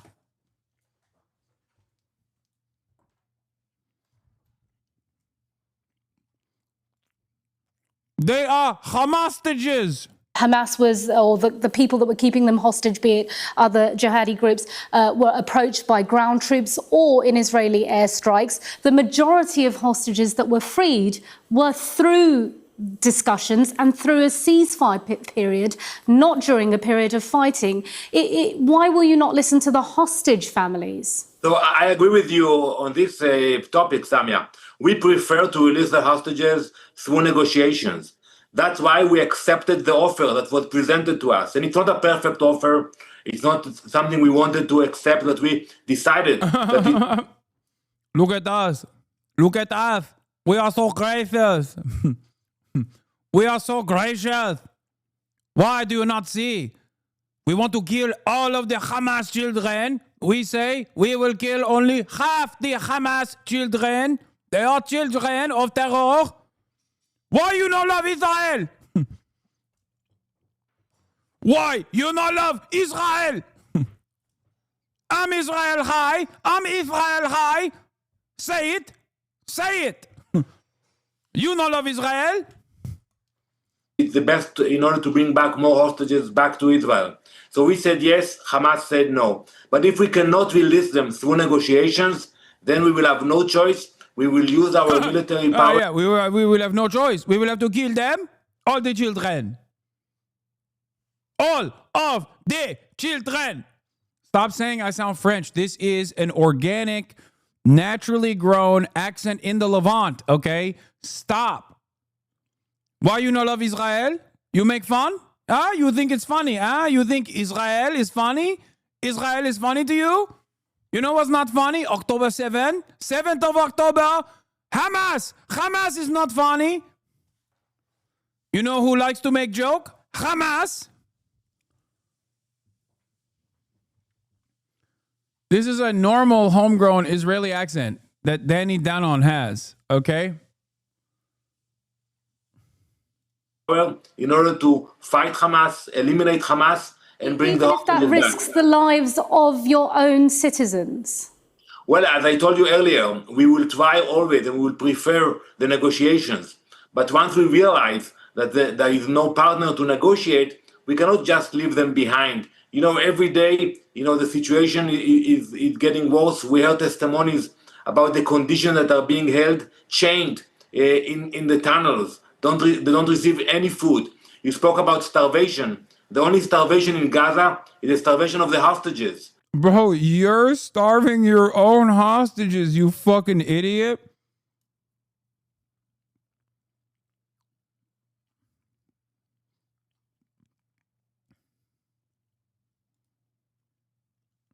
Yeah. Israeli newspaper Haaretz reports Israel's killed over 20 hostages or POWs in Gaza since October 7th and endangered the lives of 34 others.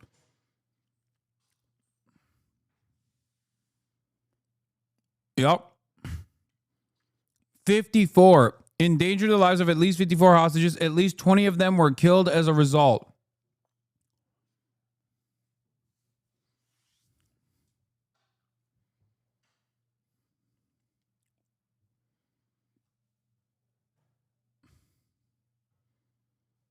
The only starvation in Gaza is of the hostages.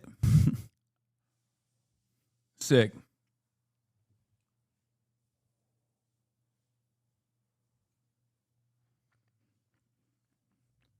Breaking, citing an official, Israel has decided to prevent Arab and Turkish foreign ministers from arriving in Ramallah.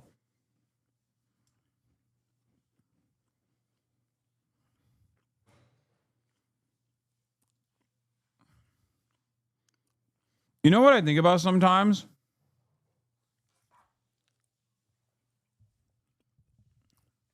Like, all these people that have made videos about how bad I am, about how much of a terrorist I am, about how, like, anti-Semitic I am, and many others who are pro-Palestine. Like, those videos are going to fucking remain. Are those guys going to delete those videos? You think? Everyone's seen them. Like, you didn't even think a little bit in the future. Like, you did not even think out of self-preservation.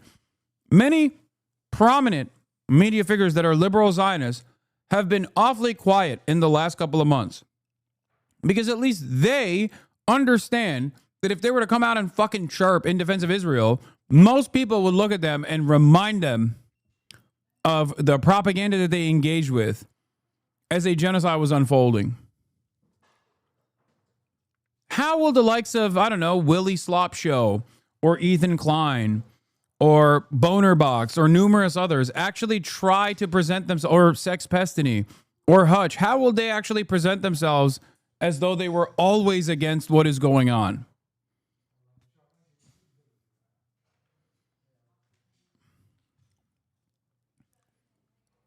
How will they? How will they be able to just turn around and be like, oh, no, dude, I was so on the right side.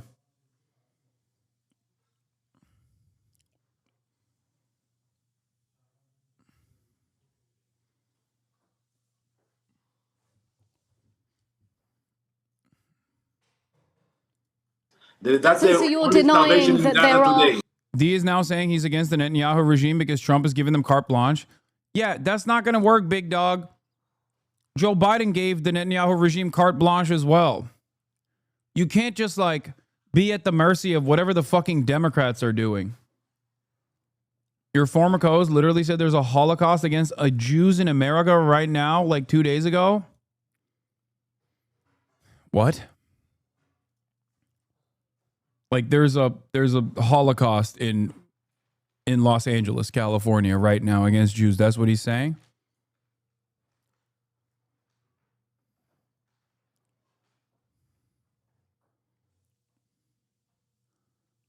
No shot. I don't believe that. No one is that insane. Okay, you said basically. There's pogroms in Bel Air.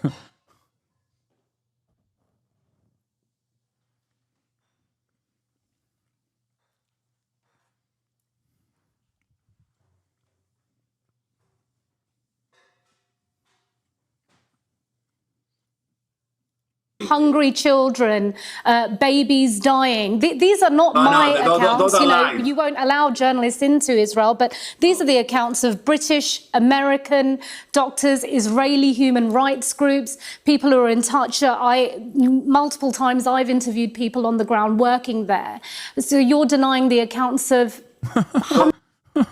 True, the Holocaust is when I can't sell my shit merch. Excuse me. I'll have you know that's exactly how the Holocaust happened, okay? Now, when people said Teddy Fresh was bad, basically Auschwitz. Basically.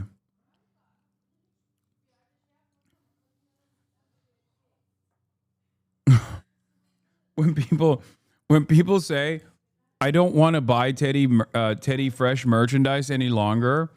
I just don't like the colors. Like, I love Ethan Klein. I just don't like Teddy Fresh. That's basically a pogrom. This is a pogrom that's unfolding. Excuse me.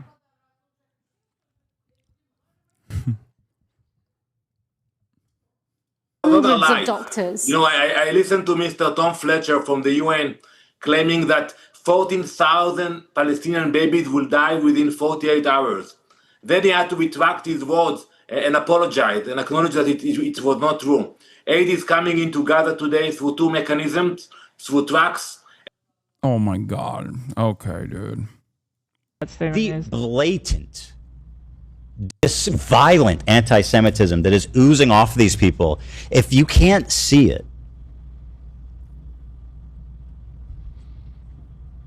then we're basically just going, I mean, where are we going? It feels like where it was during the war and the Holocaust. It's reminiscent of that time. It's crazy to see. Well, because you can see how it happened. I've always said, like, I have no idea how the Holocaust could happen. It just makes no sense. And now I see it. I see how it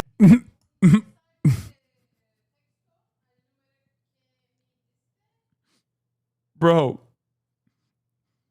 Yeah. Yeah, I can see how the Holocaust could happen. Because it's happening right now. Just not in fucking Bel Air, okay? It's happening in Gaza. You're not wrong when you go, oh, I can see how the Holocaust could, like, I always wonder, like, how could the Holocaust happen? It's happening. You are a willing participant in defense of the country doing the Holocaust.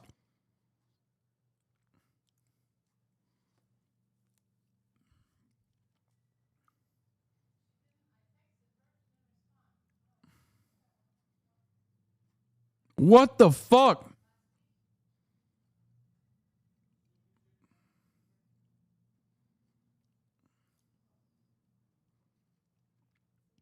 Also, I don't understand when people say like, oh, Israel has to exist because the only safe place for Jews and that America has become dangerously anti-Semitic akin to like Nazi Germany levels of anti-Semitism. Like the Holocaust is about to happen in America.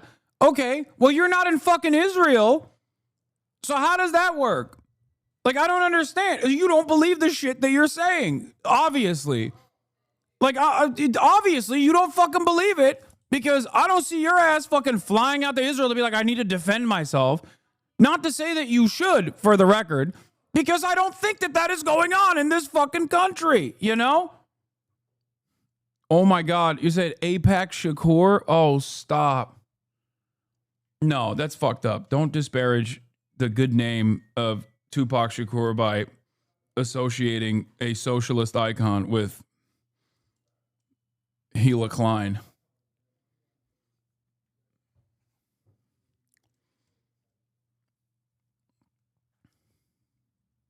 This is not funny. Think of the Bel Air pogrom. Yeah. Yet another pogrom has taken place that I'm completely fucking oblivious to, that I'm actually hiding the truth of, which is the Bel Air pogrom that's taking place right now. Like when Ethan Klein's housekeeper sued him, that was basically the same as like a pogrom. Or when people said that like they don't want to buy Teddy Fresh anymore, that was another pogrom.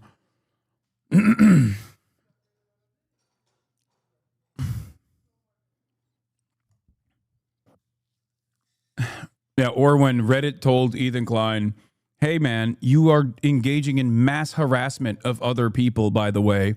Why the fuck do you think we would take down other communities that cover your mass harassment campaigns? That was basically a third pogrom. It's just pogrom after pogrom. Also, you know what's not a real pogrom? What's going on in Gaza? That's a war.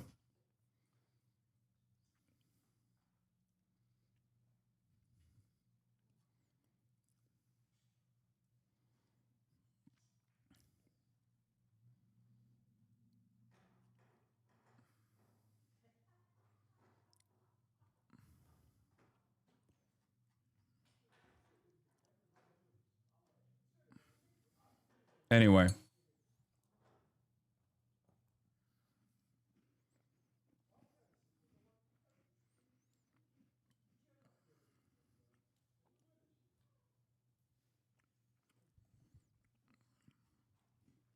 I'm going to talk about some insane shit that American politicians are saying. When you are arguing about illegals that are receiving Medicaid benefits, 1.4 million, 1.4, they are not eligible, so they will be coming off. So people are not, well, we all are going to die. So for heaven's sakes.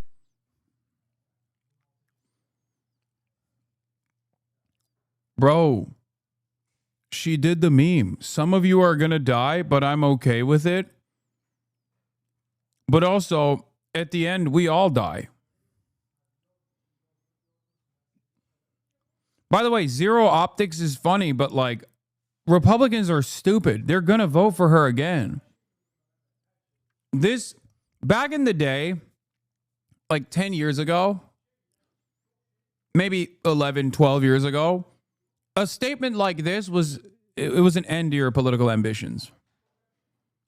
Okay? It was over. You said something like this, and then it ran every fucking time, every single time you wanted to do anything going forward.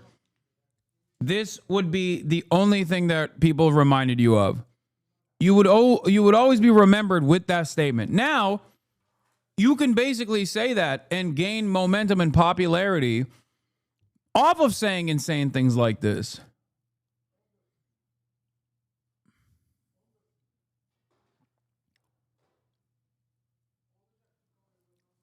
And it won't matter. Shall have the honor, no, the privilege to go forth and rescue the lovely Princess Fiona from the fiery keep of the dragon. If, for any reason, the winner is unsuccessful, the first runner-up will take his place, and so on and so forth. Some of you may die, but it's a sacrifice I am willing to make.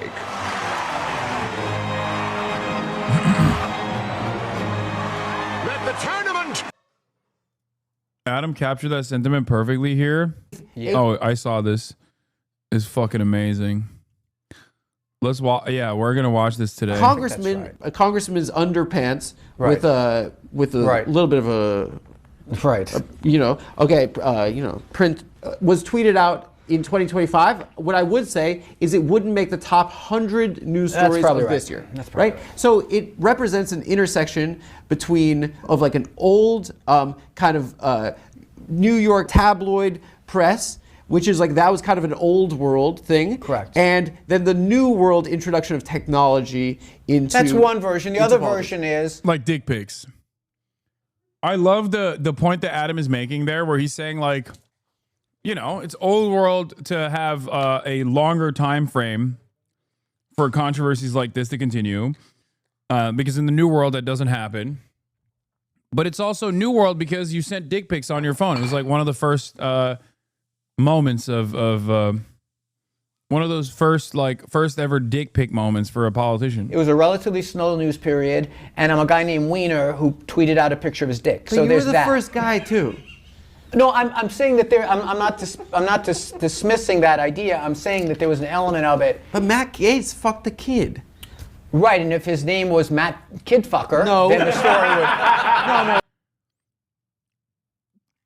All right, let's play the full one. I get it. Sometimes I critique the question you're asking. And you do this thing of like, this is not good for you to make fun of your host on the show. It's not working. I'm like, all right, I get it. I have not seen the documentary. But you lived the documentary, so I'm going to ask you a question because I saw it. You don't need to set it up as the documentary when I haven't seen it. If I did it in real life, you can just say, I understand you. You're the one wasting time right now. Fair enough.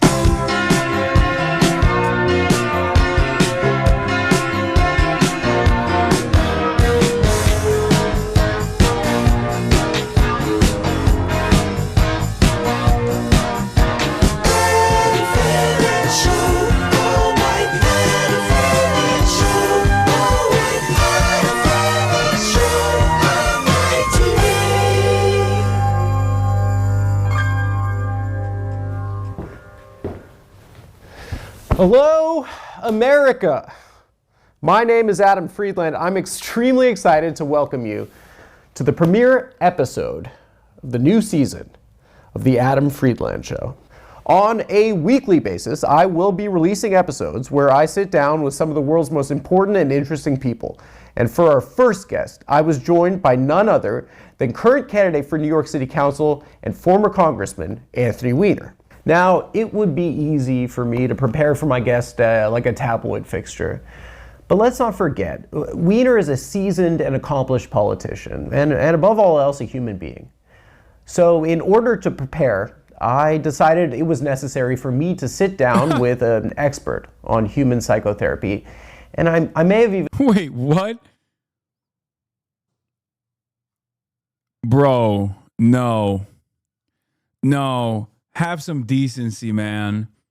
Have some decency. They bought you for $9, dude. I'm sorry. That's some Joe Brandon ass bullshit right there, bro. That's like just being a fedayeen.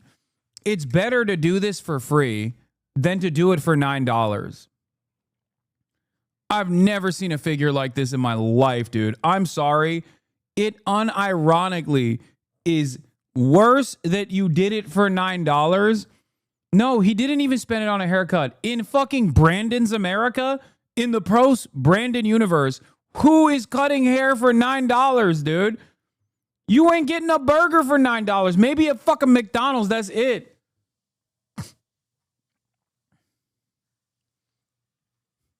$9. You should have done this for $0. That way you could have at least maintained your independence to be like, nah, dude, I'm doing it for the love of the game. You see, I'm Mike Collins and I love Israel. I am Israel high.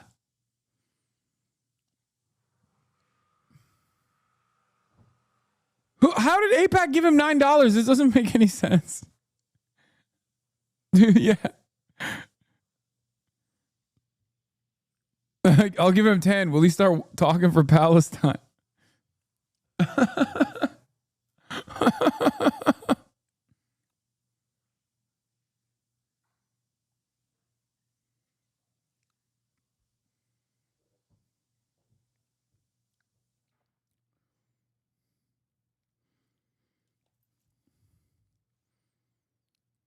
Like, he went to the conference and Israel paid for his parking lot.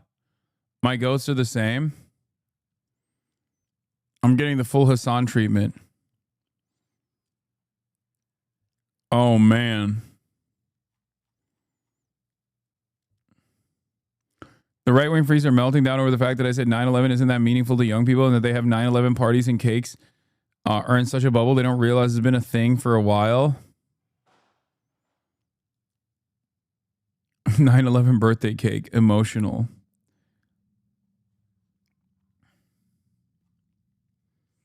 Bro got a $5 bill and 4 singles. I can't get over this, by the way. I'm sorry. This is insane.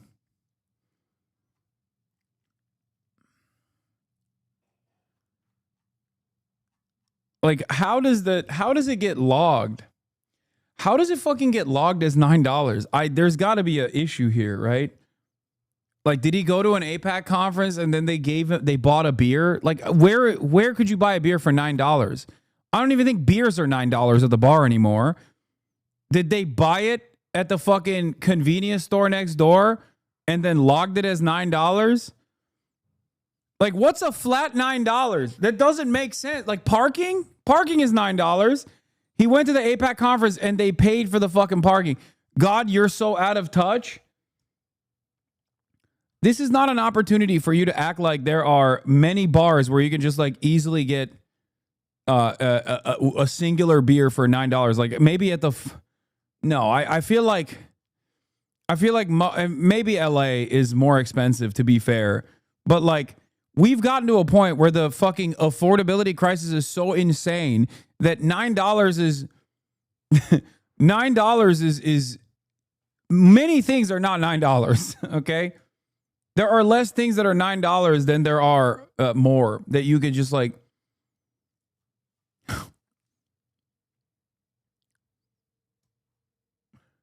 Like back in the day, how much could a banana cost? $9 would have been so out of touch that it becomes a meme. Now it's a fucking reality, okay? It doesn't mean you're out of touch. It just means everything is insanely expensive. Like the very fact that beer can be $9 at a restaurant, or the very fact that a beer can be fucking $9 at a bar, and it's not that crazy like a craft beer. Okay, fuck it. Let's say craft beer, maybe not PBR. That is insane. I can't believe I'm going down this way. Hold on. Representative Mike Collins has finally caved to AIPAC. He accepted his first donation from the Israel lobby, a whopping $9.44. $9.44?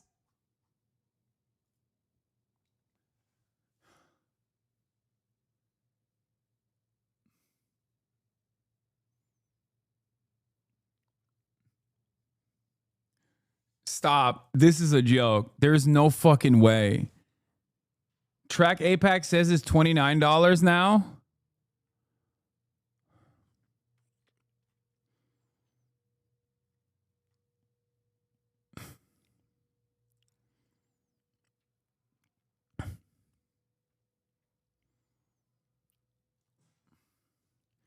At MSG, I paid like $20 for a single beer.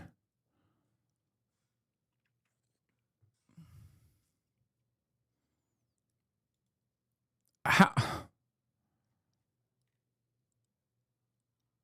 Wait, what is this response?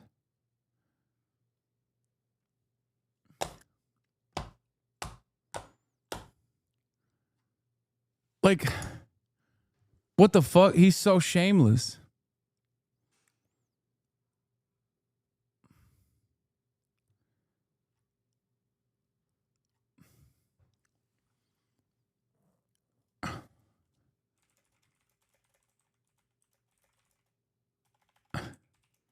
I'm Googling it. A price of a combo meal in a fast food restaurant, Big Mac or similar, in Los Angeles, California, currently is $13. Okay? As in, this motherfucker couldn't even get a combo. Like, he's like, put the fries on the side. Don't put them in the bag. I never said fries, just the burger. Give me the burger, raw. Don't even put condiments on it. I can't pay for it. I got $9.44. No drink for me, please. I'm doing BDS. I'm doing BDS. No Diet Coke for me.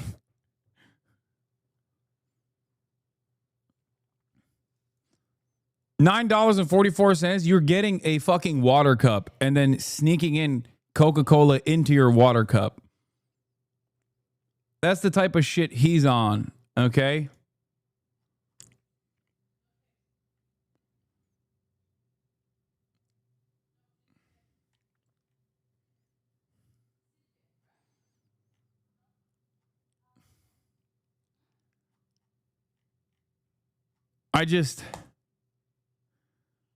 I can't believe it. This guy. I mean, this is yet another perfect representation of what I say all the time. These guys aren't like getting paid to be pro-Israel. They are pro-Israel, and then they're paying him on top of that. You know what I mean?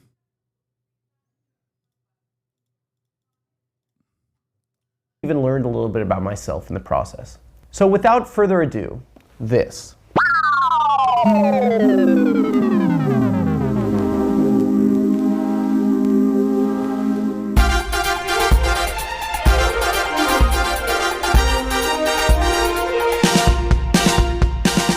A red rose and a romantic novel.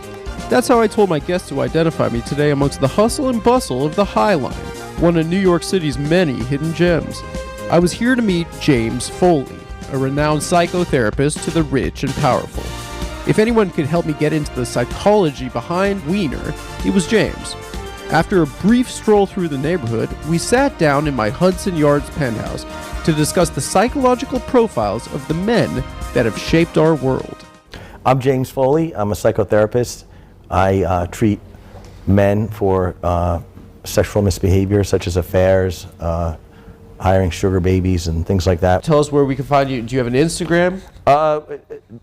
www.sexuallycompulsive.com. What's the general profile of your client Yeah, base? so my practice is composed of high-functioning men, you know, like CEOs, guys that run banks, film directors, even high-end artists, musicians.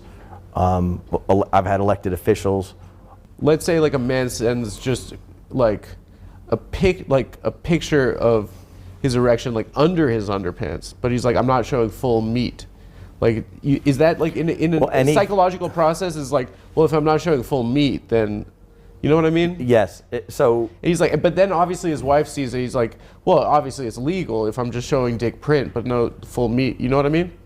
Yeah, people who engage in these things will make deals with themselves. Or? Yes, they'll make a bargain with themselves and obviously get themselves hurt with that bargain. That doesn't really make sense. Okay, what is the difference between when a man cheats and a woman cheats? You kind of indicated something. But a lot of our programming as men and for women as women, like, it's different. And a lot of our programming is behind our irrational behavior.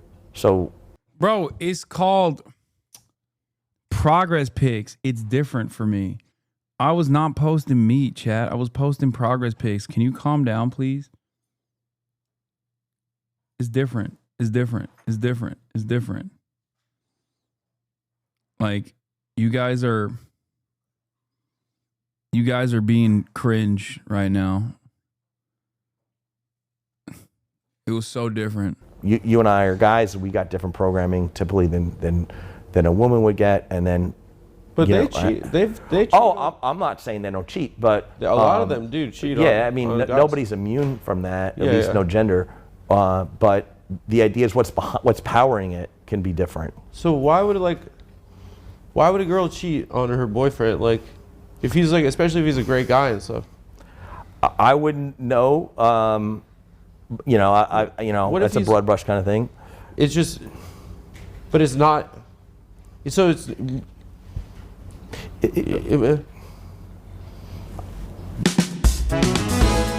there it was, straight from the horse's mouth. Women cheat too. And with that in mind, I was finally ready to take on my biggest challenge to date. Anthony Weiner. Pause. Our next guest is a former congressman. He was the youngest ever elected member of the New York City Council. He's run for mayor twice, and currently he is running in 2025 for city council. Please welcome Anthony Weiner, everyone. Let's get some energy in this room. Hi. Hello. Hello. It's my pleasure to be here. We talked on the phone for 10 minutes. We did. It was a good talk. Do you want this in your cup so we can... Oh, no, it's already got water. We have water in the cup, and I would appreciate it if you just featured the logo. That's what I thought. Yeah. I thought. So this is like, yours is white, mine is black, like Spy versus Spy styles. Yeah, so you're a big fan of the show. This one? Yes. Maybe the biggest? Which tells you a little something about the show, he sent dozens of emails. Actually, your email style is very funny because you just go last name. No, like sincerely. Correct. Last name. I think there's a lot of wasted words generally in the world. Yeah. Like, that's why I like that your show's about 8 minutes. It's quick in and out. Were you like a last name guy, like with your friends? It's kind of a... Well, I mean, Weiner kind of lends itself to that, right? You know, so yeah, I mean, yeah. So growing up, you were Weiner to your boys? Yeah. I saw your Patrick Bet David thing. Had you heard of that guy? See, this is what... That guy is amazing. I saw a video of him recently where he's like, 4 years ago, technology. 3 years, pandemic. 2 years ago, vaccine. This year, AI technology. Yeah. he just says sentences like that, and like guys are like, yeah, I'm gonna pay $10,000 to go to the seminar. Yeah, and he's a billionaire now. No, I asked these questions because I'm on terrestrial radio. So you went there, you didn't know who the fuck that guy was? No, I mean, I'm not saying like I didn't do anything to I got on a plane and flew down there, but it's more kind of like the season of saying yes to arguing with people. And so I didn't quite, and I had a certain, once I looked it up a little bit and I saw that there was no, it was just the person who this ran. became kind of fascinated to understand what exactly was going on. Because I'm trying to understand this a little. Thank God Mullen isn't in this, otherwise we never watch it. Why? I don't have a fucking blockade on Nick Mullen. What are you talking about? Like, this is okay. You don't think you're a kindred spirit with him in terms of what you're trying to do? Like, no, certainly not. Not on substance, but in the general, like, people want to look at interesting shit nowadays. We don't really care what it is. The objective with our show is this, right? The internet makes. Someone should have told me this sentence before, but go ahead. I actually did. No. I'll tell you this right now. I talked to him on the phone. He's like, and he's like, and you make money from this? And I was like, well, you know, we were on a podcast for morons for 6 years, and then the fat one left to do crowd work, and so then we changed it because I was kind of the schmuck, I was the nebbish, and we rebranded it to make me into an intellectual talk show host, and then. This was amazing what you did. You let like a little pregnant pause after my whole soliloquy. He goes, and you go, well, you took me on quite the journey there, but you did not in any way, shape, or form answer my question. No, I don't say way, shape, or form. I don't think people talk like that. I just said I didn't get the answer. You were like, vis-a-vis, et cetera, You did not. All right. I'm but a Southern lawyer. Who did the notes for you? Who did the sample question? Like, did you do that on your own? No, I have an you got the manager. I have a room full of women of color who are my writers. I thought it might just be I don't have a single honky ass. Okay, well, that does not go in the episode. Okay, you're born in 1964 in New York City. I was, yes. Okay, and you're a Brooklyn boy. I grew up in Brooklyn, right. Where you're Park Slope? Park Slope, 6 between 8th and the Park. Fabulous. Yes, 39, junior high school 51. How was was the food co-op there at the time? No, it was a very different kind of vibe then. Where are you now? Lower East Side. Lower East Side? Well, East Village. Alphabet City. It's too loud. Yes, too loud. It's too loud in these. There's a lot going on. There's a lot going on there. And then you have like an NYU vomit when you walk outside. There's a lot going on there. And your mother was an educator? Or a math teacher. Well, educator. Who are you trying to impress? She's a teacher. I was trying to compliment your mother. I'm not sure why. Why are you trying to shit on your? Okay. Why are you down branding teacher? I think it's an umbrella term. Which one? Educator. Right, and a more precise one is teacher. She was a teacher. Okay, your dad, an attorney. He was like a little neighborhood attorney. He kind of hung a shingle outside our house, that kind of vibe. Just like a family law practice.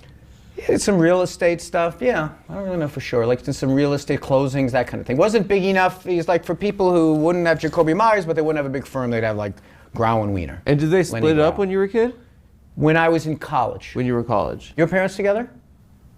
My mother passed away. Oh, I'm sorry. They were together for 40 years. Yeah. My thing was like my dad passed away recently. My thing was when my parents. Man, I can tell the story. The story's really not apropos of anything. Go ahead.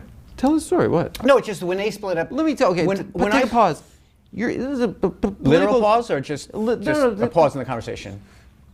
Shut the fuck up. No, okay. People want to know you as a human being. Okay, that's fair enough. All right, so let me continue. Yeah. So when they broke up when I was like in my 20s. Okay, hurry up. And I'm like, exactly. That was like so.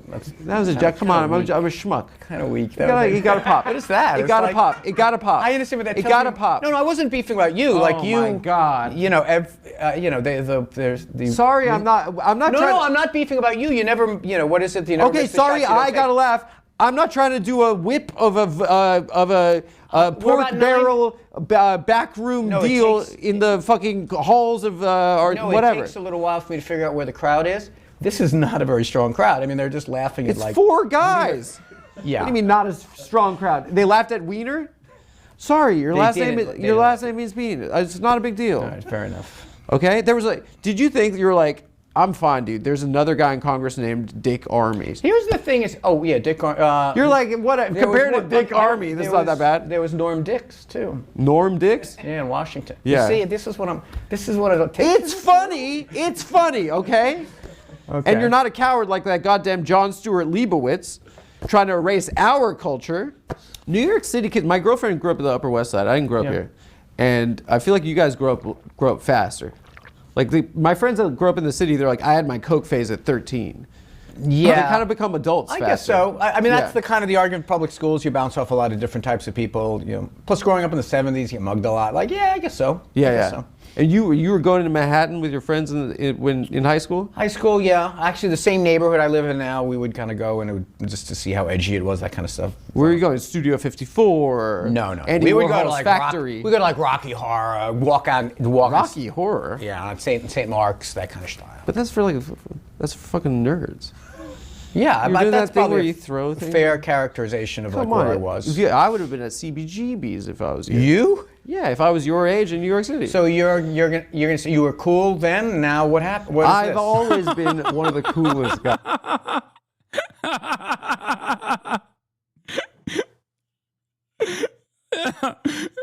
You were cool then? What happened? What is this?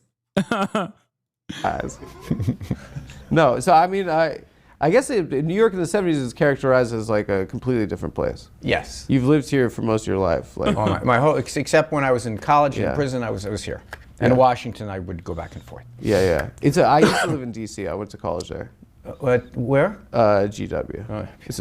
You're just like this. Yeah, you're a Jew through and through, huh? No, they gave me the most money. Your girlfriend Jewish? Why? Yeah, I'm just curious. What are you, my fucking parents? Just curious. I'm she's sorry. 20. Her mom's half Jewish. 25% is my max. Okay. Oh my God, they don't. I can't stand it. Sorry. No, it's not. No, I'm trying to gauge the level of the back and forth. You do the questions. No, I'll do we're just having the fun. answer. I'm just doing a shtick where I'm like, oh. And I'm doing. What a are you, shtick my to- mother? And I'm doing a shtick to being offended by like being apologetic. We're just all doing it. Listen, you could have been a nightclub comedian in another life. I could have been a member of the U.S. House of Representatives. You probably could have been. We in parallel universes. Where did you grow up? I grew up in Vegas. Yeah, you could have. You Yeah, could have been like Shelley Berkeley or something like I that. worked for Shelley Berkeley. Yeah, I you told could have been that. That could have been you. I was an intern when I was a junior in high school at the Congresswoman's field office. Yeah. Me and my best friend Alex were interns there, and we'd like wear like a shirt. Do you remember what office were you in? Do you remember? Do you know the field offices of Shelley? Oh, you were in the Vegas. district office. Yeah, she was my congresswoman. Got it. And, so you weren't really committed. You were like just doing it. What do you mean committed? I was in high school. I had to go back home Oh, there afterwards. are people that do internships in Washington. Not in the middle of school. I just did it to get out of 8th period. There you go. Okay, so I'd go. I think that's the definition of not being committed, is when you say, I just want to get out of 8th period. But I got good. What was your GPA graduating? It's a little bit. What was your SAT? In high school? In high school. I don't think I had a 3. You didn't have a 3? I don't think so. I was not a great student. But listen, I still got. Have you heard of Harvard? What? I mean, I'm just saying. Harvard University. Yeah, I didn't go there, but I just want to make sure you've heard of it. Well, I went to the state. You see now I know the room. You went to Plattsburgh. I went to Plattsburgh State. Me and my friend Alex, when we were working at our congresswoman's office, we'd have to like wear a shirt. So Bro, Anthony Weiner is fucking funny, dude. That's like, he's like surprisingly funny. It's shocking.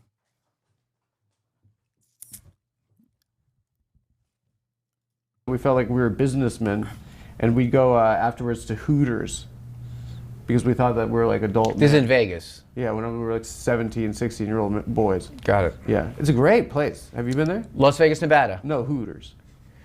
I don't believe I have. It's demeaning. Which part? The fact that they don't let like. Oh, I thought you meant just generally being here. And I was gonna. This is good for you. I'm telling you, this is good for you. So you're a city kid. Mets Islanders. Correct. The Mets are the team of the Jews and the redhead. I totally. Sorry, I can't. I just cut him. I just cut in the Adam's bit, but this is how he bagged a baddie, okay? Because I've been a big time Huma Abedin stan for many, many years. Like, it makes sense how he bagged a baddie like Huma, who is now dating Alex Soros, George Soros' son, and the heir to the Soros throne. Right? Brooklyn. Your family were Dodger fans? No, but you would not if you grew up in You Brooklyn. kind of seem like a Yankee fan, though. No. You're a Met fan that acts like a Yankee fan. What? You were like... No, I'm a middle-class guy. I'm like... Oh, you go toe-to-toe in Congress. That's what the a Mets 27 rings. The Mets are a blue-collar team. That's my team, yeah. No, the Mets are like, I'm sorry. The Mets? I've been at Citi Field sitting next to people and they're like, more of this again with this. You're like an abused wife that keeps going back to him. Not anymore. Yeah, you keep going back to him, the Mets, and saying he's changed. He's not going to hit me anymore. I don't want to. Who tunes in to listen to Mets Yankee banter on this show? I was on a good riff right now. You just killed it. I'm not so sure because I'm not. You're a Met fan. But you act Yankees. I know you did that line. It wasn't that great the first time. I'm saying no. I am a Brooklyn guy.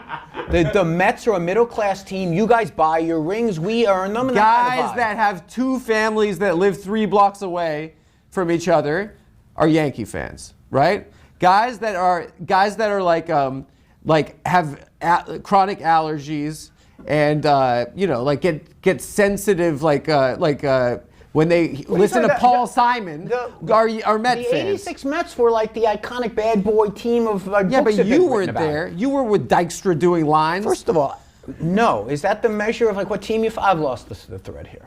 What do you mean? Can we edit out the sports parts of this show? Why is this the offensive part of the show? No, I'm just saying. See, this is the thing. He is a Met fan.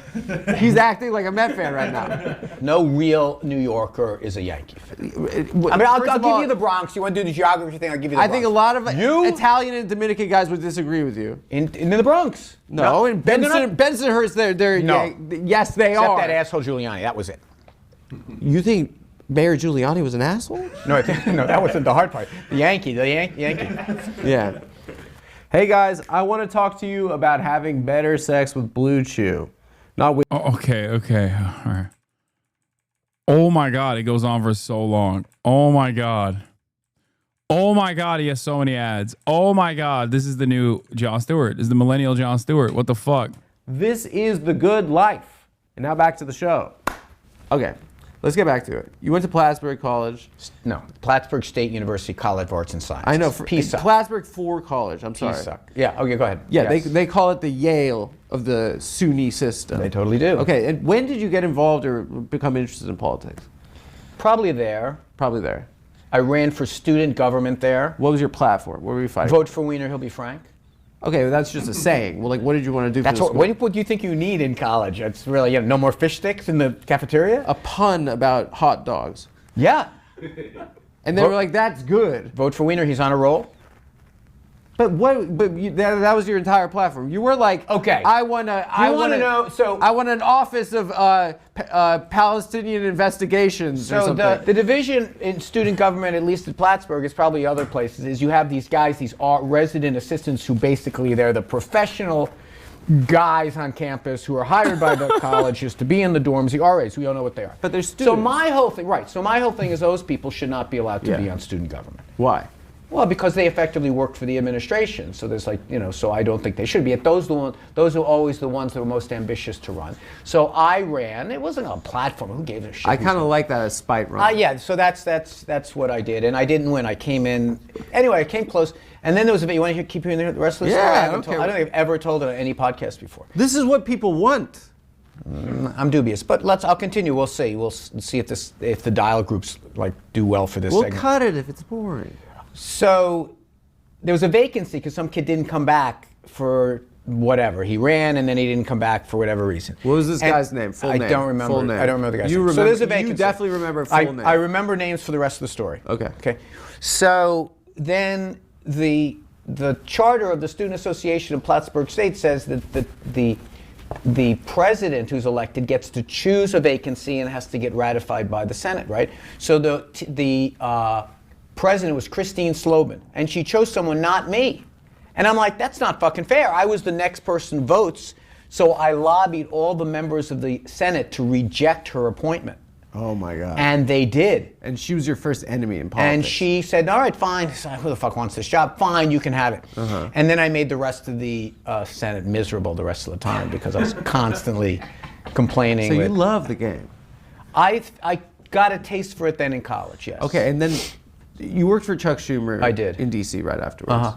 And that was kind of was he your first like mentor in politics? Yeah, first and only, really. What did you learn about how politics actually works? I learned a couple of things. One, I learned the combination of the inside-outside game, and I also learned that relatively few people run Congress. That there are 435 of them, but there's really only a handful that actually do a lot of the work, so that you actually can really influence things a lot easier than people might think. Like you run for Congress, if you can figure out the 25 or 30 people that get shit done, you can really get a lot done. And when you're who are there. those people? Sometimes they're staffers to committees, sometimes they're members who are super insider kind of people, like, you know, Nancy Pelosi knowing. It's crazy that this guy is like still trying to run for office after going to prison for sexting a 15-year-old, by the way. Like, what the fuck? Dude, American politics is so busted that, like, it is actually, like, it does blow my mind. Like, going on a comedy show is one thing, right? With, like, Adam fucking Friedland. But, like, actually having the audacity to fucking run for Congress after all of that is wild. Do you mind elaborating? I feel like you should lead with that. Is all of my chat like 20? Do you guys not remember when this happened? This was kind of a big deal, man. Guys, I mean, Adam is going to touch on this in a little bit, but why do you think it's a scandal? 2016 election, Hillary Clinton. Like, what do you think the scandal was? He already mentioned that he went to prison. Like, he just dropped it in there in the convo earlier. I guess a lot of you were very young. Yes, I literally am. Who the fuck is this guy? Okay. Anthony Weiner was married to my queen, Huma Abedin, who is now married to Alex Soros, George Soros' son. But before my queen, Huma Abedin, was known as Huma Abedin Soros, she was married to Anthony Weiner. Now, why is Huma Abedin relevant to the story? Because Anthony Weiner, aside from being a congressperson, was important to the subject of the 2016 election. Important quite a bit, as a matter of fact. Okay? When Huma Abedin was married to Anthony Weiner, she also was Hillary Clinton's top advisor. And his sexting scandal broke out. His sexting scandal, sending obscene materials to a minor, broke out. And in the process of his in the process of the sexting scandal that broke out, there was a laptop that was recovered by the FBI. It was, I believe, a laptop that he had used that Huma Abedin had also used. At the time, the FBI director was Jim Comey. He famously came out after shutting down the initial Hillary Clinton investigation. He came out again with another announcement literally a fucking week before the 2016 election and relitigated the email scandal and reminded everybody by getting up and saying there is a second investigation that is being conducted into Hillary Clinton because of the fucking laptop that he had used, that Huma Abedin had also used. Nothing came of that investigation that tied it back to Hillary Clinton. But the fact that he brought it up might have played a role in Hillary Clinton losing the election. A lot of liberals don't remember this and don't talk about this because they present Jim Comey as a hero. You're conflating two different stories. The dick pic shit happened in 2011, not 2016. No, the dick pic happened in 2011 with what was her name? It was another girl. But there was a second scandal The first scandal was in 2011, where he famously sent a dick pic to what was the girl's name? It was a of age person. I mean, there's I think 3 sexting scandals. Yeah, 2011. Weiner uses public Twitter account to send a link to a photo on YFrog. The picture of his erect penis concealed by his boxer briefs was sent to a 21-year-old female college student from Seattle, Washington, who was following his post on the social media website. Though the link was quickly removed from Weiner's Twitter account, screenshots of Weiner's original message and the photo were captured by a user identified as Dan Wolf on Twitter and subsequently sent to blogger Andrew Breitbart, who published him on his big government website the following day. That was the first scandal.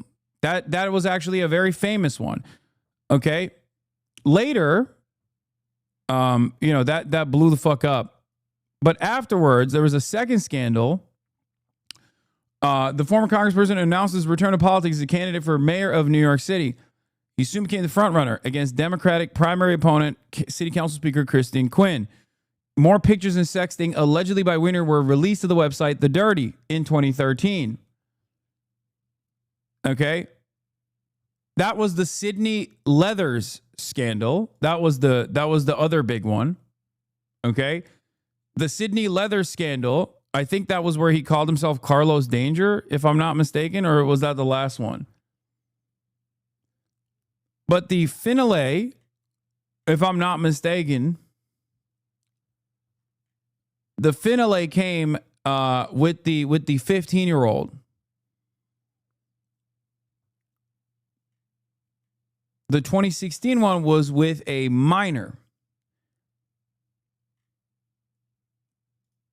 22-year-old unnamed woman with whom Weiner had contact in late 2012 and as late as April 2013. More than a year after Weiner left Congress, the woman's identity had yet been confirmed. At a news conference the same day, his wife, Huma, by his side, Weiner responded, "I said the other texts and photos were likely to come out, and today they have." He also said he would not drop out of the mayoral race for the election in the city of New York. Okay?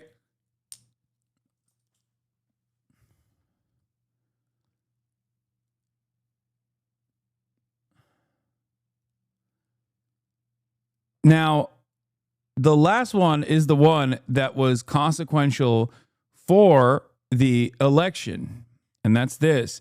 Anthony Weiner released from prison after serving 18 months for sexting a teenager. That is in 2019, okay? No, you're mixing up with Elliot Spitzer. Elliot Spitzer had sex scandals as well, but Elliot Spitzer also had much better politics than Anthony Weiner did. Elliot Spitzer... and his sex scandals, I believe, was just that he was hiring prostitutes. But the reason why that came, I think, if I'm recalling correctly, the reason why Elliot Spitzer's sex scandals actually became known was because he was very aggressively pursuing a lot of major financial clients in the New York area. Like, he was actually trying to litigate. He was actually trying to prosecute a lot of big players in the New York finance scene, and that's the reason why the major high-end escort service, the DC Madam leaks, took place. Anthony Weiner sentenced to 21 months in prison for transferring obscene material to a minor. September 25th, 2017.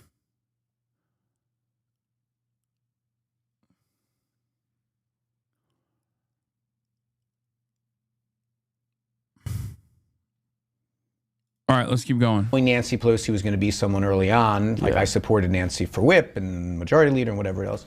You so know, like that kind of stuff. She's like a real wolf of Wall Street. She really knows how to pick them.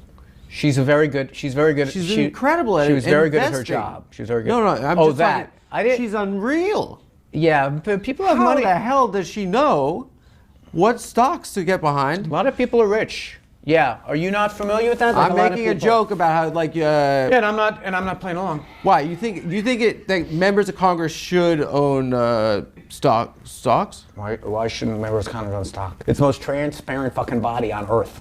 I think that you can... Every fucking word is published somewhere. Every word that's said. That if you have oh, he's such a scumbag. I mean, oh, come on, dude. how are you going to fucking defend insider trading of congresspersons? Like, I mean, obviously he's a scumbag. He sent dick pics to a 15-year-old and went to prison for it. But on top of that, this is like a bridge too far for me is when he defends. He went from, sexting a 15-year-old aside. How are you going to defend congresspersons doing insider trading, sir? An investment in something. Go ahead. And there's that is my red line. piece of legislation that would threaten that investment. Do you think that is a conflict of interest? No. What the fuck are you talking about? Because every fucking piece of legislation is incredibly public, and anyone who's investing based on pieces of legislation is not going to do very well. Let's say you already have an investment, and this would threaten that investment. Is it morally correct? There are pieces of legislation that threaten and enhance every investment on Earth. Go ahead, give me an investment. I'll tell you, there's legislation on both sides. I don't think for the relaunch. I don't think that's a good one. Okay, let me tell you this. I don't think that's a good one for you. And this kind of like superficial bumper sticker knowledge of politics. It's not bumper sticker. Over it. There are so many. This is like wafer thin, man. Oh my God, the conflict of interest. It doesn't matter being right. It doesn't matter being right? And it sounds bad to people that members of Congress come in with not a lot of money and leave incredibly wealthy. Dude, okay? My dude, listen, I understand. Yes, brother. People have a wafer thin, virtually translucent knowledge of politics that gets reinforced by assholes like you, and I'm supposed to go, oh yeah, that's up to them. Why is that asshole? You're choosing the wrong correlative. The correlative is that these are people that are exposed to a lot of rich people. So the idea that investing on like inside information, every single thing that goes on in the economy, sometime or another the United States Congress touches upon. So basically you're saying, well, you've got all this inside knowledge about everything on Earth. Literally, as a member of Congress from Brooklyn, I was voting on agriculture policy. Didn't mean that I have inside information on soybean prices. It's a stupid premise. Now, if you want to say... Oh my God, he is so unimaginably invested in congresspersons being able to trade stocks with inside knowledge, like shit that the market is not aware of, things that are not made public before the public fucking learns about it. Why is this such a major point of contention for him? Bro, if you were to ask him, is it appropriate to send dick pics to 15-year-olds? I don't think he would defend it this hard. Like, he's like actually insulted. You can literally be like, what do you think about age of consent? Should 15-year-olds receive dick pics from congresspersons? He wouldn't be that defensive, it feels like. This is his thing. This is like, nope. Too far, sir. That rich people become members of Congress, bounce off other rich people, have information and investment opportunities that normal Mrs. Crappalucci doesn't have, 100% right. But it has nothing to do with the work of Congress, with being in a committee and saying, this line 17 here, which no one can read, says that we're going to start investing in AI. I'm going to go invest in AI. That's bullshit. Okay. When someone becomes the president, there's a custom where they detach from their like private financial interests, right? President Trump, I don't believe has done that. He did not do it, right? Okay. When a member of the public sees that, we lose faith in that institution, right? Because the people that we elect to Congress shouldn't have any financial interest in what they are legislating, right? So even if you're saying I'm wrong, right, and then I'm undereducated, okay.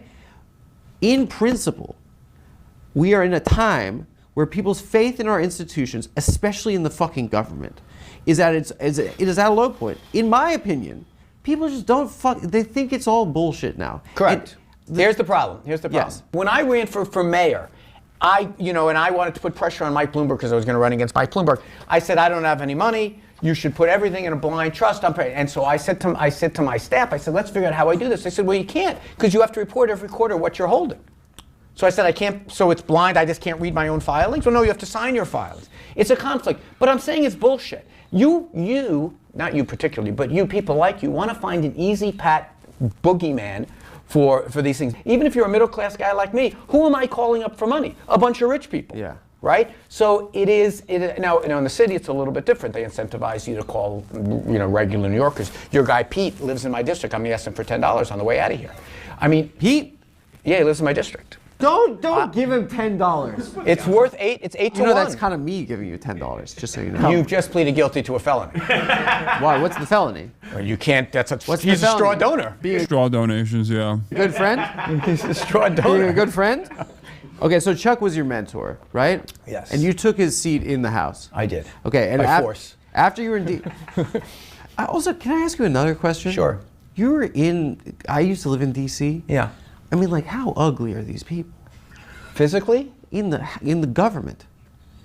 I mean, the only two pieces of ass I think in Congress when you were there were you and probably Mitch McConnell.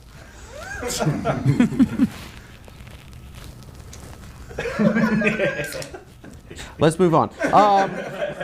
Okay, so what is your relationship with Senator Schumer now? Not great now. Not great. I've kind of given him a lot of space because I want him to be able to say, I don't know what that Weiner's up to nowadays, that kind of vibe. You feel like you've become a pariah? Like what? I feel that I let him down, yeah. I mean, I do. You let him down during your scandals and stuff? No, he was very kind actually during my scandals, etc. But I think that obviously, I caused him a lot of aggravation, and I was closely associated with him. So when my shit happened, I think a lot, the blast radius for my stuff. Dog, you took down the 2016 Hillary Clinton campaign. I feel like the reputational damage that Chuck Schumer incurred in the process is so marginal and so inconsequential. Included him, so yeah. All right, I want to talk about being a Democrat during the Bush era, and I want to talk about your rise to prominence. Because your viewers are really into the Bush era right now. That's their. What do you mean? What? I am. The Bush era is largely forgotten. I did my A work then, and no one remembers it. But go ahead. I mean, we shouldn't forget it. I mean, you did vote for the Iraq War. I did. Yeah, I did. Yeah. That was a crap war. That was a bad call by me. That was a bad call. Oof, bad call. Yeah. I thought that. Did you know at the time it was a shitty call, or because you were such an ardent Zionist, you were like, yeah, get in there? I did a walkout. I did a walkout of my high school. That's good. And everyone was like, fag. that was just an It really upset me. It upset me. I fucking hated Bush. I hated him. No, Bush wasn't I hated Bush. Well, right, okay. But you weren't in New Yorker on September 11th, were you? No. In spirit, I was. I was listening to Howard Stern. I was on the radio. Close enough. Like I was there. Close enough. You know that someone called in from the tower to Howard from the.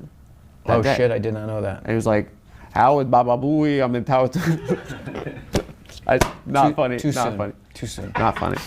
Because the rest of America, we thought it was pretty funny. Anyway, of course, you rose to prominence in national attention because you had that fiery speech about the 9/11 first responders bill. There used to be this notion of there were Democrats in the party that were also fucking killers. You were a Democrat who wasn't a pussy. You were a macho. You were known for going on Fox News and smacking them down. And that did something for a lot of people because that was during the rise of Fox News.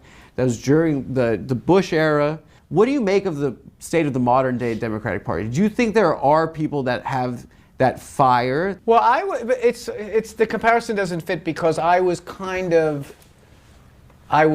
a bigger fish in a smaller pond at the time. There was this notion you don't go on Fox News and fight with these guys. By the way, notice how he does get a little agitated about 9/11 jokes.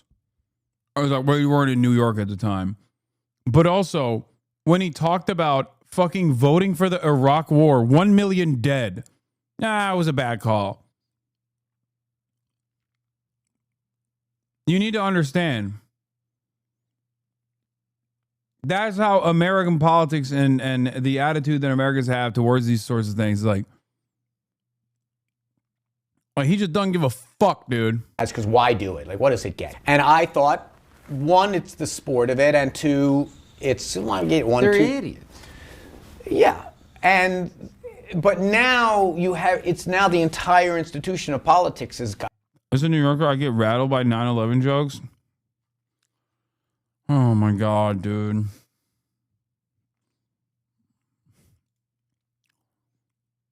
Okay. To be performative of people who just say shit for the purpose of having it echo for no particular reason. So there are a lot of people that What do does that that mean? well. What does that people that just want to be in it for the clicks and just want to say the outrageous things because they know it'll get picked up. But they're in the modern day Democratic Party Or Republican Party. Why are you making the I'm distinction? talking about because you're a Democrat. The party is kind of, they don't have a defined message against Trump right now, or a unified message against Trump right now. They just lost an election to The Apprentice for a second time. You know, the party is kind of in a bad way right now, but they are perceived, I think, by the electorate as perhaps effete or lacking in passion or kind of empty. Like, yeah, I don't know. I mean, one party won by 1.3% of the vote, and yes, you can make this narrative of, oh my God, we fucking suck. Or we were like a few 100,000 votes away from being, oh my God, it's amazing how great the Democrats are doing. We've had 3 elections in a row that are tied. You've got a lot of fucking people in the country who apparently don't take this stuff very seriously and just want to like make visceral screams every 4 years. All right, we know that. Now, how we as Democrats, we have more fidelity to the Do you think process. there's anyone in the party right now that possesses like kind of the skills that you presented in 2008? I know, but what 2007? I was doing, Just talk shit about some people right now. What I was doing was I was expressing genuine, that moment in 2000, whatever it was, I was angry and tired and hadn't slept enough, and I yelled and screamed a lot. Yeah. And people are like, oh my God, that's amazing. Now everyone's fucking yelling and screaming. So no, that's not true. Can you tell me one speech on the House or Senate floor that has garnered the attention that you got? I know, that's the point I'm making, is that everyone is doing the same shtick now No, of they're doing not. the performative outrage. No, they're not. all doing it. The Congress is now, it's a little bit, it's become somewhat of a legion of skanks, if you will. I mean, it's become, what can I say? It's white, it's trash. No. What does Marjorie Taylor Greene do all day? When I saw that fight between AOC... Marjorie Taylor Greene is unironically, for her own party, a much better, much more loyal soldier, a servant of the Republican Party than the average Democrat is to the Democratic vision. I will stand by that. I despise her. I think she's horrible. Okay? Having said that, as a disgusting titan, she is a more loyal soldier and a more effective vehicle for the ambitions of the Republican Party than the average Democrat is to the Democratic Party. She never stops campaigning. She never stops attacking.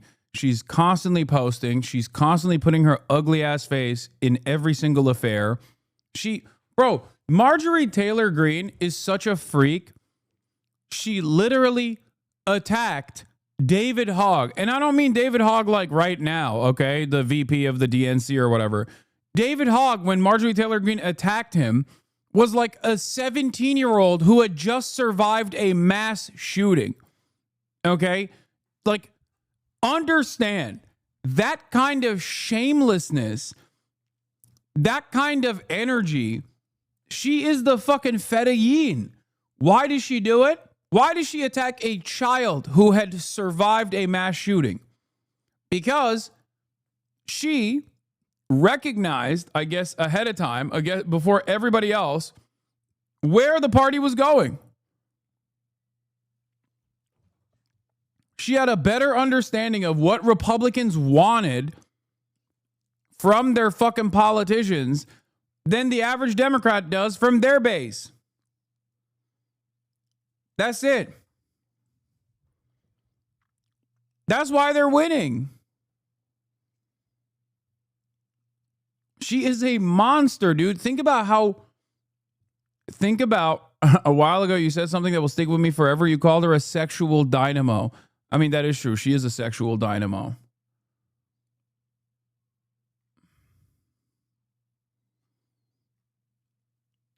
That's true. She is a dynamo for the party and a sexual dynamo as well. And the other Congresswoman and Marjorie Taylor Greene and they were like, with your butch body and your bad haircut. What is like, that all about? It's the government. They're acting like fucking Jerry Springer right now. When I see that slob, Right, but you're asking when I see me, that is there lurch, anyone who does that like I used to do? People that's argue- not like what you used to do. What you were doing was like you were standing up for a piece of legislation and you were standing up for people. You were talking shit about someone's haircut and your outfit looked bad. You know, seriously, it's trash. When I see that slob, that lurch Fetterman, I'm like, put on a fucking shirt. You're in the government. Have some fucking respect. It's the government. You know, the only time he wore his suit was when Netanyahu came and spoke to the Congress, and he looked worse in the suit. I got you there. I got you there. What? Yeah, that's great. Do you have Fetterman's clothing? I think you should put a shirt. Fair enough. It's Shabbos. Put a shirt. By the way, am I underdressed for the show? No, you asked me before what you should wear. I did, because I didn't have enough experience. No, this is a great outfit for you. Okay, thank you. How are you 60? By the way, they won in spite of her, not because of her. She's toxic and the Dems wanted her to run for Senate because she's not well liked by even a lot of Republicans. Yeah, look at where the party's at now. Look at where the party's at now. Look at where the party's at now. Look at where the base of the party's at now. Marjorie Taylor Greene was, you know how I say being a leftist is about being right, but too early to be taken seriously, like the Nathan Tankus tweet? Marjorie Taylor Greene is that for the Republican Party.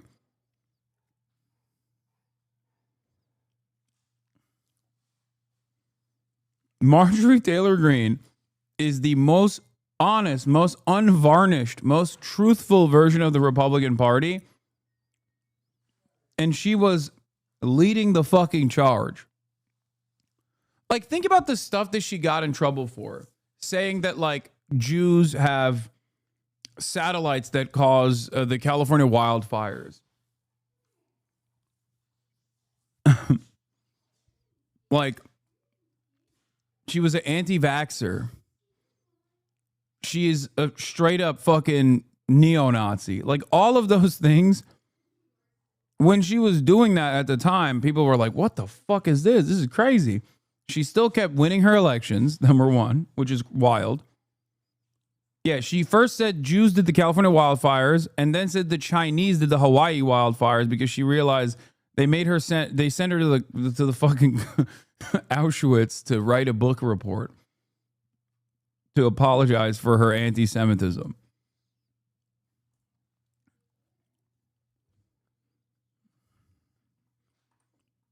So then she was like, I learned my lesson. I am not supposed to say it's the Jews.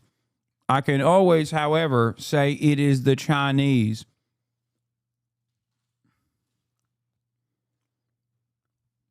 No, she's absolutely a harbinger of what the Republican Party is, but I'm saying she's not a good soldier for why the Republicans win. No, you're misunderstanding what I'm saying. Marjorie Taylor Greene leans closer to the fucking most insane aspects of the base of support within the Republican Party, and therefore the Republican Party has basically been designed around her vision because she's just closer to the average psychopath, and they're hyper-focused on these like marginal culture war interests. And she's a loyal soldier for said culture war interests, and she's unashamed and willing to put herself out there and willing to make a fool of herself. And I think that if there was a Democratic Party version of her, it wouldn't be the fucking Jasmine Crockett. It would be like someone who was aggressively pursuing healthcare. You know what I mean? I want that level of ambition and that level of passion for the issues that the Democratic base cares about. Do you see what I mean?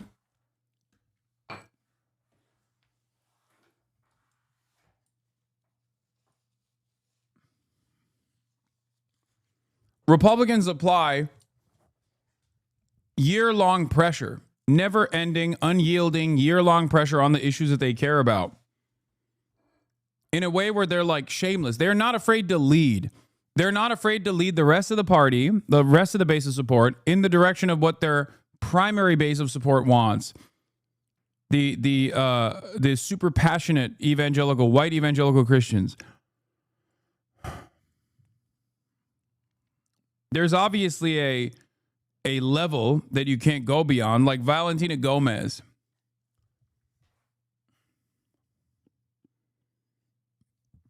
It would be like if a tanky became a congressperson, like a rapid anti-imperialist constantly screaming, yes. Yes. That's exactly what it would be like. It would be like if there were Democratic Party politicians who were like yelling at other congresspersons for not demanding that we nuke Israel. Like that would be the hyper exaggerated version. Like a bad empanada style fucking congressperson. You know what I mean? That would be the Marjorie Taylor Greene of like the most exaggerated version of the Marjorie Taylor Greene on the left. And in a world where there are people like that, the norm within the Democratic caucus would be infinitely more radical, is what I mean. Guys, I want to talk to you about Lucy. We're really excited. This motherfucker, bro. Oh my gosh, so many ads. Baller. See, thank you. And now back to the show. Okay, so I want to ask you about the ACA in 2008. Affordable Care Act. Who do you think the audience is for this show? They want to ask you about the ACA, right? Don't talk down. No, they know it as Obamacare. I coined. It's crazy because it's like I actually am really interested in his answer for every single question that Adam has asked, and we are absolutely in the fucking target audience. Well, I didn't coin it, but I called it when the Republicans are calling it Obamacare to be derisive. I called it Obamacare to say, yeah, we should own this. They didn't own it. I mean, the Heritage Foundation owned it. But that's the point. And I was saying, why are we running away from it? Either we're proud of this thing or not. You want to call it Obamacare? If you're proud of it, you should call it Obamacare too. And they called me from the White House, and they're like, you mocking the president's accomplishment. I'm like, no, I'm just calling it what, if they want to call it this, we're proud of it too. It felt like Bush left office with an atrociously low approval rating. He did. It felt like there was this guy. My conspiracy theory is that they had to cut Nick Mullen out because this show will never run without Blue Chew. And Nick Mullen is the reason why Blue Chew, after like 15 years of being a loyal supporter of anything that Nick or Adam or Stavros ever did, finally cut ties, financial ties with the show because of his October 7 joke about Blue Chew. It's one of the most insane jokes I've ever heard. And if you know anything about Cumtown, okay, Seaman Village, Nick Mullen has made jokes about like selling Blue Chew. In the process of selling Blue Chew, Nick Mullen's made jokes about like how pedophiles consume it before trying to fuck children. And these guys, Blue Chew, have never pulled back their sponsorship. Like, think about that. And this was the bridge too far. You can take them anytime, day or night, so you can plan ahead or be ready whenever an opportunity arises. It allows your phone to get better reception on the bus. Mhm. Yeah. The process is simple. Like I said, say you're not planning on anything, but now suddenly there's a hole in the wall in Gaza, and you walk through it, and you find yourself at a music festival. It's crazy they let this happen. Yeah, you're gonna need some Blue Chew, pal. I mean, you've got work to do. Yeah. 75 years worth of revenge. You don't need the Blue Chew for that. No, that's ancient blood, and it's boiling. There's no evidence any of that actually happened in this idea. But there is a lot of evidence that Blue Chew will get you rock hard. And ready for all types of rape of man-king situations. My thing on the reads of the last like 2 months has been trying to work in the October 7th. Is anything October 7th related into at least one? What was it, October 7th? What happened that day? It was a bit of a kerfuffle. Eeyore's birthday. Eeyore's birthday. I forget. It's a massacre at Eeyore's birthday in Austin, Texas. Really? He did it in his name. Yeah. He had a cloud. Pin the tail on this. Some Muslim guy dressed up like Tigger raped a bunch of people. Interesting. If you take this, like, take a half of one of those. You need to understand. The other joke was funnier. Yeah, his retelling of it is actually funnier. I had never heard the original one. Let me explain something to you. Okay? the reason why this is insane is because Blue Chew for like 10 plus years gave them money while Nick Mullen fucking sat there and would talk about how, oh, I'm going to go be a pedophile and take Blue Chew before. Like that is how he sold Blue Chew on his fucking podcast for almost a decade. They've done the most heinous ads, the most unhinged ads for Blue Chew, without Blue Chew ever fucking going, yeah, maybe don't do that. Maybe don't say that our products are good for pedophiles to use. Okay? And this was the bridge too far. That's what's so crazy. Did Blue Chew you're with, or do you have who are we with most recently? I think Blue Chew might be most recently. Okay, but we've had a couple. We'll just put it over. We'll just if it's a different one, we'll just put a different one. Just put it over from our first. Hey, we're you know we the products. They got mad at us because I said that the Hamas guys were using it on October. No, it was no. This was amazing. They're like, Blue Chew wants you to pull an ad, and Nick's like, they have been advertising with us for 8 years. Yeah, I have a great relationship, and they were like, well, let's talk to they wanted us to talk to someone that was like the ad buyer. He's like, I want to talk to the company. We talked to their head of like advertising or of promotion or something, and they were like, yeah, man, like you can't say that Hamas took it before they flew Mario Karts into the music festival. He's and like, you guys have been great partners, but yes, I can, and I did. Nick was like so fired up, and then they're like, I can say that. I did say that, and it's probably what happened. Now, where is my $200? I would like my $200. The amount of times we should have crossed the line, and then that. I know, it is funny. I disavow whatever this is. I hate that. I disavow it as always. Of course, I'm not laughing, even though Stavros's smile makes me laugh instinctively because he has such a fantastic and dare I say contagious laughter, and yet I am so shocked and so angry, and I condemn them. Yeah. All right, let's continue. I lived in D.C. at the time. And I remember the night Obama won. Mm-hmm. And I was with my friends. I was in college. We were like listening to Born in the USA, and we didn't realize it was a song about how America has abandoned the veterans coming back from Vietnam. But we're like, it was the first time we felt like, yeah, we're fucking patriotic. A black guy became the president, right? And he's incredible. He's an incredible speaker. I ran to the White House, and I was shouting at the building, and I was like, fuck you, Bush. Yeah. And I was like, a black guy's moving into your house, you fucking piece of shit. And girls were showing their tits. But going back to the ACA, so we had an opportunity to finally give people the ability to go to the hospital as a human right. And it, on a personal level, I became jaded probably for the rest of my life because they immediately gave up on it. Give up on? On single payer. Oh no, they never. They made a decision early on. I mean, look, you've got to decide.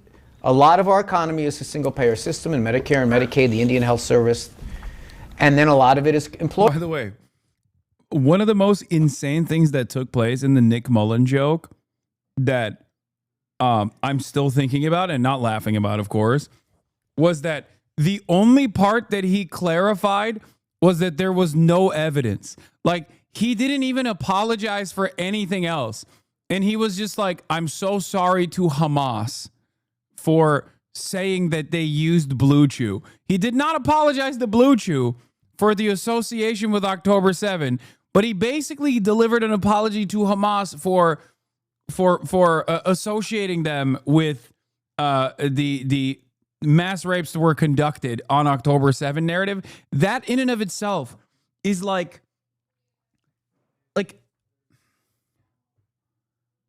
I don't know how to describe it. Like that is like a secondary impact when you think about it. subversion of expectations, comedy. I know. I'm just saying that, you know, people are. There's a reason why people say Nick Mullen is fucking brilliant. He is an incredible joke crafter in terms of like one of the funniest things. One of the funniest things he's ever said that I always use all the fucking time. Nick would be the leader of men if he were 10% less racist. I think so. But the clues one is hilarious when he's talking about 9/11. Or the classic one on cops. Yo, current cop violence watch on civil lawyer on YouTube, please. Bro, please, please. Please. Please. Please stop.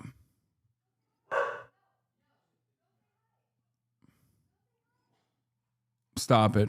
Lawyer based, and they had to make a decision early on what they were going to do, and they learned from the Clinton failures to double down on the insurance model and give insurance companies a bunch of money to and give you money to give to insurance companies. It wasn't the transformative thing that maybe a young Adam Friedman. Shut the fuck up! You're doing the Patrick Bet-David thing to me again. Friedland.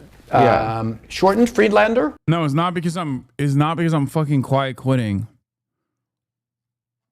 The reason why I have to leave soon is because I'm going to Dallas, or sorry, DreamCon.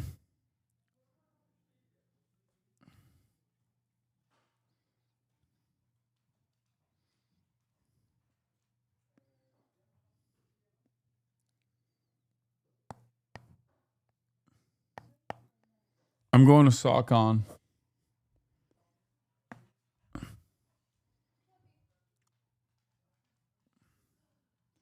Full week, half days, full week.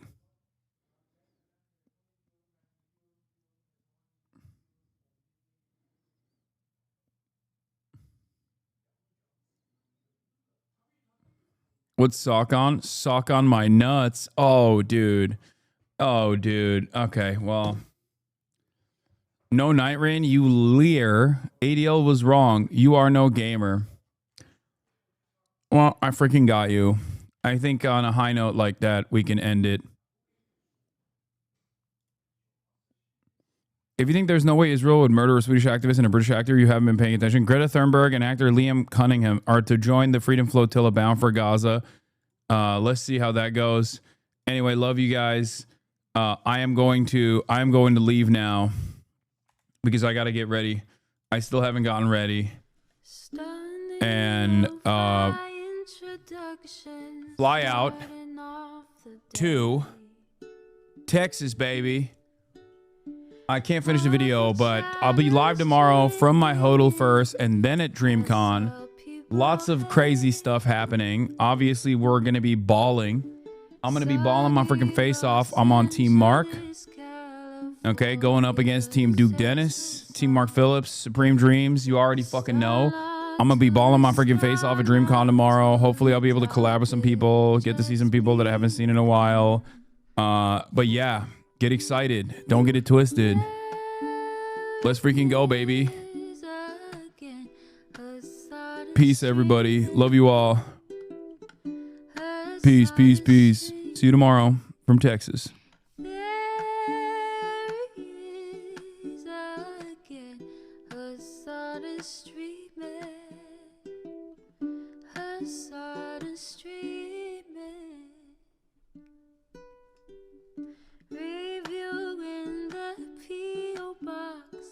Uncle Uger's face. Sudden discord at your prop. Great names take embrace. Tiny Bernie Sanders, LGBTQ Air Force.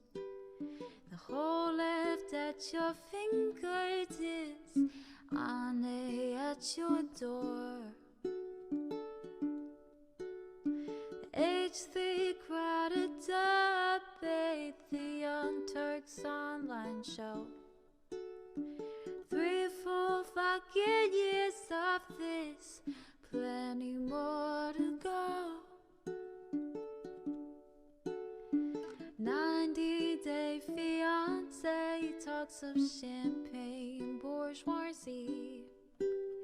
A Trump rally live reaction on mass riot at DC. There he is again, Hasan is streaming. Hasan is streaming.